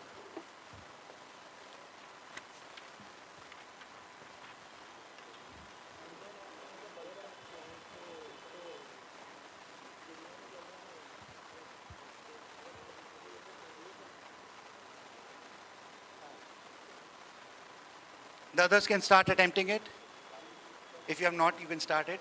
8, 7, 5, 4, 3, 2, 1. Time's up. To the audience. Yes, sir. That's absolutely correct. Okay, so now to the last question of this round before I hand over the mic to Dinesh sir. And this is for team A. And your question is, identify the scientist. Ramnath Chopra. That's absolutely correct. Okay, so the person is the father of Indian pharmacology. On his 101st birth anniversary, a 50 paisa stamp was released. And rest, I believe all the audience are well aware of this particular person. Now coming to the audience questions. He developed 2 major classes of receptor blockers used clinically now. Identify the scientist and 2 blockers. Yes, sir. पीछे वाला sir वो पहले उधर उन्होंने बोल दिया sir, that's absolutely correct. It's James Black, and he discovered H2 blockers and beta blockers. Can we have a round of applause, sir? I think we should encourage each and every one of us. The second question for the audience. Identify the ADR caused in a patient under treatment for HIV infection. Also the drug that could be responsible for it. And I could see Patel sir raising the hand first. So Patel sir, it's for you.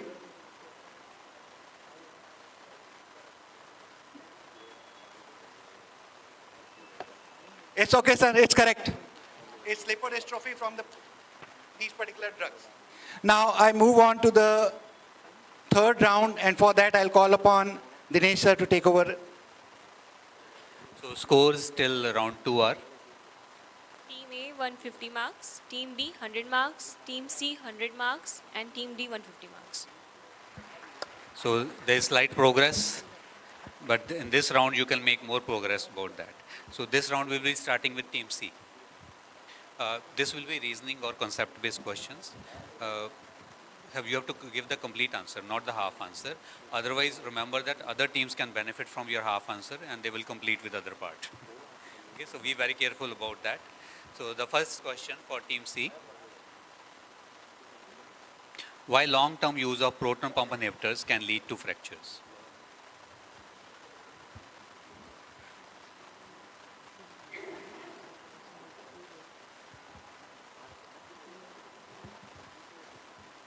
Proton pump inhibitors decrease absorption of calcium, and it means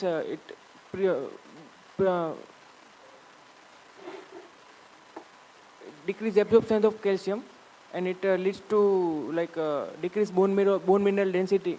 Okay, we take it as right. Click, one click. So exact reason is ultimately this is the reason what you told. Okay, there are more other insights into that. Team D, you ready? Your question. Why acetylcysteine is used in paracetamol poisoning?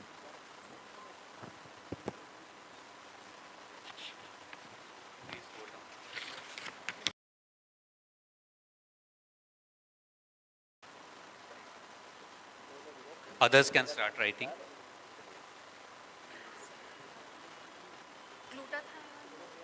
Yes, yes. Please speak in the mic. Sir, it is an antidote for paracetamol poisoning, and it conjugates glutathione and iska metabolic symbolism लेकर. Not in that way. Word तो आपने correct बोला था, वो fit कहीं गलत हो गया. So you have to write, right. वो दोनों भी लिख देंगे, यही जो आप बोल लोगे. लिखा है कि नहीं लिखा अभी तक? Those who have written, we will take.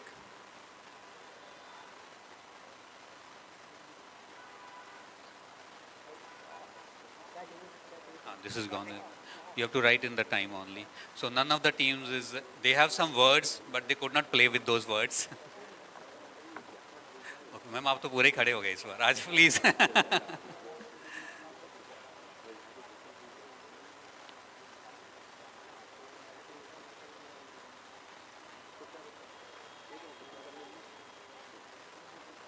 So what is provided by N-acetylcysteine to?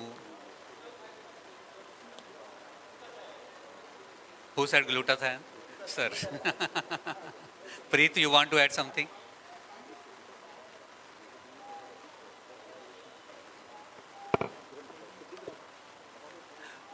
Glutathione actually, ये ना मिलजुल के बनाया answer.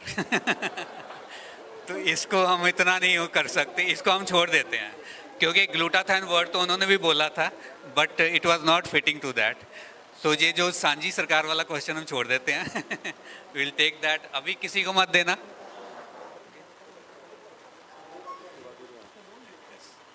So next question for team A. So your question is, what is remodeling in congestive heart failure? Name the 3 groups of drugs that can inhibit remodeling in CHF.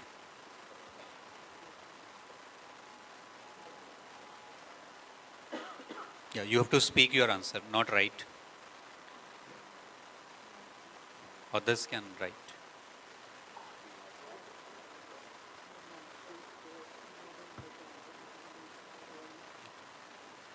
Nine seconds. So diuretics, beta blockers, and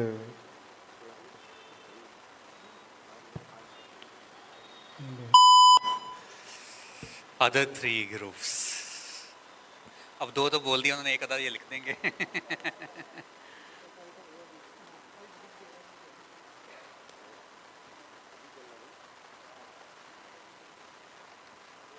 All 3 are correct. So next click.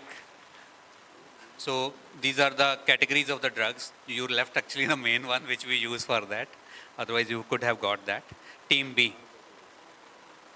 Your question.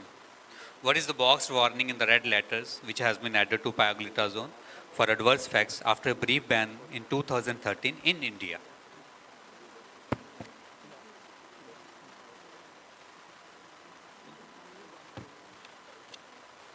Wait. अभी आपके पास आया नहीं, पहले हाथ मत खड़े करो. जब हम बोलेंगे उस टाइम पे रेडी रहना है. One is that for bladder cancer, and then one is for that increased risk of We'll take that as right for the urinary bladder carcinoma. Okay, next click please. So that was the reason after initial reports and a brief ban which was revoked with just a letter, and this time they did not need to go to the court as in nimesulide, which happened. Team C. How many phases of clinical trials are there for new drug development in India and USA? 4. Please read the question. In India and USA.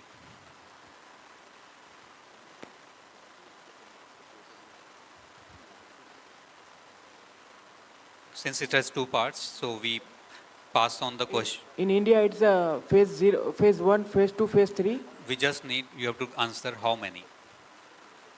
Calculation अपने आप कर लो. In India is 4, USA 5. Okay, that is right.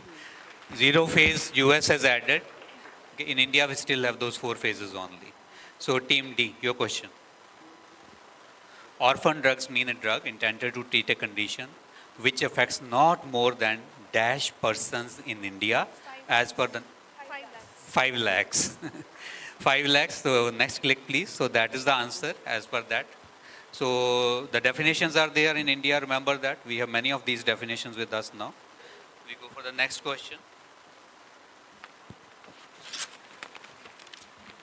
Why, team A, why aminoglycosides can be given once a day?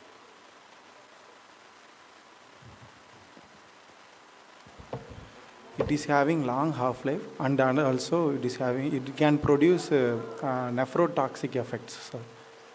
The question passes to other 3 teams. Wait. अभी 5 teams हैं वो. आप अपनी team को रोक के रखो. ये तुम बहुत अच्छी गिफ्ट्स दे रहे हो कुछ. डिमांड बहुत ज़्यादा है. नहीं, इसके बाद हम पूछेंगे, then do you raise hand. अभी नीचे कर लो please.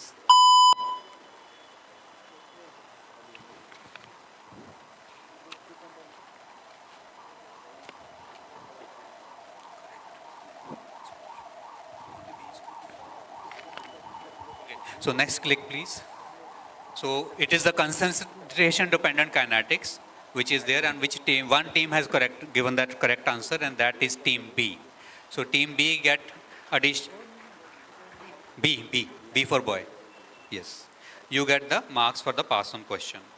Team B, now this is your question. What are hit and run drugs? Give one example also.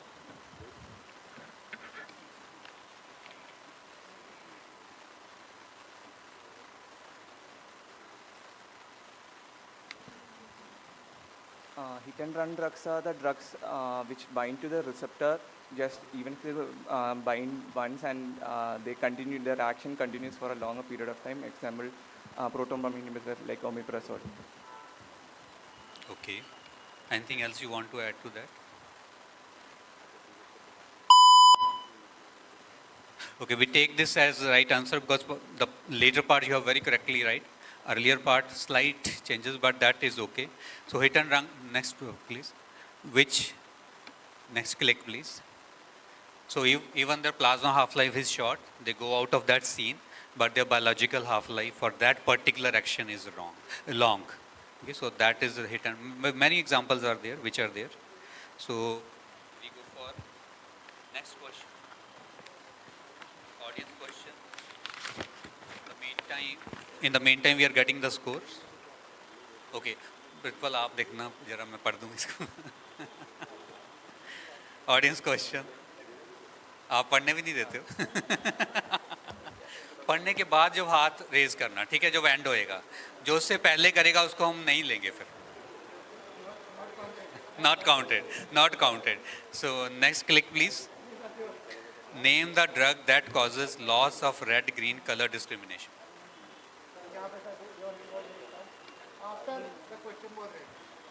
Very right. Next click please. Okay. So here it is you can see red-green color blind test. And these days is another ADR also, blue vision. You might be aware of that. No, we are not asking question for that. Next one. Let's see whether you can crack this one. What is Mazotti reaction? Which drug can cause this reaction? Let's go to somebody who has not answered.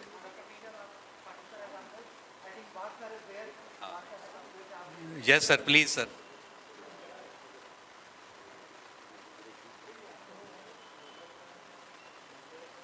Very right, sir. Very right. Next click. So you can see here in the filariasis, this reaction happens. You ready? Let's have one more question. Full form of Mesna used in hemorrhagic cystitis with cyclophosphamide or phosphomide. Full form. Okay, one hand only. ज़्यादा देंगे gift sir, इस बार 2-3 sir.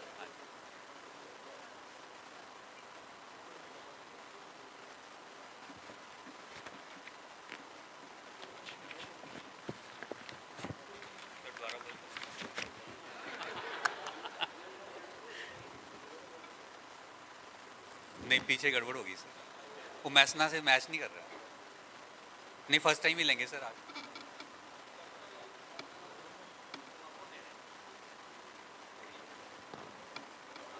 पूरा आपने बोला था अभी sir. हाँ. Sodium. Yes. That is correct. Next click, please. So we have the scores ready at the end of 3 rounds.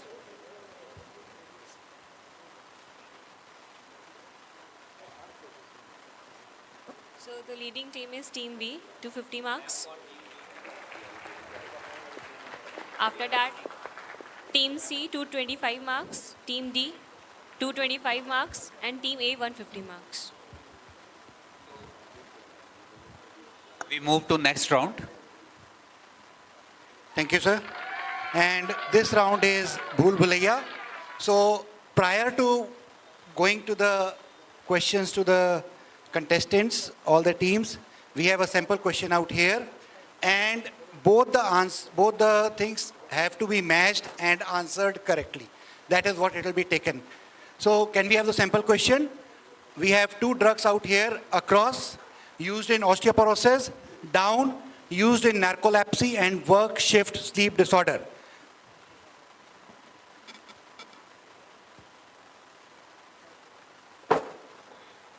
This is a sample question, you can try it for all.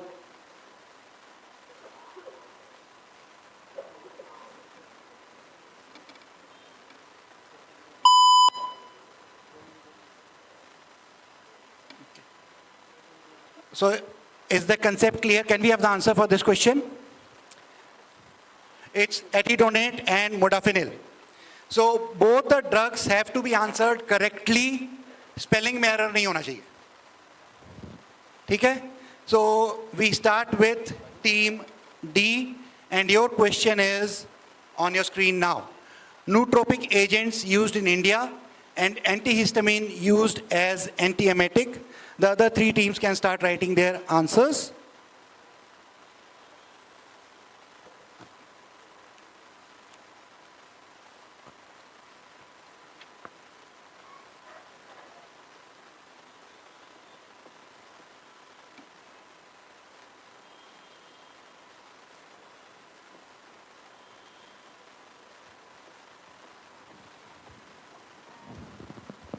Four, 3, 2, 1. Time up, team. Any other team who's ready with it? No, we'll not count 1. Are you ready with it? No. We'll not take 1. We need both of them.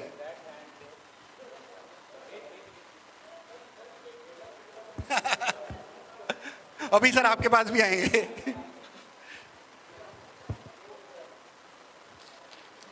That's absolutely correct. Promethazine and paracetam. Okay, we move to team A, and your question is a beta blocker which is safe in asthma and an antidepressant. Across is beta blocker which is safe in asthma, down is an antidepressant. The other teams can start writing. Team A, you have 20 seconds to answer this question.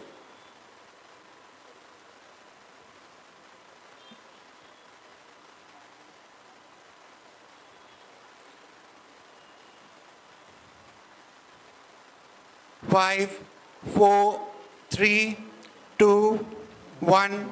Time up. Other teams ready? None. Can we have the audience? Sir, Tushar sir. That's absolutely correct, sir. Sir ये मिलजुल के teeming है sir, गुटबाजी हो रही है sir, गलत बात है ये sir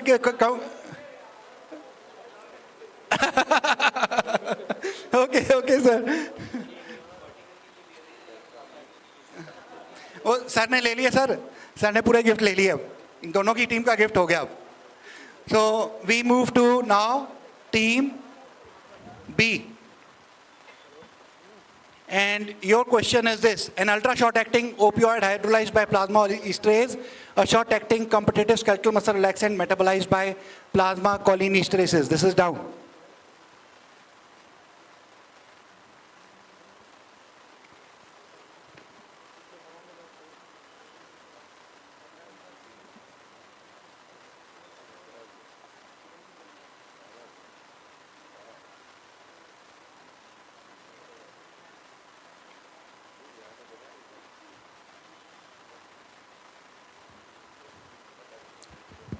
Three, 2, 1.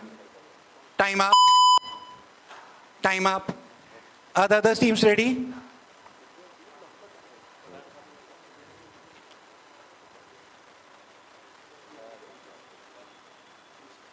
to the audience. Sir इधर करते हैं आप. आओ सर, आपके जितेंद्र सर के पास नहीं होंगे. जी sir.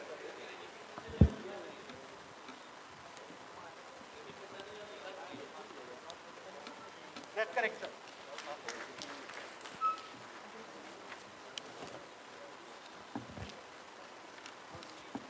Now, coming to the next team, Team C. Across non-steroidal aromatase inhibitor, down humanized antibody for asthma. No prompting, please. Sir, we'll come to you if they are wrong.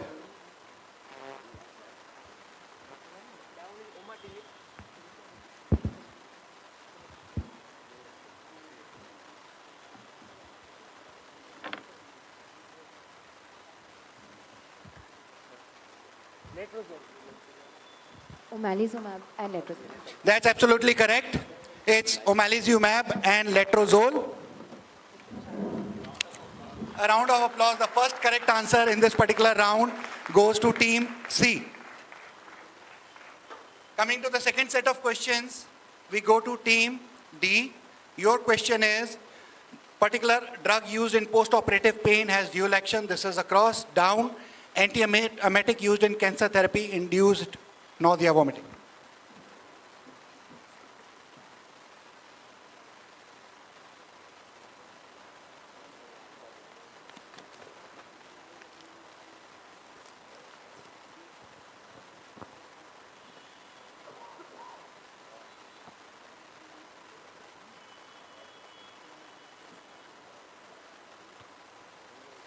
Please, no prompting, sir. We'd request you to calm down your emotions. Tramadol and doxa. It's wrong. The other teams, if they've attempted. Anyone has written? So time is up. It goes to the audience. And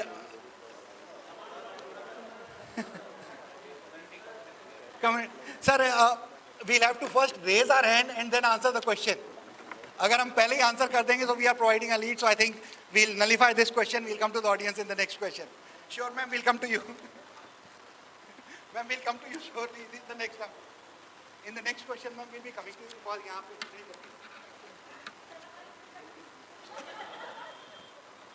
ma'am ये आप sir को बता रहे हैं क्या?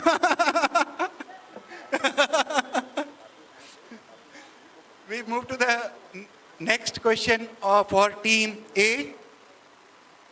Across an anti-helminthic drug for 10 years, down a drug used in eutectic mixture.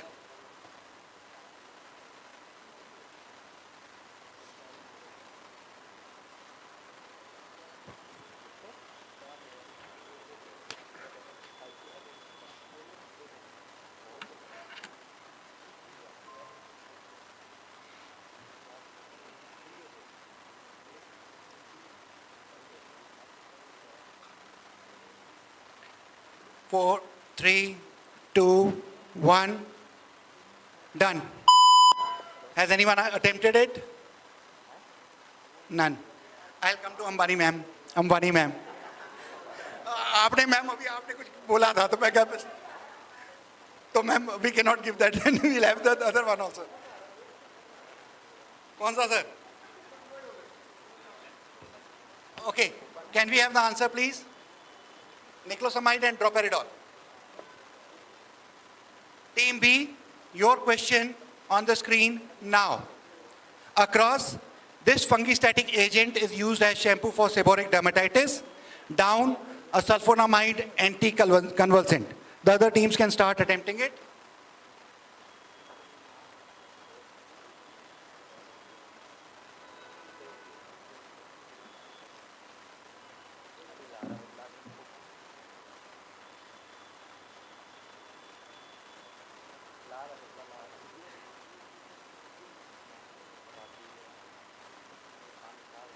Can it? Yeah, sure, go ahead. Ketoconazole and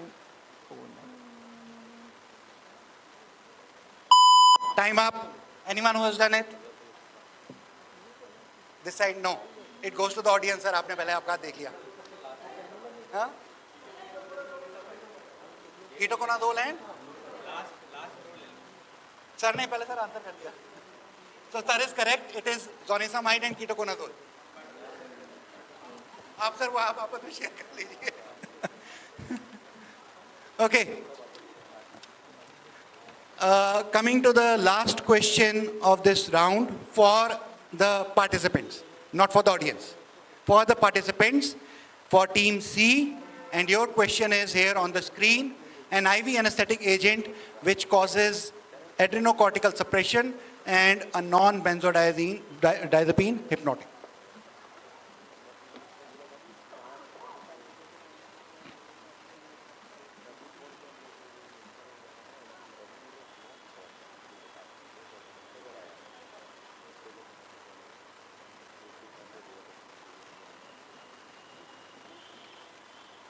The other teams can write down their answers. If they're ready with it, we'll collect it.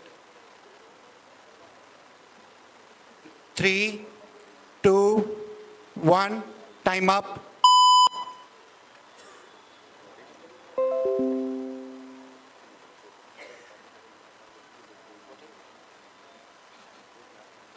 Okay. Anyone else who has answered it? Okay.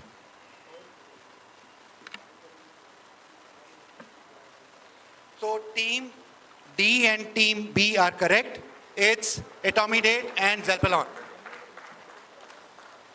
So with this we complete the set of questions for participants. Now it is open to the audience. पर पहले हाथ खड़े नहीं करने please.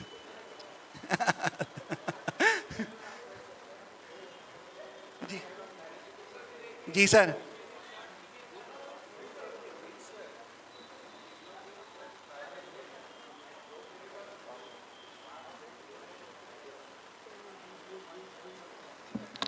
Sir, we'll check it. We'll check it. Okay. Coming to the audience,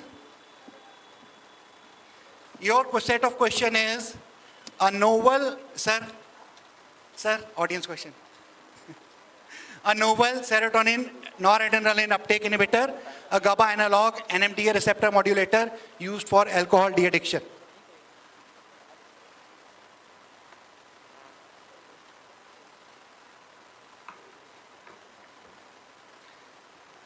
हाँ जी sir. That's correct. Sir, Sir was the first to raise the hand. Although sir ने पीछे से भी हाथ खड़ा किया था, पहले सर निकल गया था. So please यहाँ पे. हाँ.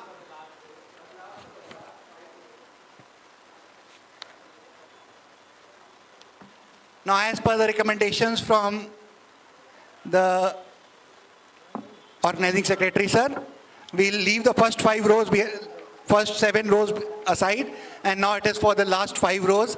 The question is on your screen now. Antidepressant which increases serotonin reuptake in brain and an atypical antipsychotic agent. Last 5, we'll only entertain last 5 rows.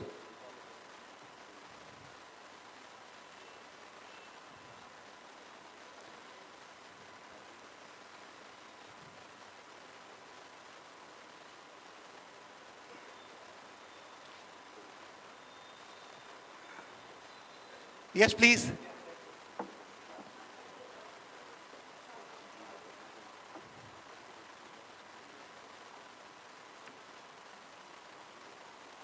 We had a hand raised from this side also.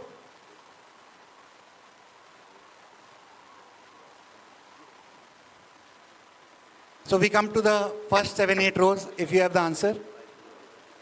Yes, sir.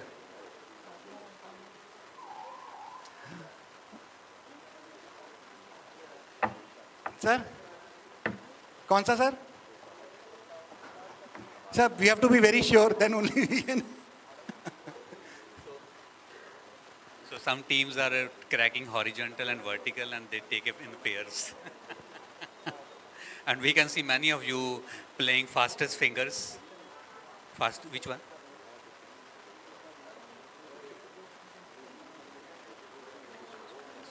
That's correct. Excellent. Round of applause for the audience here especially.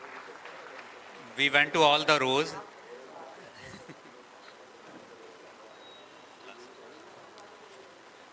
that completes our round 4. And we have a very interesting scenario now. Two teams are tied at this moment at 275 marks, B and C. Team B and C at 275. Just behind them is Team D at 250 and Team A at 150. So we'll see next round how it changes the scores. So next round is rapid fire. We will be starting with team.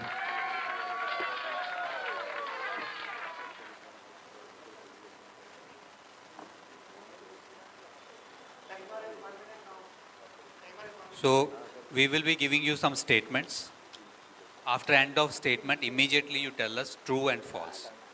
Please don't wait, ask for more questions for that. If you know, say true or false. No other answer is acceptable. If you say anything else, we will just take it as a negative. True or false.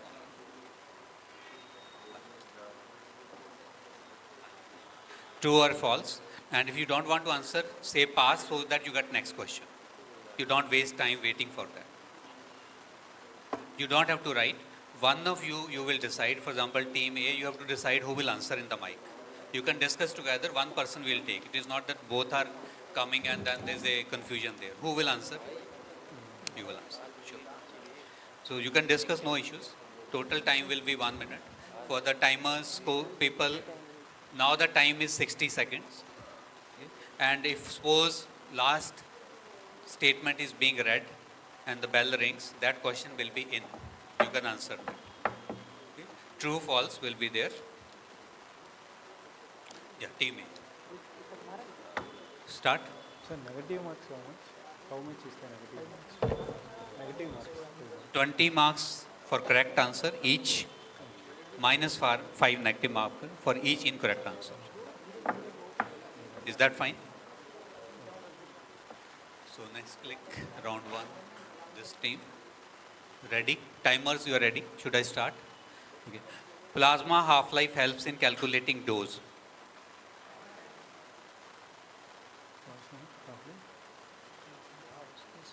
Yes, true.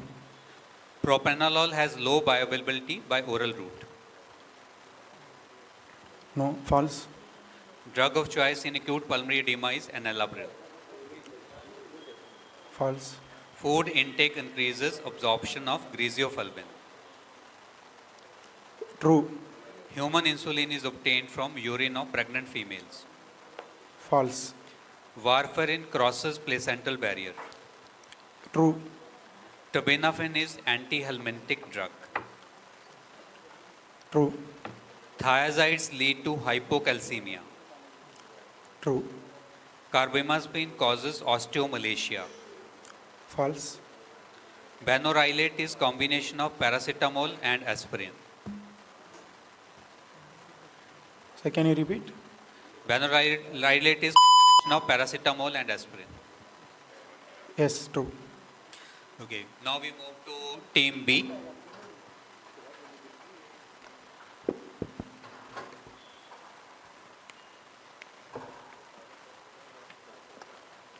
Ready? Who is going to answer? You. Timer group is ready. So you can start the timer. Gabapentin acts on GABA receptors. False. Avastin is atypical antipsychotic. Only one person who designated. Answer. So repeat the question. Avastin is atypical antipsychotic. Pass. Lignocaine prolongs inactivation of sodium channels. True. Ivermectin is the oral scabicidal agent. True. Pyrividal is dopamine agonist. Pass. Cyclooxygenase is a fibrinolytic drug. False. Paul Ehrlich is father of chemotherapy. True. Gabapentin acts on, no, skip this. Nicorandil is potassium channel blocker. False. Buspirone is anti-anxiety drug. True. Atenolol can be used in congestive heart failure. True. We move to team C.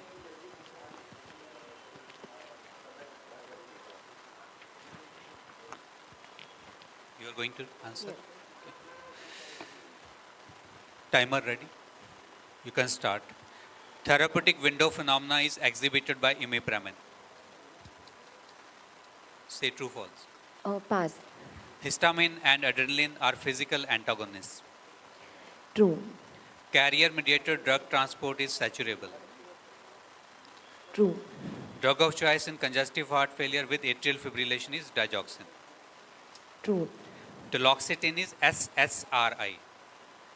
Can you? Duloxetine is SSRI. False. Antacid aluminum hydroxide causes phosphate depletion. Pass. Piperazine is considered safe in pregnancy. True. Beta blockers are used by instrument players. True. Prostaglandin is a gastric cytoprotective factor. True. Flumazenil is antidote for barbiturates. False.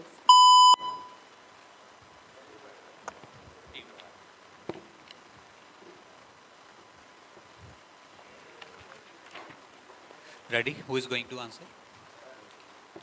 Timer ready? You can start. Bioavailability is 100% by transdermal route. Neostigmine can cross blood-brain barrier. Amiodarone causes gum hyperplasia. Paranzapine is anticholinergic. Losartan has high affinity for AT2 receptors. Redman syndrome is caused by vancomycin. Aminophylline is drug of choice in status asthmaticus. Atropine is antidote for OPC poisoning. Valproate leads to gum hypertrophy. Zinc insulin is drug of choice in diabetic ketoacidosis. NSAIDs cause water retention. Misoprostol is used in gastric ulcer prevention. Monday headache is typical ADR of calcium channel block. So all 4 rapid fires are ready and you can add those components into that. Previous scorers, you can please come help with Dr. Pritpal for the previous component. So keeping our fingers crossed, which one you think has team B? It's okay. C, B, C. Okay. Sorry, actually that should be the that should be the spirit. I think all of them participated very well. Clap for them.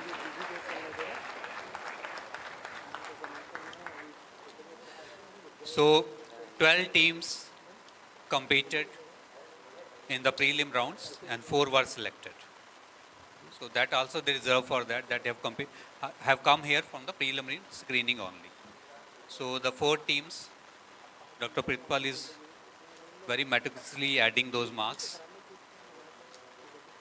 which you are guessed 2 teams. Let's see which one of them.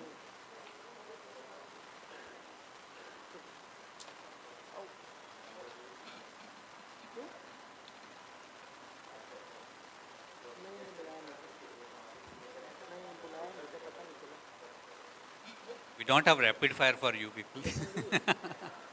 So don't expect that we will be doing that.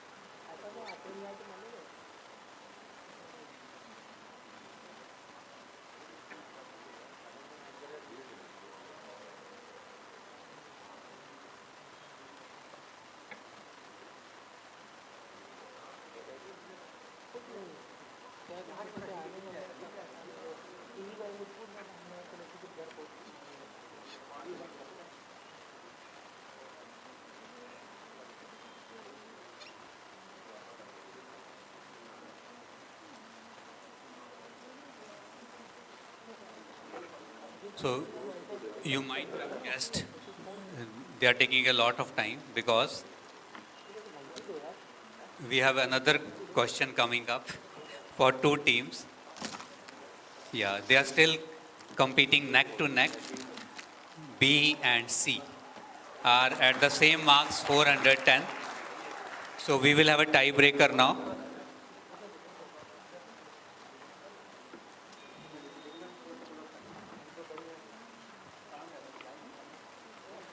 You will be writing your answer.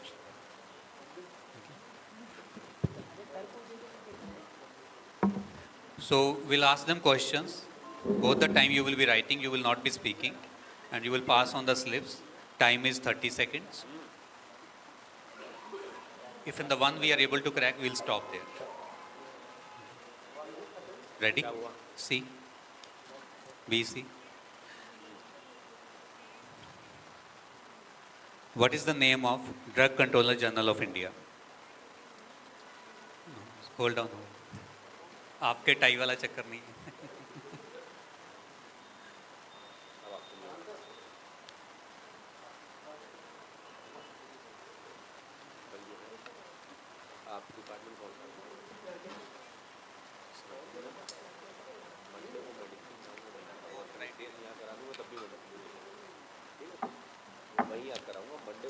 So we have two different answers here. One of them is correct. Which one is correct? B, C, B. So I'm telling you a name, you can decide. One team has said name is B N Gangadhar, and other is Rajiv Singh Raghuvanshi. And okay. So today we are announcing the teams.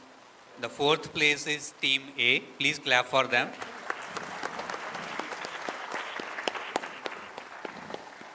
Third place is Team D. Please clap for them. Can you name the colleges? You want to introduce your colleges?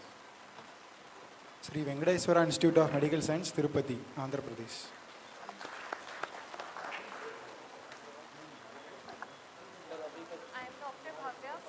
I'm Dr. Bhavya from AIMS Bhopal. And I'm Dr. Leena from Assam Medical College, Dibrugarh. And now you already know the winners and the runner-ups. So please introduce yourself. The runner-up, you almost tied with them. So I think they deserve that much of clapping. I'm Dr. Ria Montero from KM Hospital, Mumbai. I am Dr. Jai from St. GS Medical College and KM Hospital, Mumbai.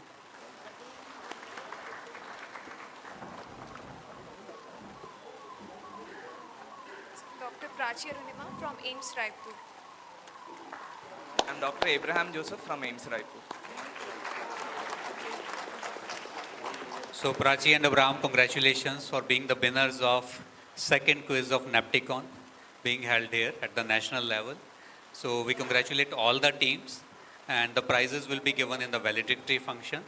So that will be the part of that. And with that, we thank you all of you. Okay, being such a wonderful audience, very receptive, very interactive.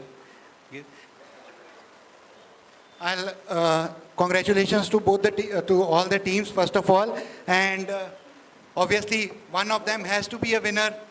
So the best part was that the competition was well fought, and congratulations to the winners, and you don't need to lose hope because there's always the next time, maybe you'll perform better. And not last, not the least, the audience have been very receptive, and we must have a huge round of applause for the audience for answering almost 95% of questions correct.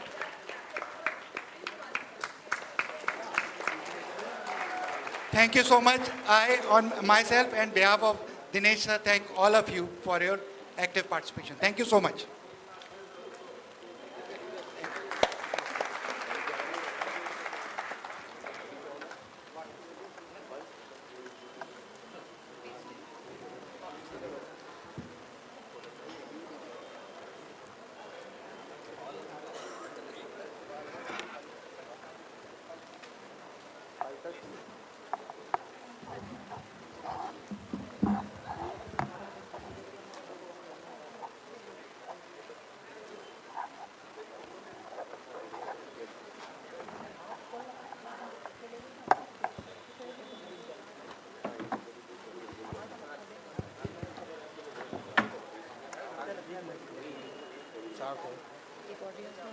नहीं audience वाले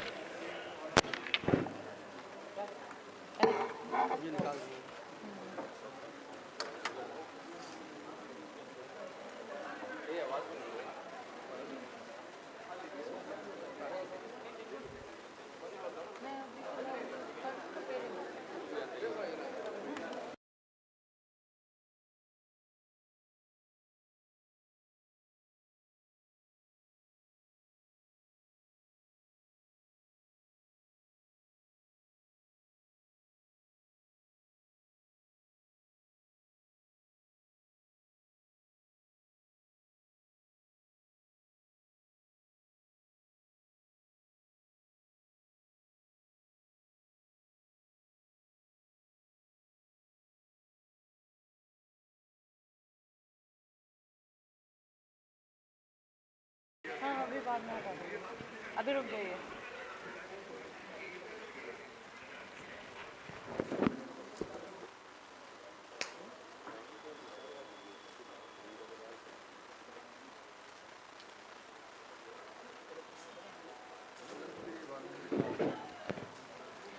Thank you, Quizmasters, for conducting such a brilliant and interesting quiz session.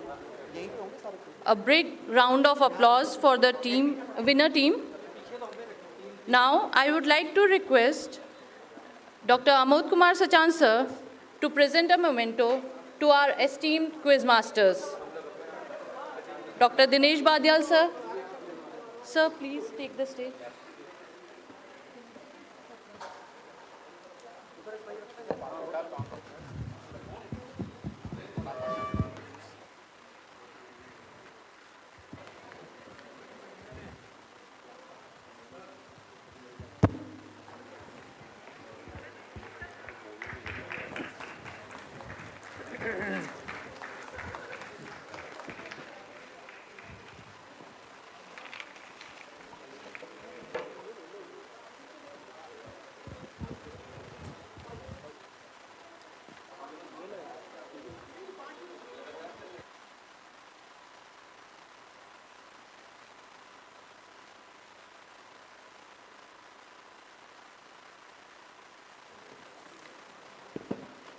Now,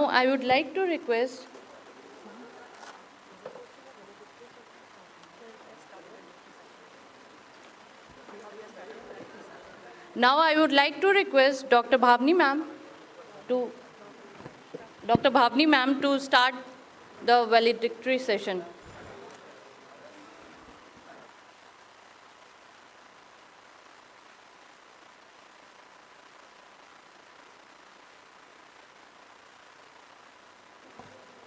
Apologies, there was a change. Before we move to the valedictory function, we'll first like to announce the winners of oral and poster presentations. I think that is much awaited by all the delegates.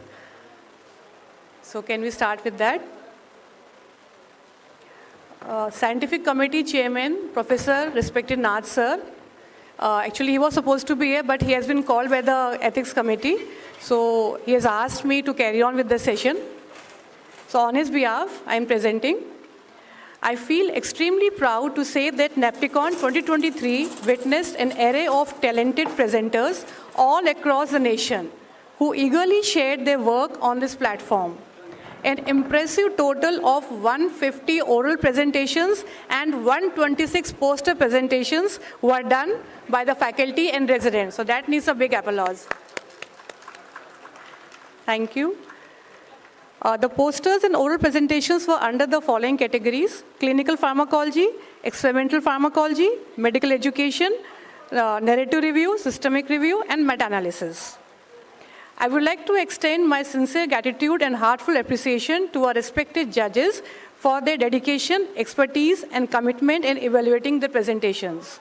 I feel extremely privileged to announce that a total of 64 respected faculty members graced this event as the judge. So once again, applause for all the judges.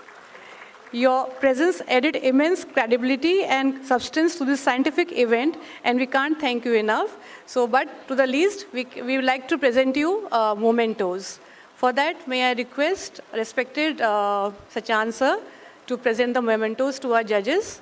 And I request the judges to please come up on the stage as we call the names.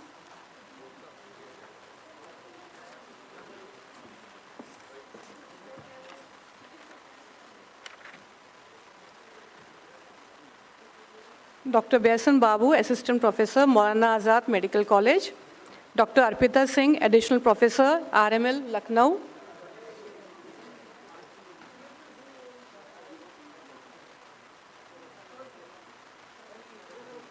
Dr. Nimesh, Associate Professor, KJ Sumaya Medical College.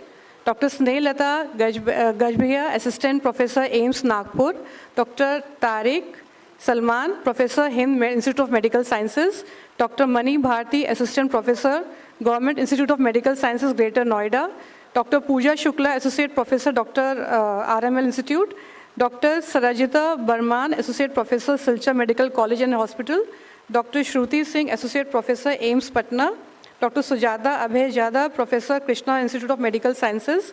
Dr. Ashish Kumar Viswas, Associate Professor, HOD, Sheikh Bhikhari Medical College and Hospital, Hazaribagh. Dr. Pooja Khanna, Associate Professor, Medical College, Kota. Dr. Alan Sharma, Professor, Sudha Medical College, Kota. Dr. Shobhan Babu Varthia, Associate Professor, AIMS Jodhpur. Dr. Manjari Kumari, Assistant Professor, Virangna Avantivai, ETA. Dr. Amit Kumar, Associate Professor, GMC Jalon. Dr. Charu Jain, Professor, SMS Medical College. Dr. Kriti Jalota, Professor, Rama Medical College, Kanpur. Dr. Dilshad Ali Rizvi, Professor, ERA, Lucknow Medical College.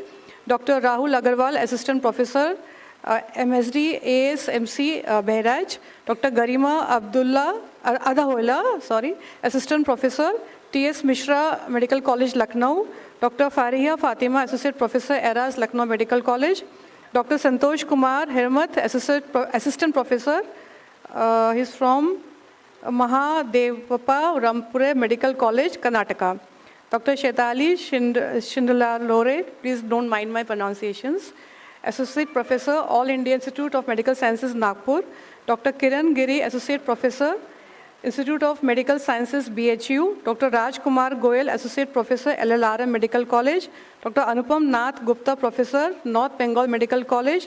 Dr. Seeman Saurabh, Associate Professor, Hind Institute of Medical Sciences. Dr. Hira Bhalla, Additional Professor, AIMS Gorakhpur. Dr. Nitesh Pati Tiwari, Assistant Professor, Government Medical College, Budayu. Dr. Amit Kumar, Associate Professor, GMC Jalon.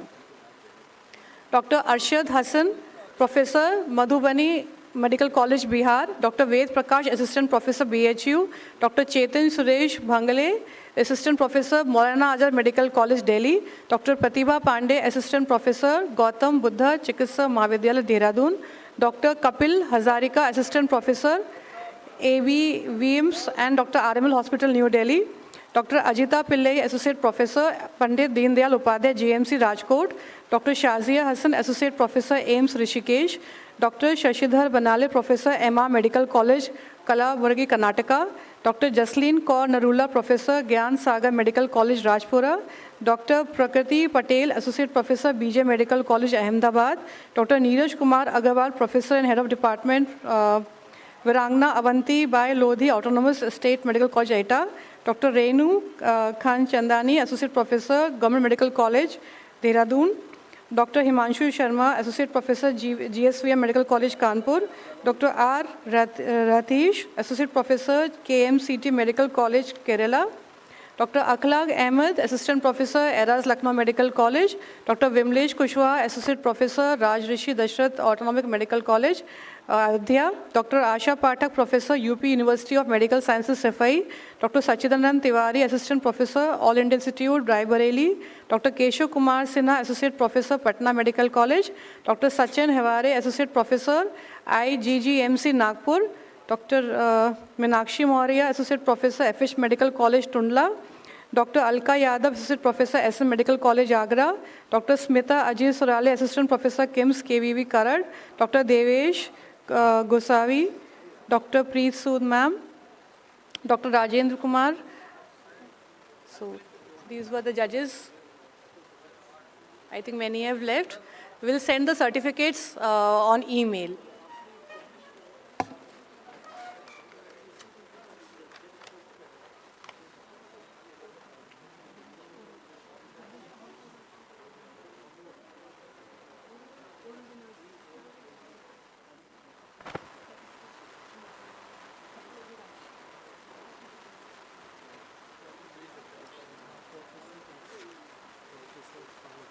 Yes. Okay, sir. That's nice. Okay, sir. Thank you, sir.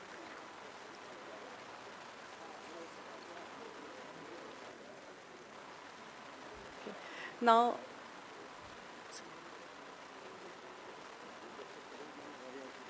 okay, sir. You may take on. Yes. Yes, sir.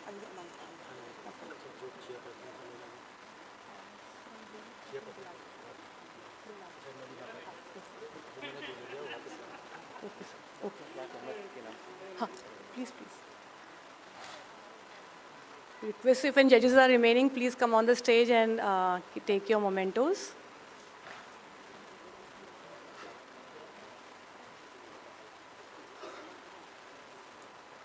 Sir, आप ही का student है, sir. Thank you so much, sir. Yes, sir. Now may I call upon Professor respected Devashish Hota, sir, to give away the certificates to winners of oral presentations. So please come over on the stage as I call the names of the winners.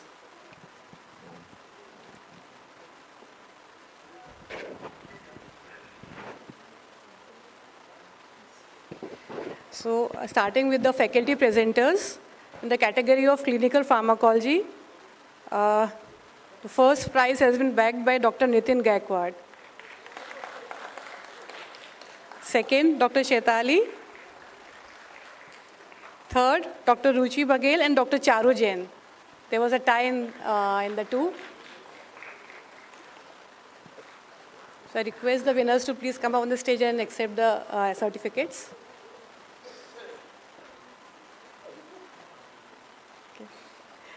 Next, in category of experimental pharmacology, first prize goes to Dr. Kiran Giri. There was only one presenter.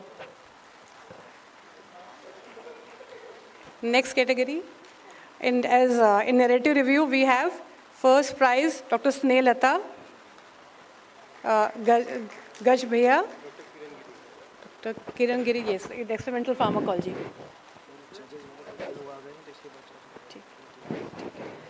And in narrative review, we have first prize Dr. Snehata Gaj Bhaiya and second prize Dr. Kriti Jalota.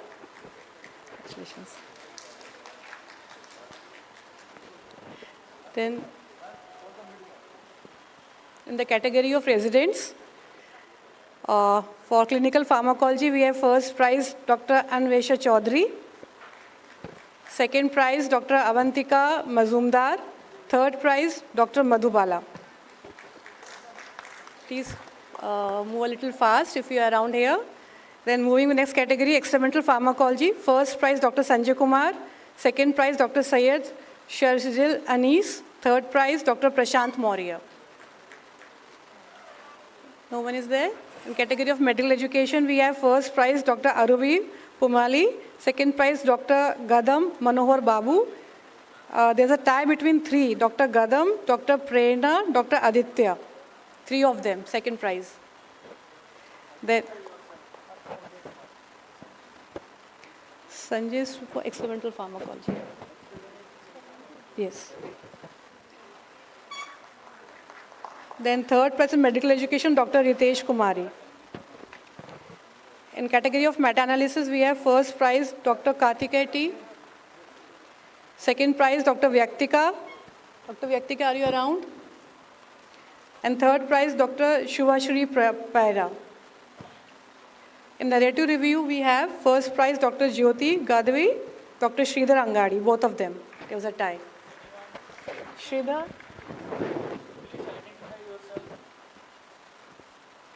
Second prize Dr. Monica Gupta and third prize by Dr. Syed Sarfraz.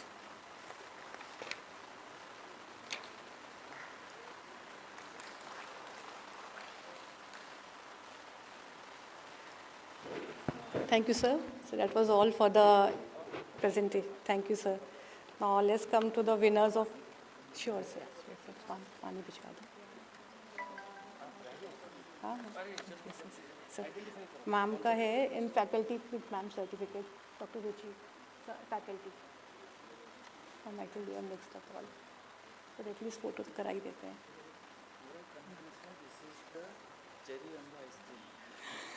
Yes, sir. Much awaited. So in the meanwhile, they are looking for ma'am's certificate. Have you found it?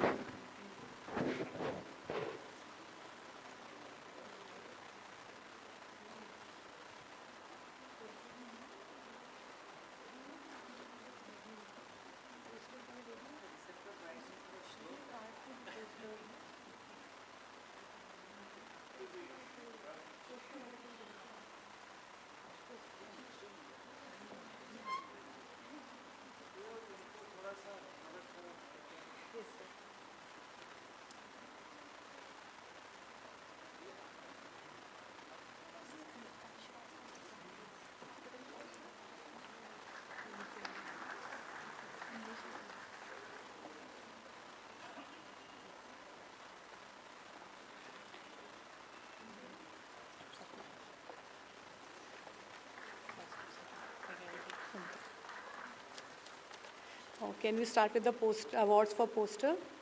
So, thank you, sir. For that, may I call upon respected Ashish Dikshit, sir, Alok Dikshit, sir, sorry, from Sifai Medical College, to present the certificates. So now let's start with the posters. Okay.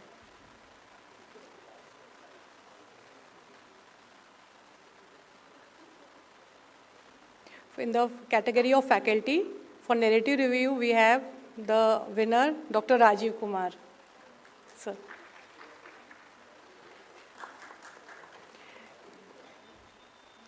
In clinical pharmacology, we have first Dr. Ved Prakash, second Dr. Shazauddin, third Dr. Neeraj Rajdan. Faculty. In category of medical education, we have first Dr. Roy Ayan, second Dr. Manjuna CH.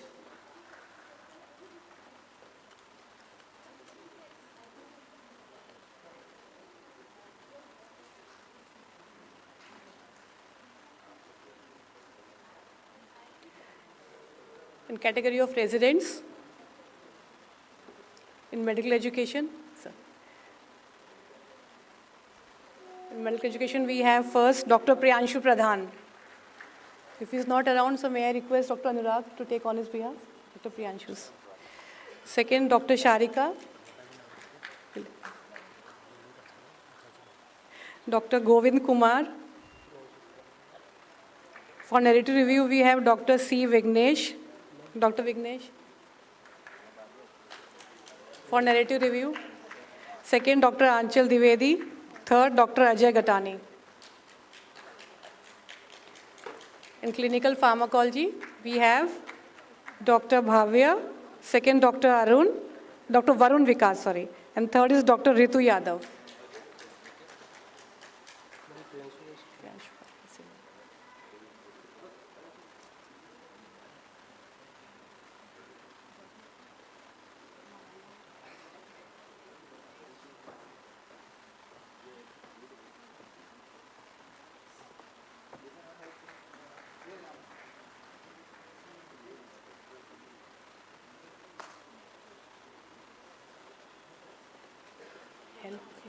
सब आगे पीछे हो रहे हैं, इसकी help कर दो, जैसे कुछ छूट गया है,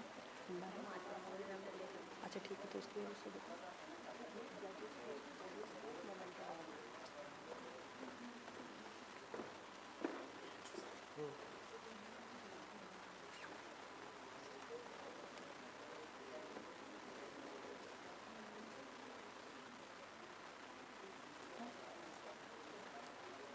So, anyone remaining for the poster? All done. So I think few faculty also remaining for judges. So sir, can I request you to give for judge all the remaining ones? Neeraj is here. Please bring the memento for judge. May I request any other judge who remains back who has not received the memento for judging, please come on the stage. Judges.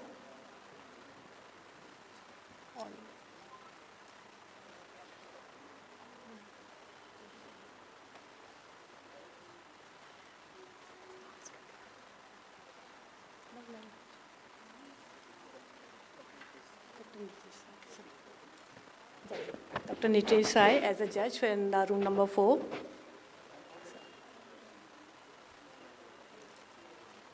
Dr. Renu.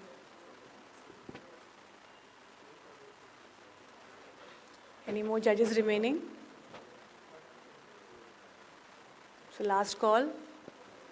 Any other resident or faculty remaining to take the certificate for oral or poster? Okay, thank you, sir. Thank you so much, sir.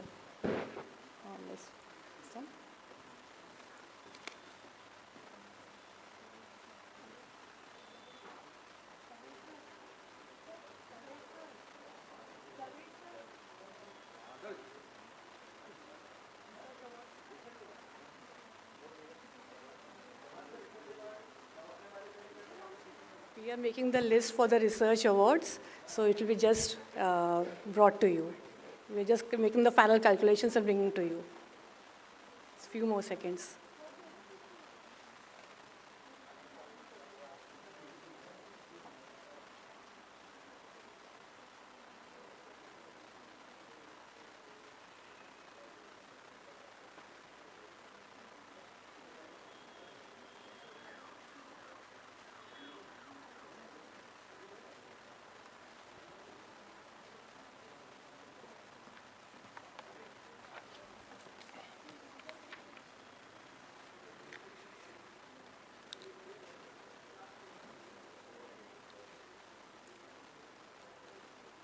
Now we are introducing first time the research award for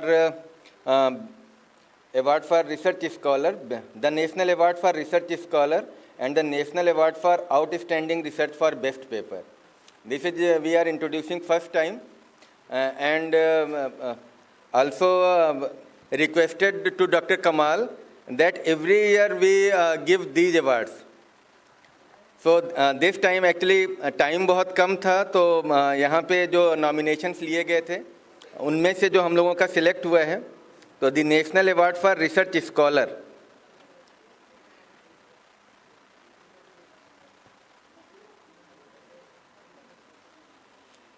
the winner of the National Award for Research Excellence for Research Publication with highest impact factor among the residents is Dr. Sharvan, Senior Resident, Jipmer, Pondicherry.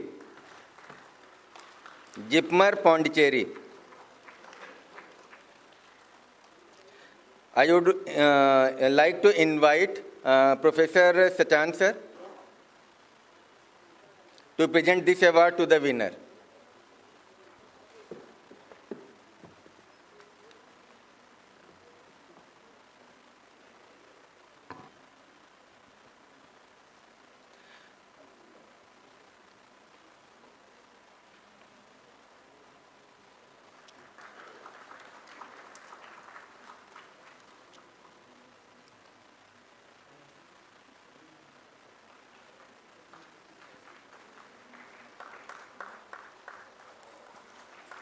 बेटा यहीं पे आप खड़े रहिएगा, है ना, अभी सब लोग एक साथ आ जाएंगे फिर.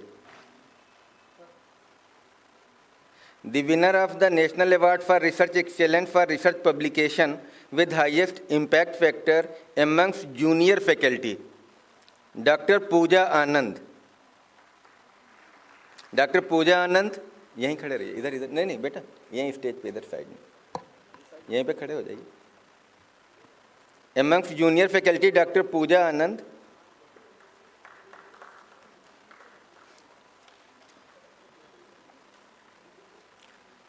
And the winner of the National Award for Research Excellence for Research Publication with highest impact factor among senior faculty is going to Dr. Amit Singh, a Professor IMS BHU, but he is not here, so Dr. Ved Prakash will receive award.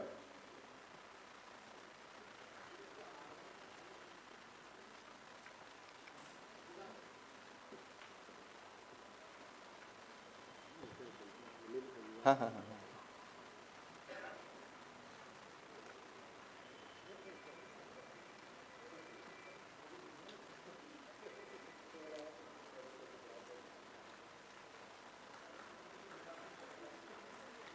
The winner of the National Award for Research Scholar for highest number of publication amongst the resident is Dr. Shravan again.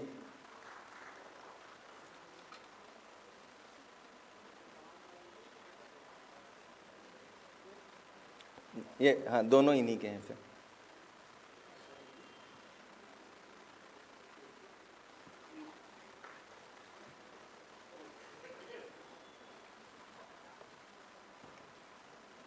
Doctor Sharavana ने last 3 year में 6 publications करे हुए हैं, 6 publications in PubMed journal and highest impact factor जो आपका है 3.064 among resident category.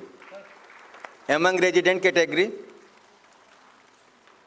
highest impact factor is 3.064 and the number of publications are 6. अभी और भी हैं, अभी और हैं, एक साथ कर लेते हैं. The winner of the National Award for Research Scholar for highest number of publication among the junior faculty is Dr. Harmanjeet Singh. Dr. Harmanjeet Singh.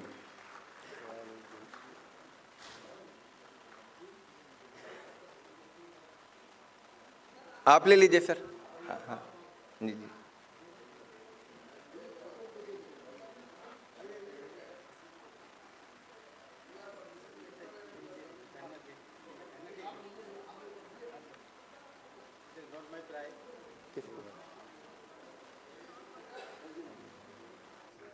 The winner of the National Award for Research Scholar for highest number of publication among the senior faculty is Dr. Anant D. Patil.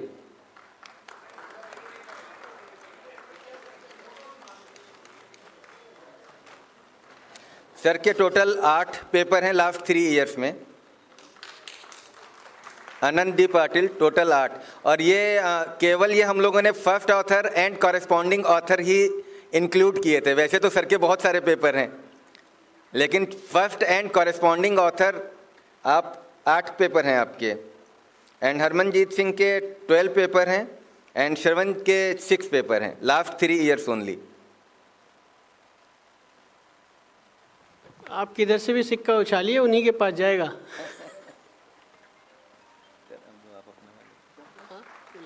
General वाला पहला वाला पहला कहाँ है लिखा हो?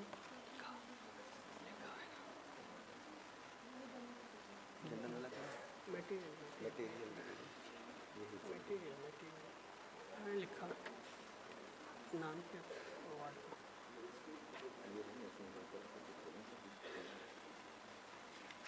ये तो नहीं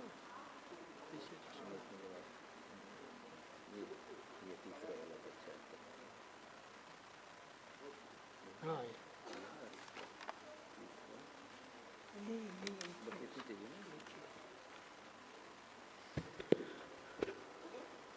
नहीं एक और एक. Now this is the time to announce the National Award for Outstanding Research for Best Paper published in National Journal of Pharmacology and Therapeutics. It's my proud privilege to announce the name of Dr. Sushil Kumar Sharma, Professor and Head, Department of Pharmacology, All India Institute of Medical Sciences, Mangalagiri. I am having the journal in my hand, which is have paper also.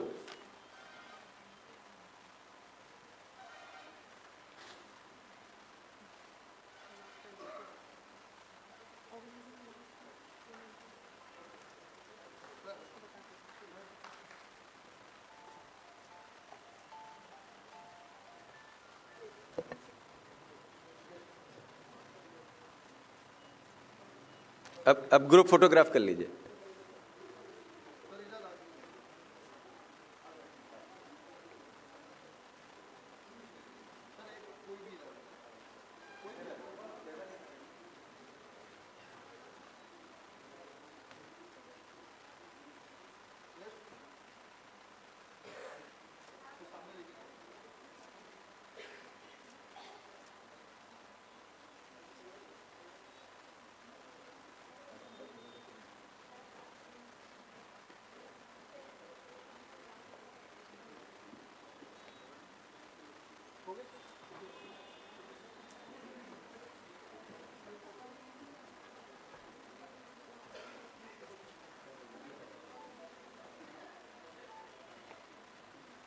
Yesterday, we have released the National Journal of Pharmacology and Therapeutics.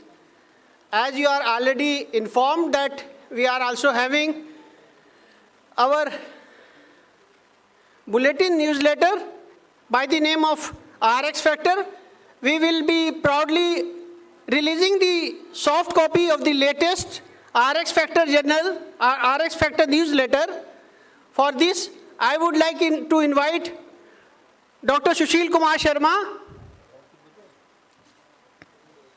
who is the editor of the RX Factor, and along with the co-editor, Dr. Bagil.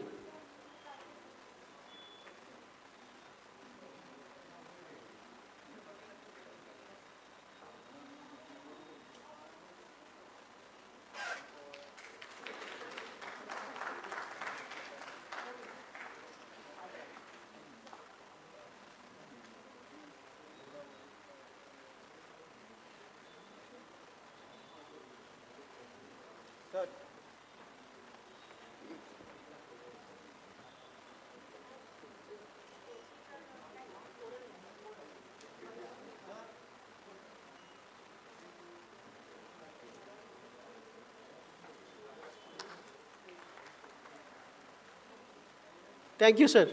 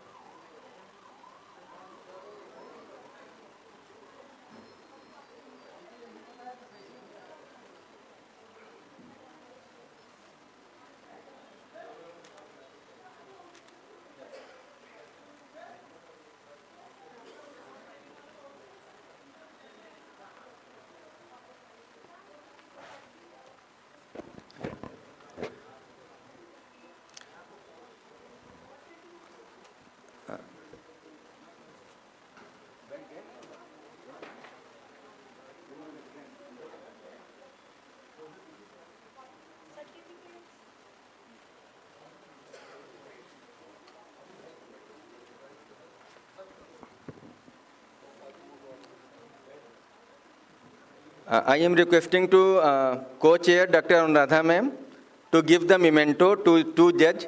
छूट गए थे वो लोग. And Dr. Charu Jain and Dr. Nirmal. Dr. Nirmal and Dr. Charu.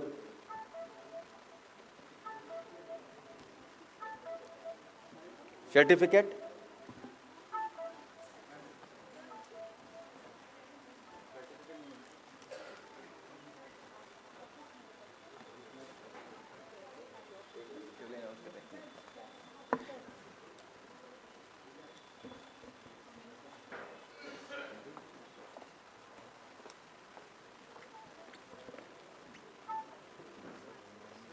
अरे दोनों तुम पहले जाओ.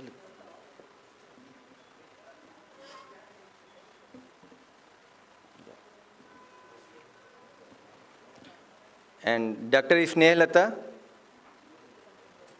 Dr. Snehalata. आपका भी हाँ हाँ हाँ हाँ आ जाइए आइए आइए आइए एक ही में हो गया बस. अब तो ये तो छूटे हुए बाई चांस. नाम बताइए. डॉक्टर श्रुति, जज for oral and poster presentation. Oral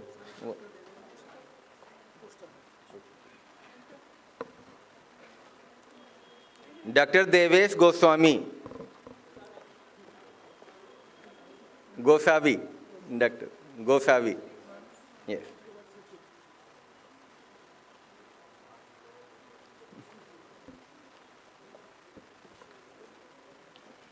Dr. Preeti Sood.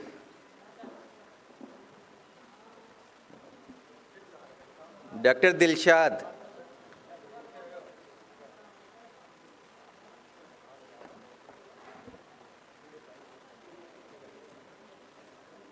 Dr. Dilshad.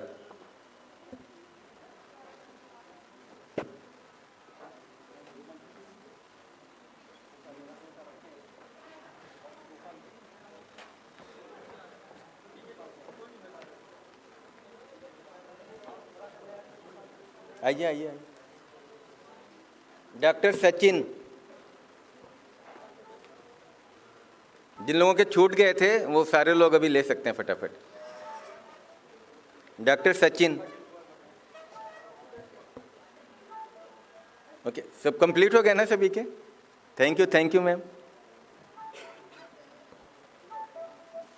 वो आ गई होगी, वो सब वेबसाइट से मिल जाएंगे।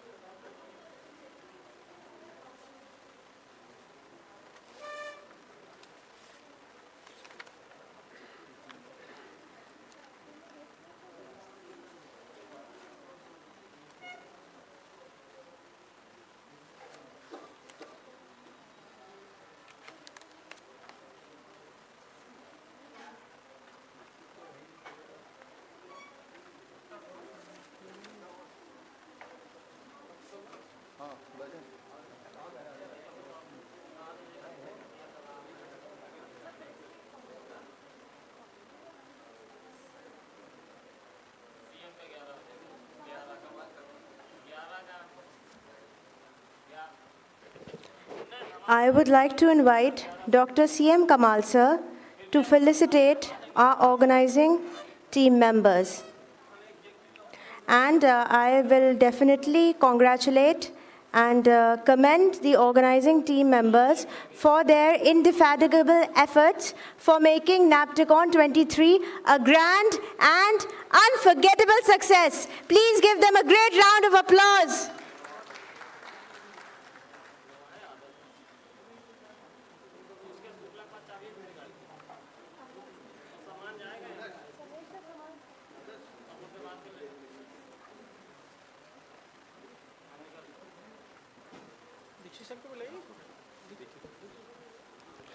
I would invite Dr. Kamal sir to felicitate all our organizing team members. First of all, I would request our organizing chairman, Dr. Amod Kumar Sachant sir, to come on the stage for the felicitation ceremony. We are really proud of the organizing team. Now it is the time to felicitate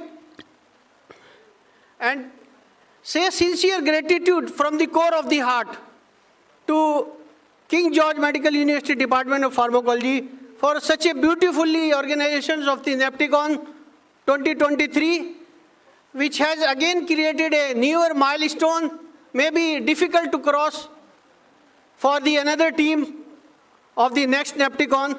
I would like to invite all the members of the organizing committee, Dr. Amod Kumar Sachan sir, Dr. Madam Anuradha Mishal, Dr. Rajendra Nath sir, Dr. Sanjay Khatri sir, Dr. D.K. Katiyar, Dr. Sharvesh Singh sir, Dr. Rahul Kumar, Dr. Narendra Kumar, Dr. Suyog Sindhu. Please come over the dais.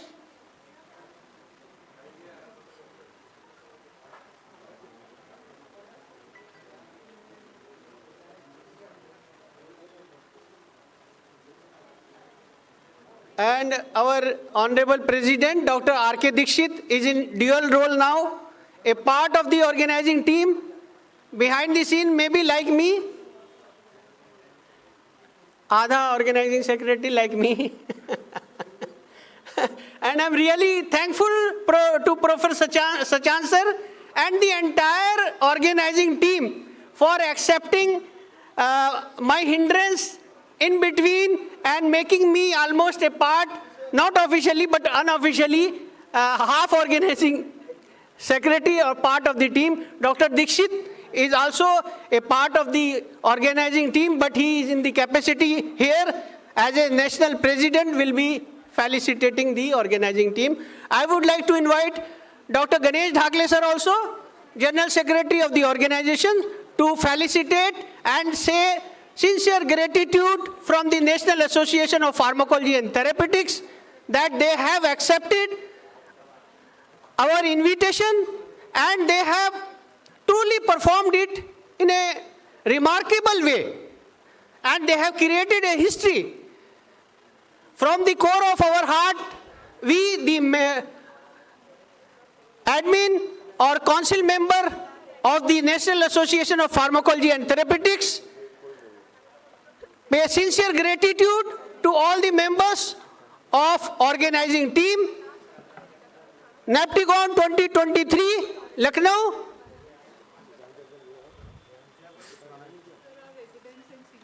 And our residents and senior residents.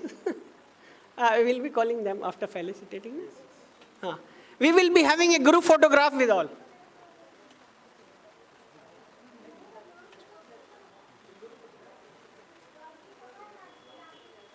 So first, I would like to invite our Honorable President, Dr. R.K. Dikshit sir, to felicitate the organizing chairman of the team, Professor Amod Kumar Sachan sir.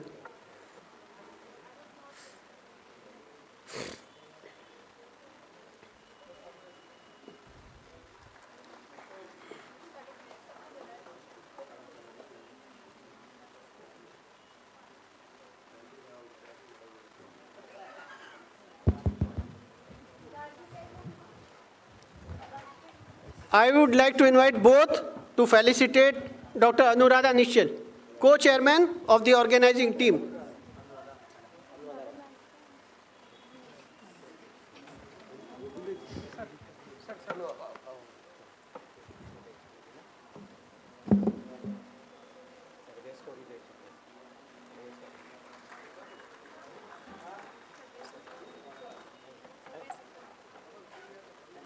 Dr. Rajendra Nath, Chairman of Scientific Committee, and Dr. Sanjay Khatri, and Dr. D.K. Katiyar.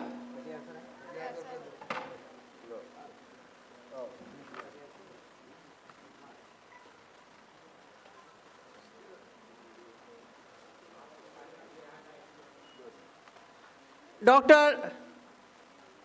Rahul Kumar,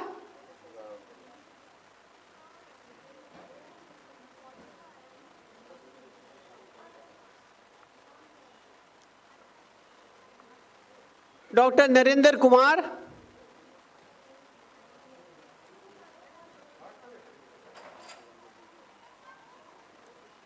Dr. Suyog Sindhu,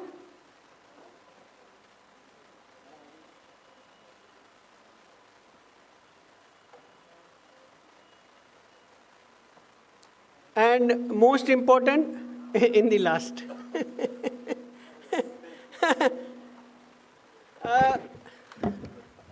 I have told him that if I would have been a king, और मेरे पास में अशरफिया होती, देखिए अशरफिया मुझे मिल गई, और यहाँ पे एक चौक नाम की कोई जगह भी है, पता चला है लखनऊ में चौक नाम की कोई जगह भी है, चौक भी मिल गया, अशरफी भी मिल गई, मैं तराजू की तलाश कर रहा हूँ, मेरा बस चले इनको अशरफियों में तोल दिया जाए तराजू चौक पे रखकर।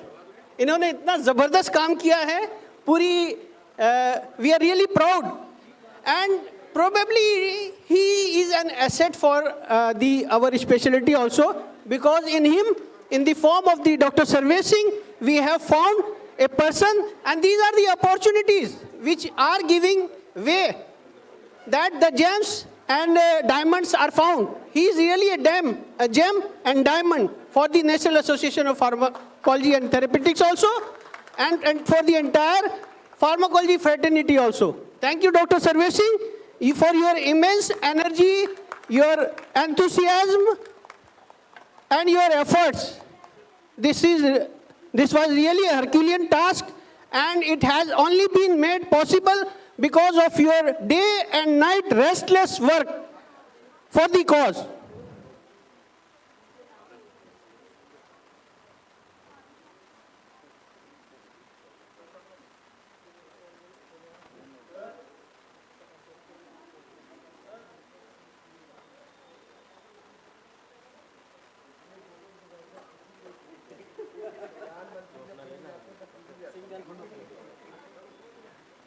Thank you, sir. Thank you to all.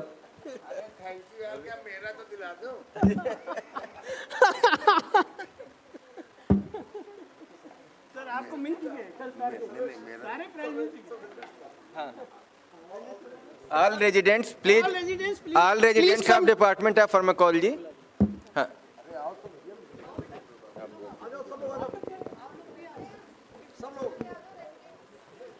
All residents, all senior residents, please come on the stage for a group photograph. Quickly, jaldi se aa jaiye aap sab. Everybody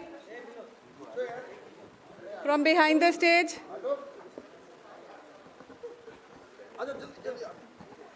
Please give a big round of applause to our working team. They have worked day in and day out to make this conference a real success. ये हमारी team है. They never say no.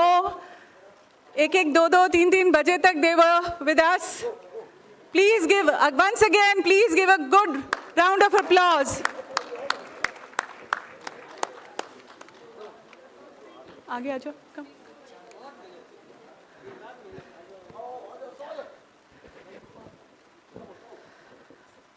इनके बिना हम कुछ नहीं हैं.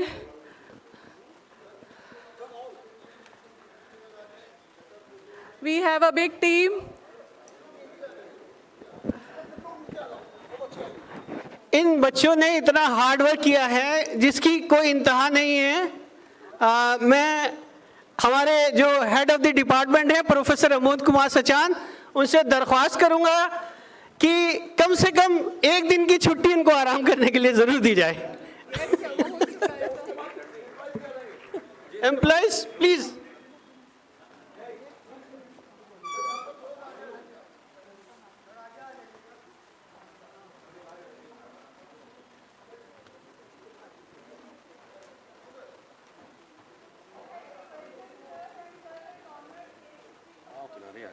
रोहित इधर आओ।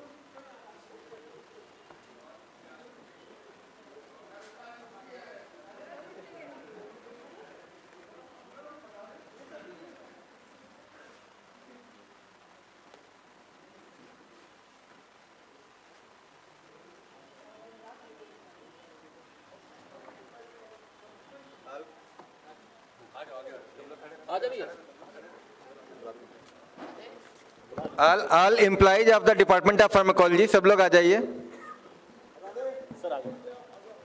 आगे आ जाइए सब लोग। And Anju ji and office के जितने भी लोग हैं सब लोग आ जाइए, सारा होल डिपार्टमेंट ऑफ फार्माकोलॉजी। और सभी लोगों का बड़ा आभार है, सब लोगों ने इतनी ज़्यादा मेहनत की हुई है और विदाउट एनी इवेंट मैनेजर हम लोगों ने सब मैनेज किया हुआ है। और ये सारे हमारे रेजिडेंट्स जो हैं सब दिन रात जिन्होंने बहुत अच्छे से मेहनत करा है, तो इनके लिए एक बार अच्छे से क्लैपिंग भी सब लोग कर देंगे, क्योंकि इंस्ट्रक्शन तो हम लोग देते हैं, बेचारे काम यही लोग करते हैं। ये लिस्ट बना लाओ, अल्फाबेटिकल कर दो, ऐसे कर।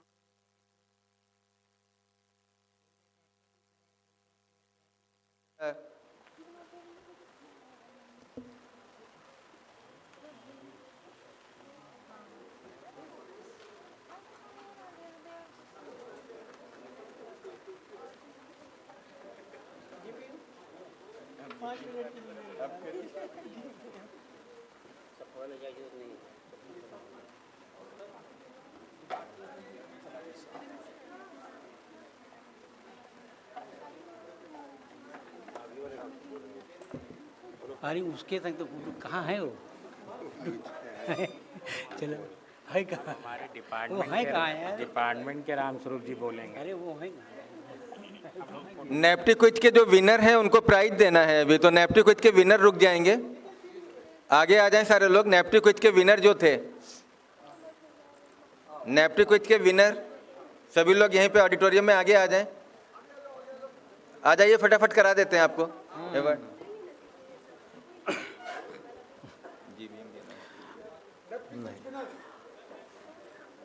After this, there will be a general body meeting, second general body meeting of NAPT, just within short period of time.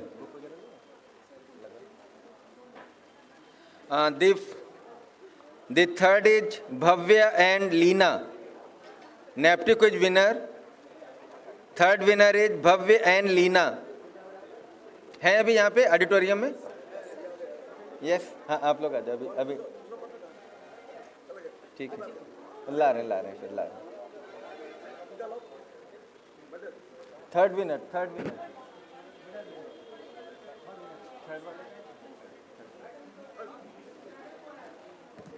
Prize for third winner, these books are from JP Publications, our sponsorship. The second winner is Dr. Jay Maradia and Ria Montero.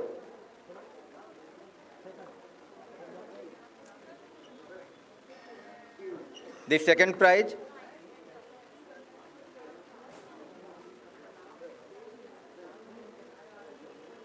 From which medical college? KEM, from KEM.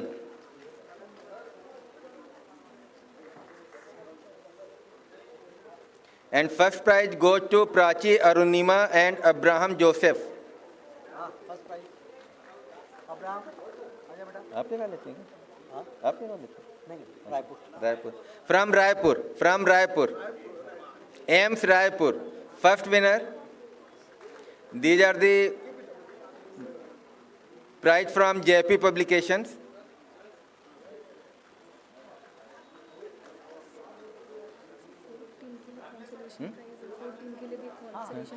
The fourth team consolation prize for fourth team. Is it available? अगर fourth team है तो आ जाएं। Consolation prize for fourth team. आगे नाम नहीं है मेरे पास। Adin Narayan Jagdish from Tirupati medical college.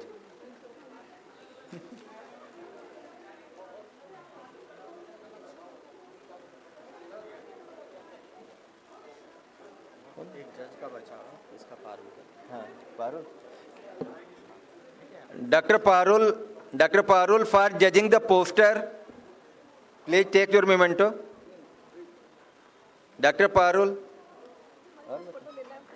अच्छा ठीक है, आ जाओ।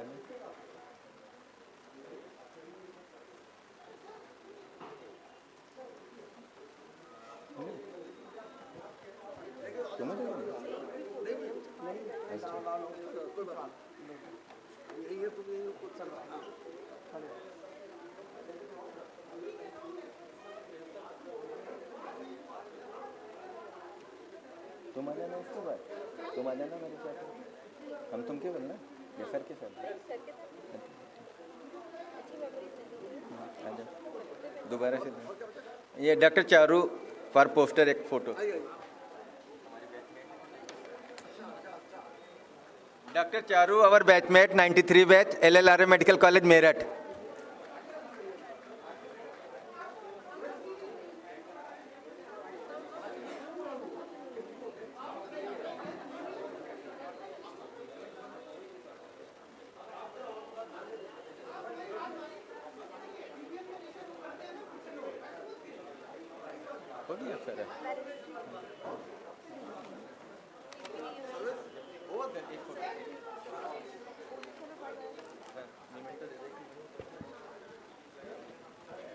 As Henry Wordsworth Longfellow has said, "Great is the art of beginning, but greater is the art of ending." Now we have reached the end of NAPTICON 2023, and it leaves me with a heavy heart to know that we shall be closing the door on this invigorating event, as well as bidding farewell to all the delegates. I intend to extend my deepest gratitude to the organizers of this conference for their indefatigable efforts they had made in making it a commendable success. And also to all the guest speakers, judges, and participants. Hope you all were satisfied with our hospitality and enjoyed last night's feast and cultural event. Hope Lucknow was attractive and amicable to you. We are really looking forward to gathering yet again at the next NAPTICON 2024, which I expect will be a much grander and a much more enlivening event than this one. Once again, I thank you all for all your attention and participation. Thank you.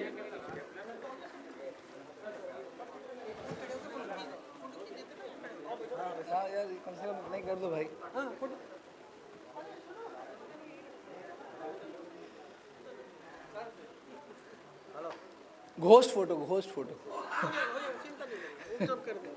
Photo खींचो photo खींचो sir इधर आ जाइए session sir इधर आ जाइए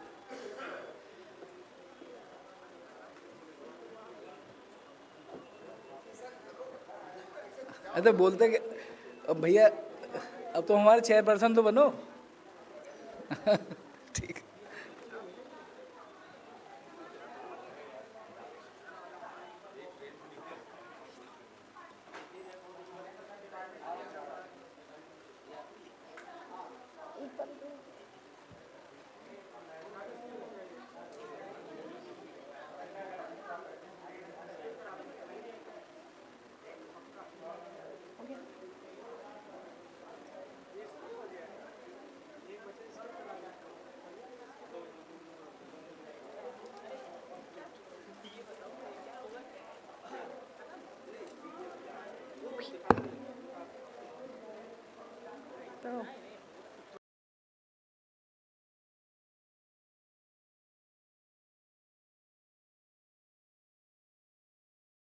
Who want to give suggestion from the dais can give the suggestion for the further improvement.